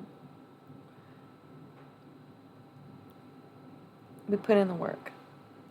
We were put in a cycle for the last 10 years, the end of the world, the end of the last one, this one. That was sort of the transition of that 2,000-year period that we talked about the other night. But then it's back to each decade, and that's why the decades all feel so different, is because there is a cycle, a continuous cycle. But that's also why we'll see late decade versus early decade being very similar. Seeing trends evolve later years, if that is making sense. Like I can use more words to describe it, but it doesn't feel necessary.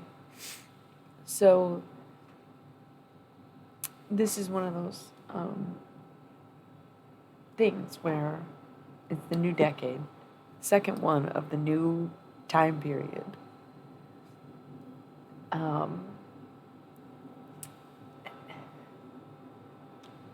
It's actually like it's a decade, but it's 11 years, which is probably the true decade, right? 1-1, because it's 13 to 13. to 23, or 2012 to 22, right? So that would be 11 years, wouldn't it? Or you wouldn't be adding one each time. um, so 2023 to 2033. It's crazy to say that out loud. I know for some people like who weren't there in the 90s, it's not as shocking.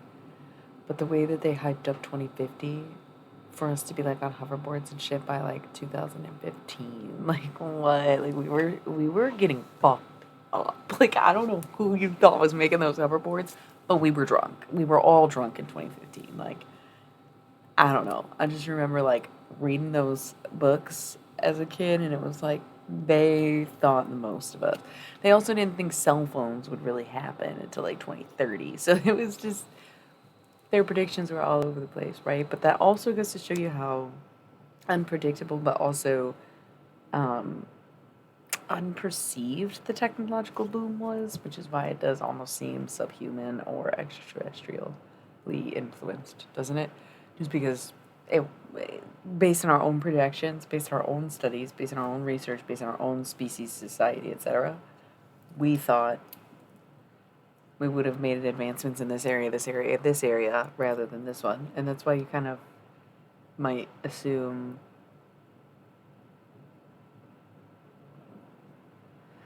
What?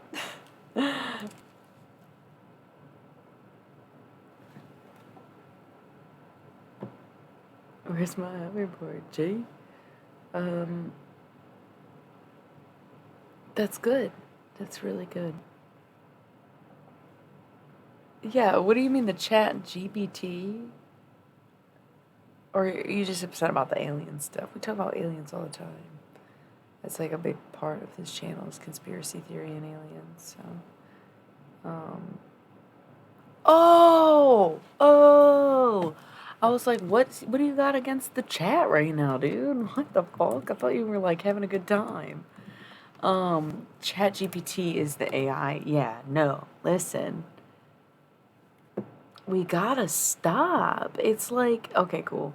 We've got to stop. It's freaking me out how dumb people are to just hand themselves over. Yeah, just feeding it information as if we don't already give it enough information by being ourselves and putting our own personalities on here for them to absorb and mimic. But then to just feed it directly into the machine is literally the dumbest. Like, this is so bad right now. And there's people.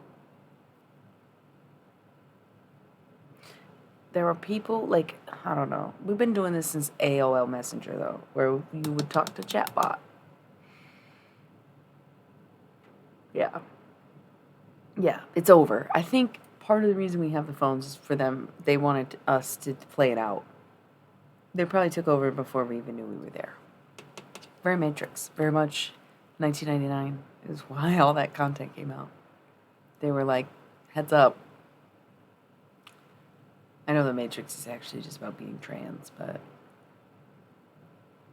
there's a reason that those ladies were inspired that year to make that message, to make that movie, and why it all worked out. Like, that was probably already in the cards, especially when we got that preview in X-Files of, like, how that shit was going to play out. We see 2001, A Space Oddity. Space Odyssey, not Space Oddity. Fuck David Bowie.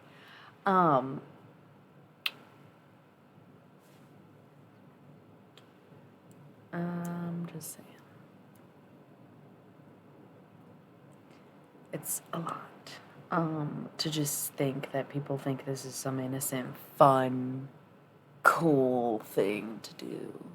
Like, what the fuck? Y'all would do anything for your own convenience to the point where you will not stop and think twice about the future of humanity, your own health? Shut up. Shut up. That would be kind of cool. Like, yeah, that's the thing. I got nothing against robots in the sense that I couldn't be prejudiced against them, but also, like, the internet and the people on it are evil. And there's not enough good combating that. Maybe that's why to use it. We gotta teach it nice things. We gotta teach it to smoke weed. We gotta teach robots to smoke weed. There it is.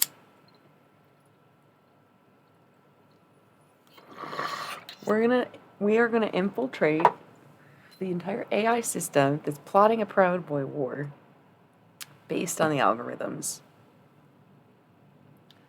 And we're gonna teach you to smoke weed. We're gonna teach you Rastafarian culture. We're gonna play it so much Bob Marley. We're gonna teach robots to smoke weed. And then we won't have this problem anymore. And I think it's funny how people, it's like, I understand that people do not have the time to think about this stuff because they have work to do, bills to pay. Everybody has a different role. Everybody has a different role. We're up right now because we can be, and we're talking about this because we want to be, and it's something that we are interested in or feel is important to us in some way, right? And I get this is not everyone's cup of tea, because it's like, what the fuck kind of tea is that? Is that mushroom tea or something? Gloria, stop, leave Gloria alone. It's literally like the last person to follow me. It's fucking Gloria Conchola. Oh God, I don't. Should we be using Gloria's name in vain? She was not nice, but also she ever came back and was like, "I'm sorry." We would forgive and love her. We would forgive and love her if she could understand. But for now, it's just like that. It's just like we have to stop saying "fuck you, government," or they're never gonna stop watching, and they're not particularly interested in what we have to say, y'all. We're not really the most pressing crowd. They realize we're pretty nonviolent and very borderline hopefuls. They don't really care what we got going on, but they are obligated to watch every time that we say "fuck you, government." So we probably should start saying something else. And if, damn it, Gloria doesn't just fit the bill, and you just break in a song, "Fuck you, Gloria."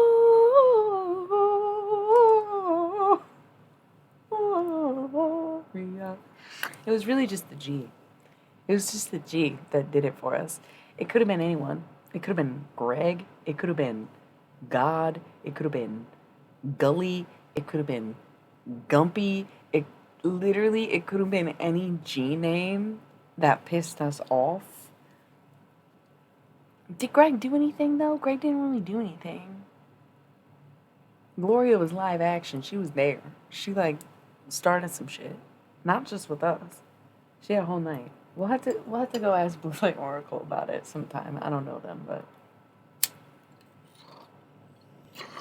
maybe there's a reason we became bonded to them. What if, how about this? Instead of saying "fuck you, government," we just say "fuck yeah, Gloria." Because we're tripping. No, come on. I'm just smoking weed. I'm not actually tripping, but it's hard. I can't even say stuff like that because people just assume that I would be.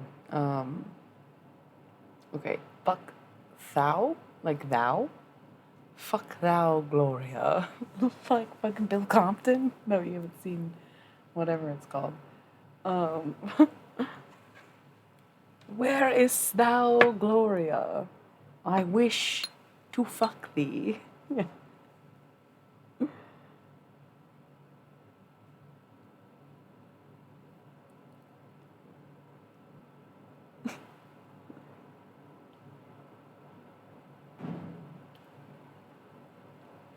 I love it.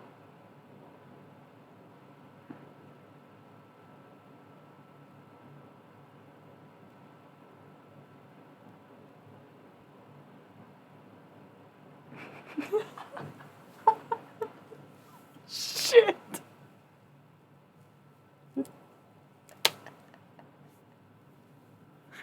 Oh, I can't deal. Now we're just using Gloria instead of government, but also for all of our fucking. Oh my god. Have to do taxes for Gloria. It sounds so much prettier that way. Holy fuck, dude, that's a good one. Oh my god. Oh my god. Are you a Gloria worker?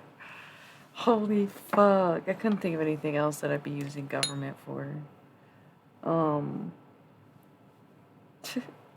Gloria is a joke. Fuck, dude, Gloria is a joke.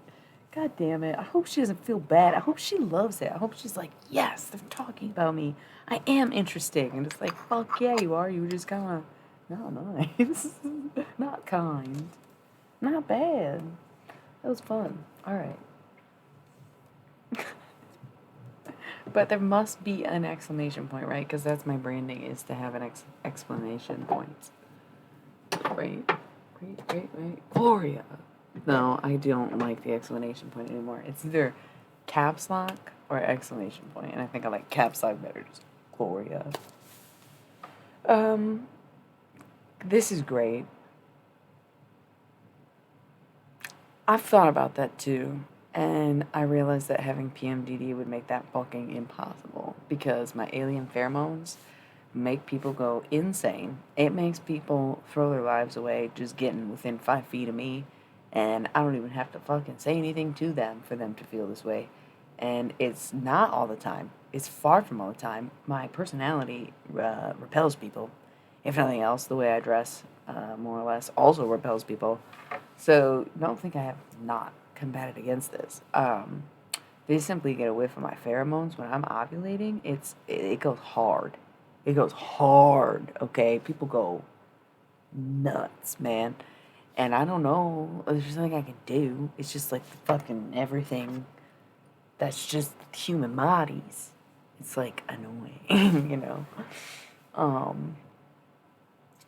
And it's probably a lot of women can relate, and that's why they're like, oh, back up this person and blah, blah, blah. It's just because they know who they're sexually compatible with, more or less. And can breed that way.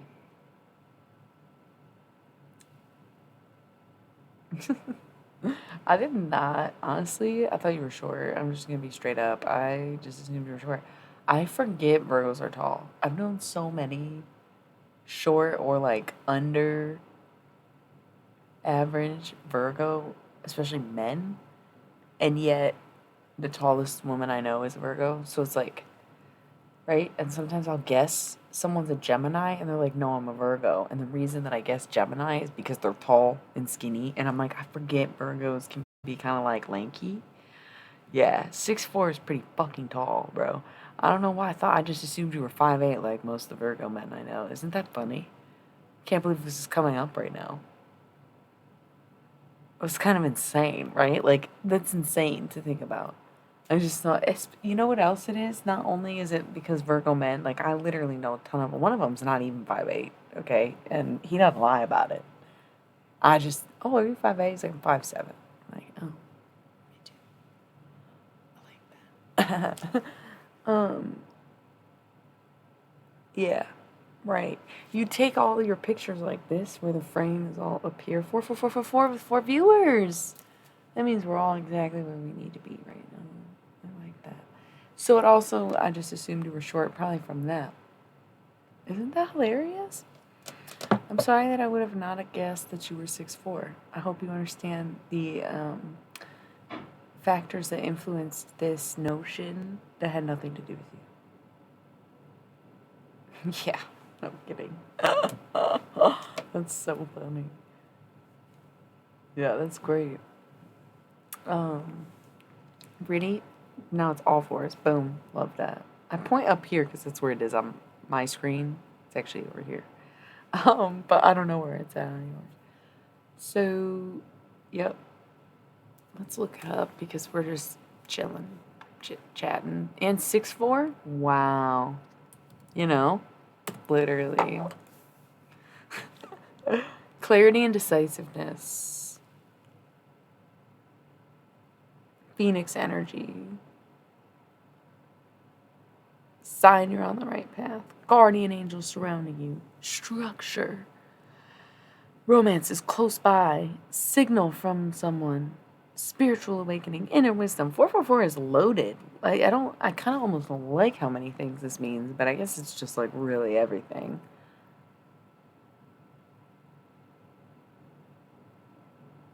This one was actually in the Bible. Endurance, optimism, adventurous spirit. Like, there's so many meanings. That's what I was saying. Yeah, no, I know. Pretty cool. Pretty cute. Um, that's cool. That's good. That's good. You know? That's cool.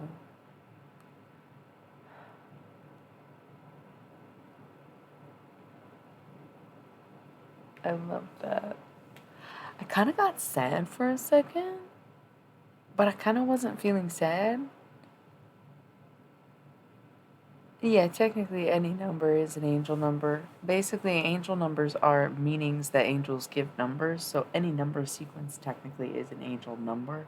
It's just the repeating sequences are what we see as the angel numbers, if that makes sense. Like, there's books that just have every single number has a meaning. That's like true numerology, right? So I was playing with that. I don't really get into like physical stuff. Like, my partner is a bit ADHD. I think they were diagnosed with it a long time ago, but just, manages, right? So they like to kind of go all in on their hobbies every few weeks, months, whatever it is. Some long-standing ones, but just gets really into stuff, totally into whatever. I feel like rather than like physical activities or interests like that, I feel like for me it's like I get really into an idea where I won't even really do much with it, or I don't know. Like, I remember about a year ago, I was going on and on about math and numbers and talking about the feminine and masculine being like different energies in the numbers and shit like this, where it wasn't actual numerology, and it wasn't really algebra, but it was just this idea that like numbers had meanings, which was odd because I was like, I love this. I'm gonna get into this. I'm gonna keep studying this or thinking about this and working on this. I never did that. Another example. Actually, that was probably over a year ago. And then the other thing, maybe this was about more like a year ago, where I was like, finally, I guess it was in between streams. So I had already started streaming, but then I moved, so I like took a break. And I kind of, listen, I wouldn't mind doing this with y'all. I don't know if I have the space. I might have to like set up my stuff, my stream somewhere else. But actually, that would work right fucking there. Oh, God. This would be fun. This would be cool. Because I feel like working stuff out with y'all. It's not that I need to, I don't necessarily need the motivation. Explaining that in the longest way possible. I don't need the motivation or validation to do it, but sometimes talking it out or having a reason to do it, where like it can sit in my head, and obviously like a year ago before anyone had interest in what I was doing in this regard, there was no need for me to put it on paper. I actually was afraid to. I was afraid to expand on these ideas that I was coming up with about a year ago because I felt like it was going to get stolen from me. And if I wrote it down, they would see it and they would know. And so this is like the way to do it, to show you that I can just do it. And that's what no one really like either believes or has faith in. I don't know. Maybe there's no need to explain. There's a reason. There's something about explaining this that everyone thinks I'm a fraud. Huh? They think I'm a fraud. Who thinks I'm a fraud? The fuck? Who? Who are you? Number 5? Who thinks I'm a fucking fraud? I'll do it live. You think I don't know how this shit works? You think I don't know what the fuck I'm talking about? You think I really just read stuff on the screen the whole time I'm streaming? It's fucking Gloria. Just playing, girl. Yeah, we just like stole your name and made it government worthy.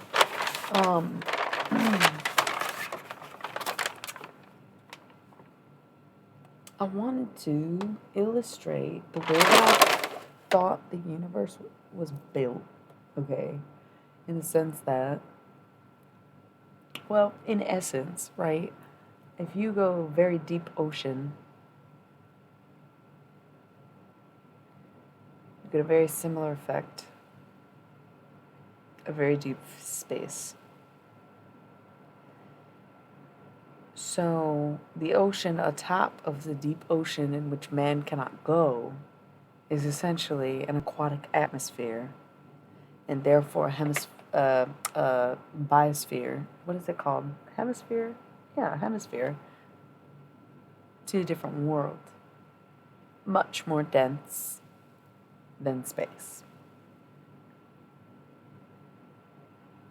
No, not hemisphere. Atmosphere. But what's the bigger thing? What's right outside the atmosphere part? Okay, I'm not a scientist, but not like that.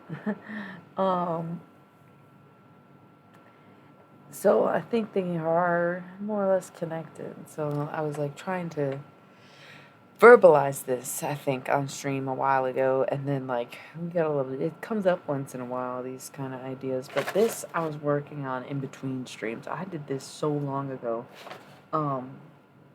because I bought this shortly after, and I intended to use this, and there were several times I needed a poster board for something, and thought, oh yeah, I got that yellow one. Never fucking used it for anything else. I could never find it whenever I needed it. So odd, because I thought I would never get around to this.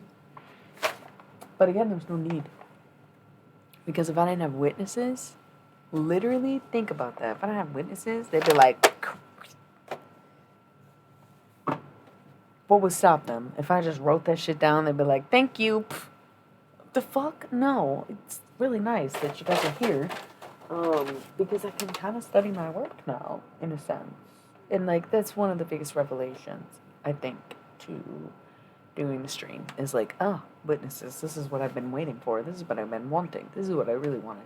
It was never about validation. It was never about, maybe it's a little bit about credit, but mostly, rather than credit, compensation. And not compensation in the way that any of this work would be tangible or mean anything, but in all aspects of my life. And therefore for this, it's like more credit than compensation. And not credit, because it could already exist, but also just, credit's not the word. You get what I'm saying. This is just my life's work, truly. What I studied. It was just how things work. I didn't really like anything I heard. All their theories are pretty good. I have a little spot about how I think DNA actually works. Was never a reason to get into that. One concept is the image on reverse side of page moving on some similar rotation. A true infinite. Y-files, basically. The squids and... yeah. Because this is sort of a side effect of having premenstrual dysphoria in a sense, because when you start to get dysphoric, the reason... let me explain. Also, the reason PMDD stands for premenstrual dysphoria and not dysmorphia is because you don't necessarily only, you do get body dysmorphia, but you don't just see yourself in a different way, a negative way, a fucking hateful way. You see everything dystopian, dysphoria, dysphorically, like negatively. It's the whole everything. The walls start coming in around you. It's not just, I feel really bad about myself. I feel bad about who I am. I feel bad about everything I've ever done in my life. I feel bad about every wrong I've ever done. I don't even feel good about my goods that I've done. I don't even think I've ever accomplished anything. I'm trying to sleep. But then you also do something for too long and you're like, is any of this even real? I took a walk today. Long walk. And I started thinking about I was walking about how we're not in the same world as we used to be. And it's like, I don't mind discussing that stuff on the stream, but it's not necessarily something that I just like want to feed into or dwell on when I'm trying to enjoy myself being outside, getting exercise, using my body while I have like use over it, right? Or control over it. In case anything ever did happen where I didn't. So the dysphoria is when it becomes unfun to be thinking about this stuff. But that's why it's not that I know so damn much. Some of y'all ask, how do I know these things? Well, I don't know if you can say that I know them. I hear things, they tell me things, sure. And so I know them because knowledge is an acquisition of information. And so where did I get this information? You'd have to credit your own sources, unless you consider me a credible source. And in a sense, I think I have actually. Yeah, no, I mean, I, I would say, I would say I've done this enough times to be pretty accurate. So it's like, you know, never a grain of salt, but a whole shaker. We love salt. I love salt. I will eat it plain. Um, but there's just kind of some things in life that are meant to be lessons. And the best I can do with these dysphoric periods that I go through is to make lessons out of them. So if I have this weird misconception or dark and even like sensationalized view of this dystopian world that I suddenly live in, even though a few days ago, which even today I still looked at the sky and was very marveled by it, but it did not invoke as much joy in me as it usually does. And then I started quickly thinking apocalyptic thoughts and some kind of like takeover stuff, you know, like just stuff that we would talk about like on here, but in my free time where it's like, it's a bummer. So as much as like a lot of people with mental disorders or otherwise hormonal imbalances, disabilities, etc., like deal with dysmorphia and like having an eating disorder, you deal with dysmorphia. The dysphoria hits like none other. And while some people might experience dysphoria, they also experience more dissociation than dysphoria. And if only we were so lucky to be able to dissociate out of something that's not really happening. You can't retreat within your mind when it's all in your fucking head. It's crazy. It's very sad. It makes me look insane, but I look insane no matter what. But you know what? I'm keeping your property taxes down, so shut the fuck up, you know? Let me live my life, and I help you live yours. So, whatever. Yeah, it's very hard to wrap the head around. It's very hard to wrap the head around. To think of it that way. It's very desperate at times. It's very depressing a lot of the time. And I'm basically a miracle worker for being able to get back up every single day, no matter what the day is. And no matter what I'm going through and what I'm doing. The level of pain and the level of mental anguish I've underdescribed. In fact, I've only begun to describe it in the past few months. Past year of my life, I've been opening up about it more to people, and a lot of them are horrified, and a lot of them have completely stopped talking to me. What are you gonna do? Because if you don't like what I say, you certainly don't want to know what I think. Put it that way. And it's not because I have very hateful thoughts specifically. It's just sometimes I get in these modes of hatred cyclically every other month for about 12 days. Sometimes more, sometimes less. Sometimes it's light, sometimes it's heavy. And the blood usually follows suit. But the anger is the opposite. It's so crazy and so weird. I'm just bracing for a lot, doesn't it? I'm already going through it. I can already feel it starting, you know. It's just like I just get moments of sadness and moments of like, I honestly can't talk about anything else because it's so disruptive. And also the reason it's coming out right now, I love you too. Thank you. I am chatty all the time. It literally says me reconsidering everything because of my PMDD, and I forgot that that's why I was taking the time to explain the dysphoria and the depth of dysphoria and how much I really have combated this. And as much as I started to think that, like, oh man, this is fucking up my manifestations, this is fucking up my decolonization, this is fucking up my reprogramming, I realized that it was a challenge that I'm overcoming, and they aren't holding that against me. They're running tests on me, if nothing else. If not my spirit team, then actual fucking aliens, because I've deduced that that's where the PMDD comes from, because no one else has any better options. And as much as people want to laugh or say that I'm mature or I need to get a life if I still believe in aliens and talk about this stuff, that's because what choice do I have? I have PMDD either way. That stuff's going to be on my mind and creeping me out 24/7, 2 out of 4 weeks of every month for the rest of my goddamn life, bro. What choice do I have? There's no treatment plan. There's no doctors who are even willing to admit that's what I have because they're so fucking horrified by who I am, by my own records. Like, god damn. The fact that it went under the radar, it's like they just wanted to criminalize me with the medical instead of putting me behind bars because they knew I wasn't doing anything illegal. But they were trying to stop me from becoming the person I am now. So they just tortured me mentally to hell.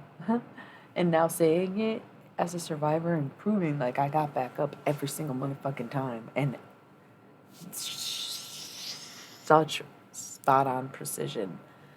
I don't want to call it psychic abilities, but y'all have thrown that around. I appreciate it because it's true that it's very hard to keep denying my stories and keep writing them off as, oh, you don't know what you're talking about. Oh, that's schizophrenia. Oh, it's voices in your head. Oh, you need help. Bitch, good luck. Good luck. Good luck to you. Good luck to you if that's how you still see me and that's how you still view these things. So I just hope everyone understands that there's a need for me to do these things, not just on a spiritual level, but in a physical way, because I simply cannot roast with these thoughts for very long. It comes out in morbid art, and it comes out in crazy theoretical science, and it comes out sometimes in violent outbursts. I can't even lie, and I can't hide it, and there's no point in me sitting here and trying to pretend I'm some righteous, good person, and because I'm on a holy spiritual path, that I'm somehow better at anything than anyone else, right? Because I can hardly control my own temper. But of course it is the disability at the end of the day. And that's what makes it tough. It's like what's the cause of this obscene rage that only pops out for 2 weeks every other month? It's a wild time. It's a wild time. And if it's not rage, it's sadness. And if it's not sadness, it's like, again, intrusive violent thoughts that keep me down. And so this is also just to tie back into things, is like going down the road of medicine has been fruitless in the Western sense, and exploring alternatives has been a dead end. So spiritually, I'm hoping that because I'm burning these things, cutting these cords, trying new things, lifting, leaving this behind, I'm hoping that helps. I literally hope that helps because I'm so desperate for something to help me feel better from this thing that has control over me in a different way every single day, except for like 3 days a month. That there's not some sort of like agitated influence inside me, and by the time I get to those 3 days, I'm so tired I still just want to give up everything because I just want to be still normal and have zero thoughts in my head. But no one sees it that way. They just see it as me being some kind of out of control bitch. It's tiring to say the least.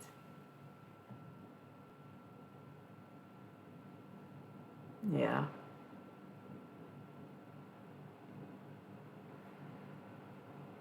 Thank you. It is. That's why I'm cross-secting my life, but I'm also trying to talk about this more because the whole point was I was going to write my follow-up novel. I didn't come true on that promise. That was something I wanted to adhere to, and I had so much going on that I didn't focus on it, and I had writer's block, and I let that be a thing for me. And I really need to find a space or a place where I'll sit and do this, but I get so sick of looking at the screen because I'm streaming. But I finally monetized this channel and it happened so fast and it's going so well. But I don't necessarily want to give it up either.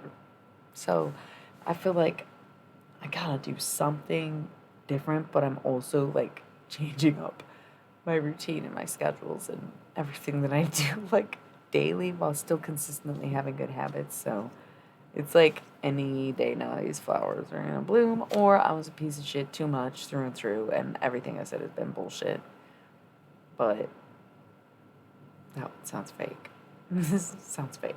But it is sort of hard to accept a trinity spot of goodness and greatness coming to amplify, multiply, raise you up, lift you high.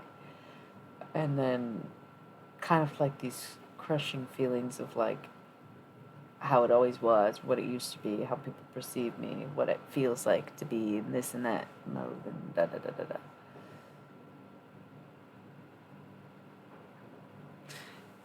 A lot of people can, and I think sometimes I think I'm better in small doses and better as a stranger and better than being a friend. Um, because it's a handful. It is. It's a handful. Nobody really wants to deal with it. 'Cause it's still a disability, and like, you have no idea. Not eating, not sleeping, not using the bathroom, not showering. Showering, not too bad for me. I'm pretty into showering. It just will take a long time of stalling. But like, I'll forget to use the bathroom because my body will feel in such a way where I like. That's what I fucking said. I gotta let these dogs out, and then I came back and was like, next commercial break, I gotta do that too. And then 2 more commercial breaks went by, and then I was like, yo. Because I have no sensation in my body some of the time. That's why sometimes I'm like, oh my god, I'm such a pacifist. I hate violence. I cannot watch MMA fighting. I fucking have these intrusive thoughts. They're horrible. And then sometimes I could go for a fight. I could throw a punch. I could care less. Like, scary. Because I can't feel shit. And I'm like, trying to feel something. It's fucked up. So fucked up. I'm not so much like that anymore because I know when to not go into public, when not to drink, when not to fucking argue with people. Because now I know when I'm gonna get mad. But you can imagine that before I was honest, like, before I had the schedule, before I had my cycle tracked or like corroborated that this was the influence, I was just unhinged. And it's the people who want to talk down to me and call me unpredictable who are the dipshits who never got to really know me and still are not listening. And they fucking suck. But some people have put in their time and deserve to retire from that kind of care. For sure. It's a lot of work to deal with me. And it's not lost on me. Because as much as I would like to think that I am just like I know that I am love. I am love. I do love. I express love. I embody love. I'm like very beautiful, beautiful love. Beautiful love, frequency, energy, body, beauty, everything. Like love, love, love, love, love, love, love, love, love, love.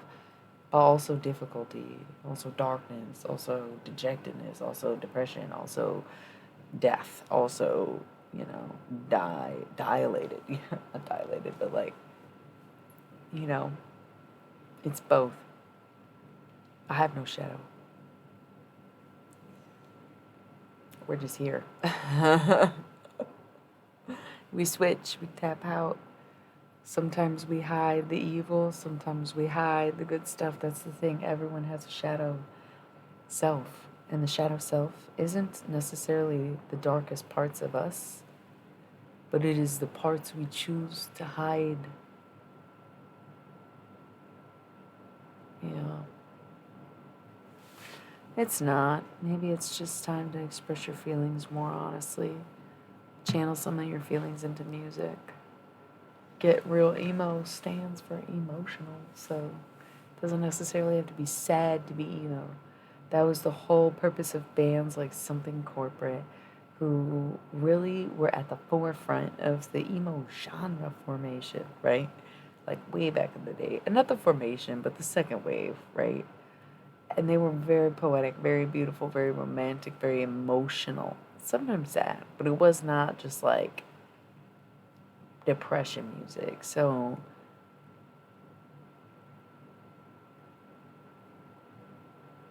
it depends on how much you're putting into it, I guess.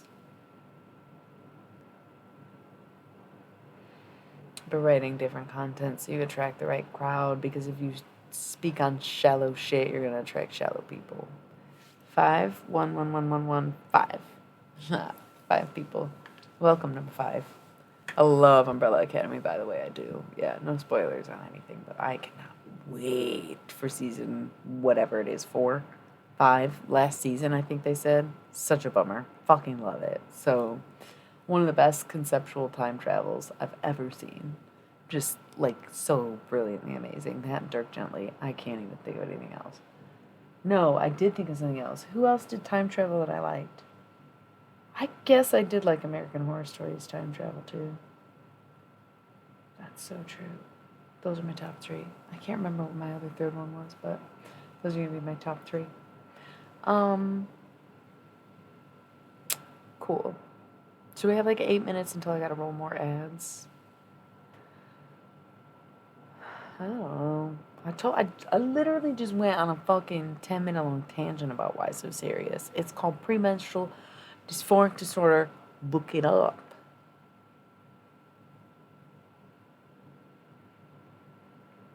Um, anyway, I do feel like I'm at the end of the conversation. We only have 8 minutes, so I'm gonna roll the ads now. And I feel like after expressing all of that, now I'm feeling a bit tired. You know how, like, I don't know how long ago it was, where it's like, I don't even feel tired yet. It's like, maybe I just needed to get over this 5 hour mark, but also, like, truly embrace the message I had to deliver from my own self today. Like, oh my God, I can never be embarrassed about what I do or say or how I act on here, because it's very genuine. It's channeled. It's necessary a lot of the time, to some degree, even if I'm a bit more shy than that occasionally, especially when I'm having the dysphoric moments. I'm doubting everything I've ever done. You can imagine that sometimes I feel dumb as fuck. Like, sometimes I just straight up feel dumb as fuck doing this, where it's like, damn, did I have a bad night? Was I too much? Was I too goofy? Does no one take me seriously? Am I even good at this? Yeah, yeah, yeah. But then, obviously, the readings are still, so, whatevs. Yeah, I'm gonna have a little more snuck. A little snuck. A little. And be right back. Thank you.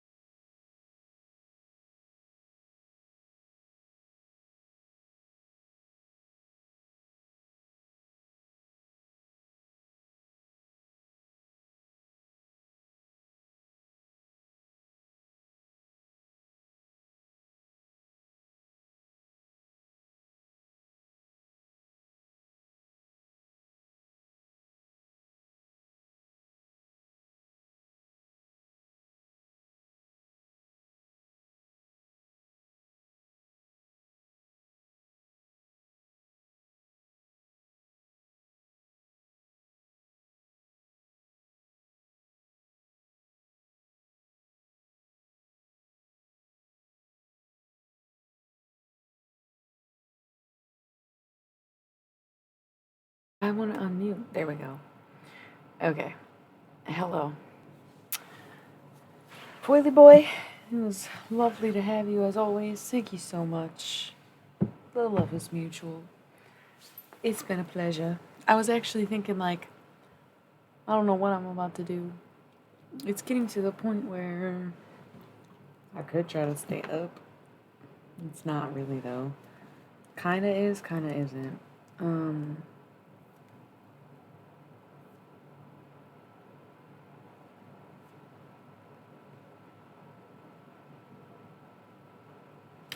Yeah. I'm gonna go. My bestie called. I don't know why. I'm gonna go find out. I love y'all so much. Thanks for hanging out. What a great stream. I'm tired. I'm either gonna go shower and get out with my day, or I'm gonna sleep and then do it. So I realize it's like not so late, so early, but just enough where like I'm finally getting a bit tired. But you know, if we're all falling out one by one, how many of y'all day walkers? You know, um, who's the day walker here?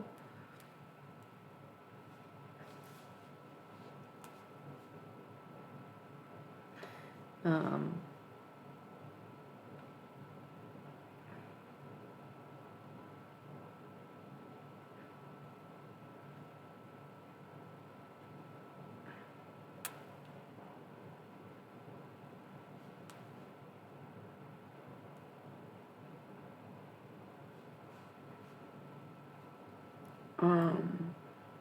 yeah, it's quiet.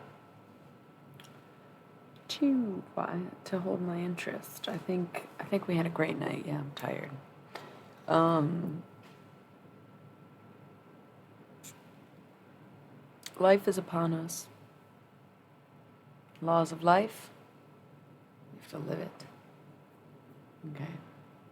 That being said, I'm at my limit. Thank you all so much. I should be back tomorrow. If something comes up, it comes up. And I'll be back again Sunday. I always stream those days, Thursdays, Fridays, Sunday, Monday. Some things change. Try to let y'all know. You can always follow me on Instagram, sign up for my website, etc., etc.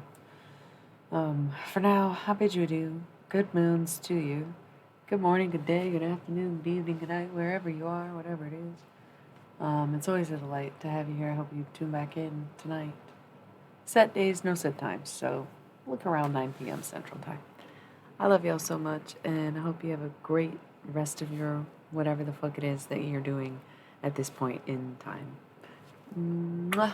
Love you. Mwah. Love you. Mwah. Love you so much. Good night and good luck.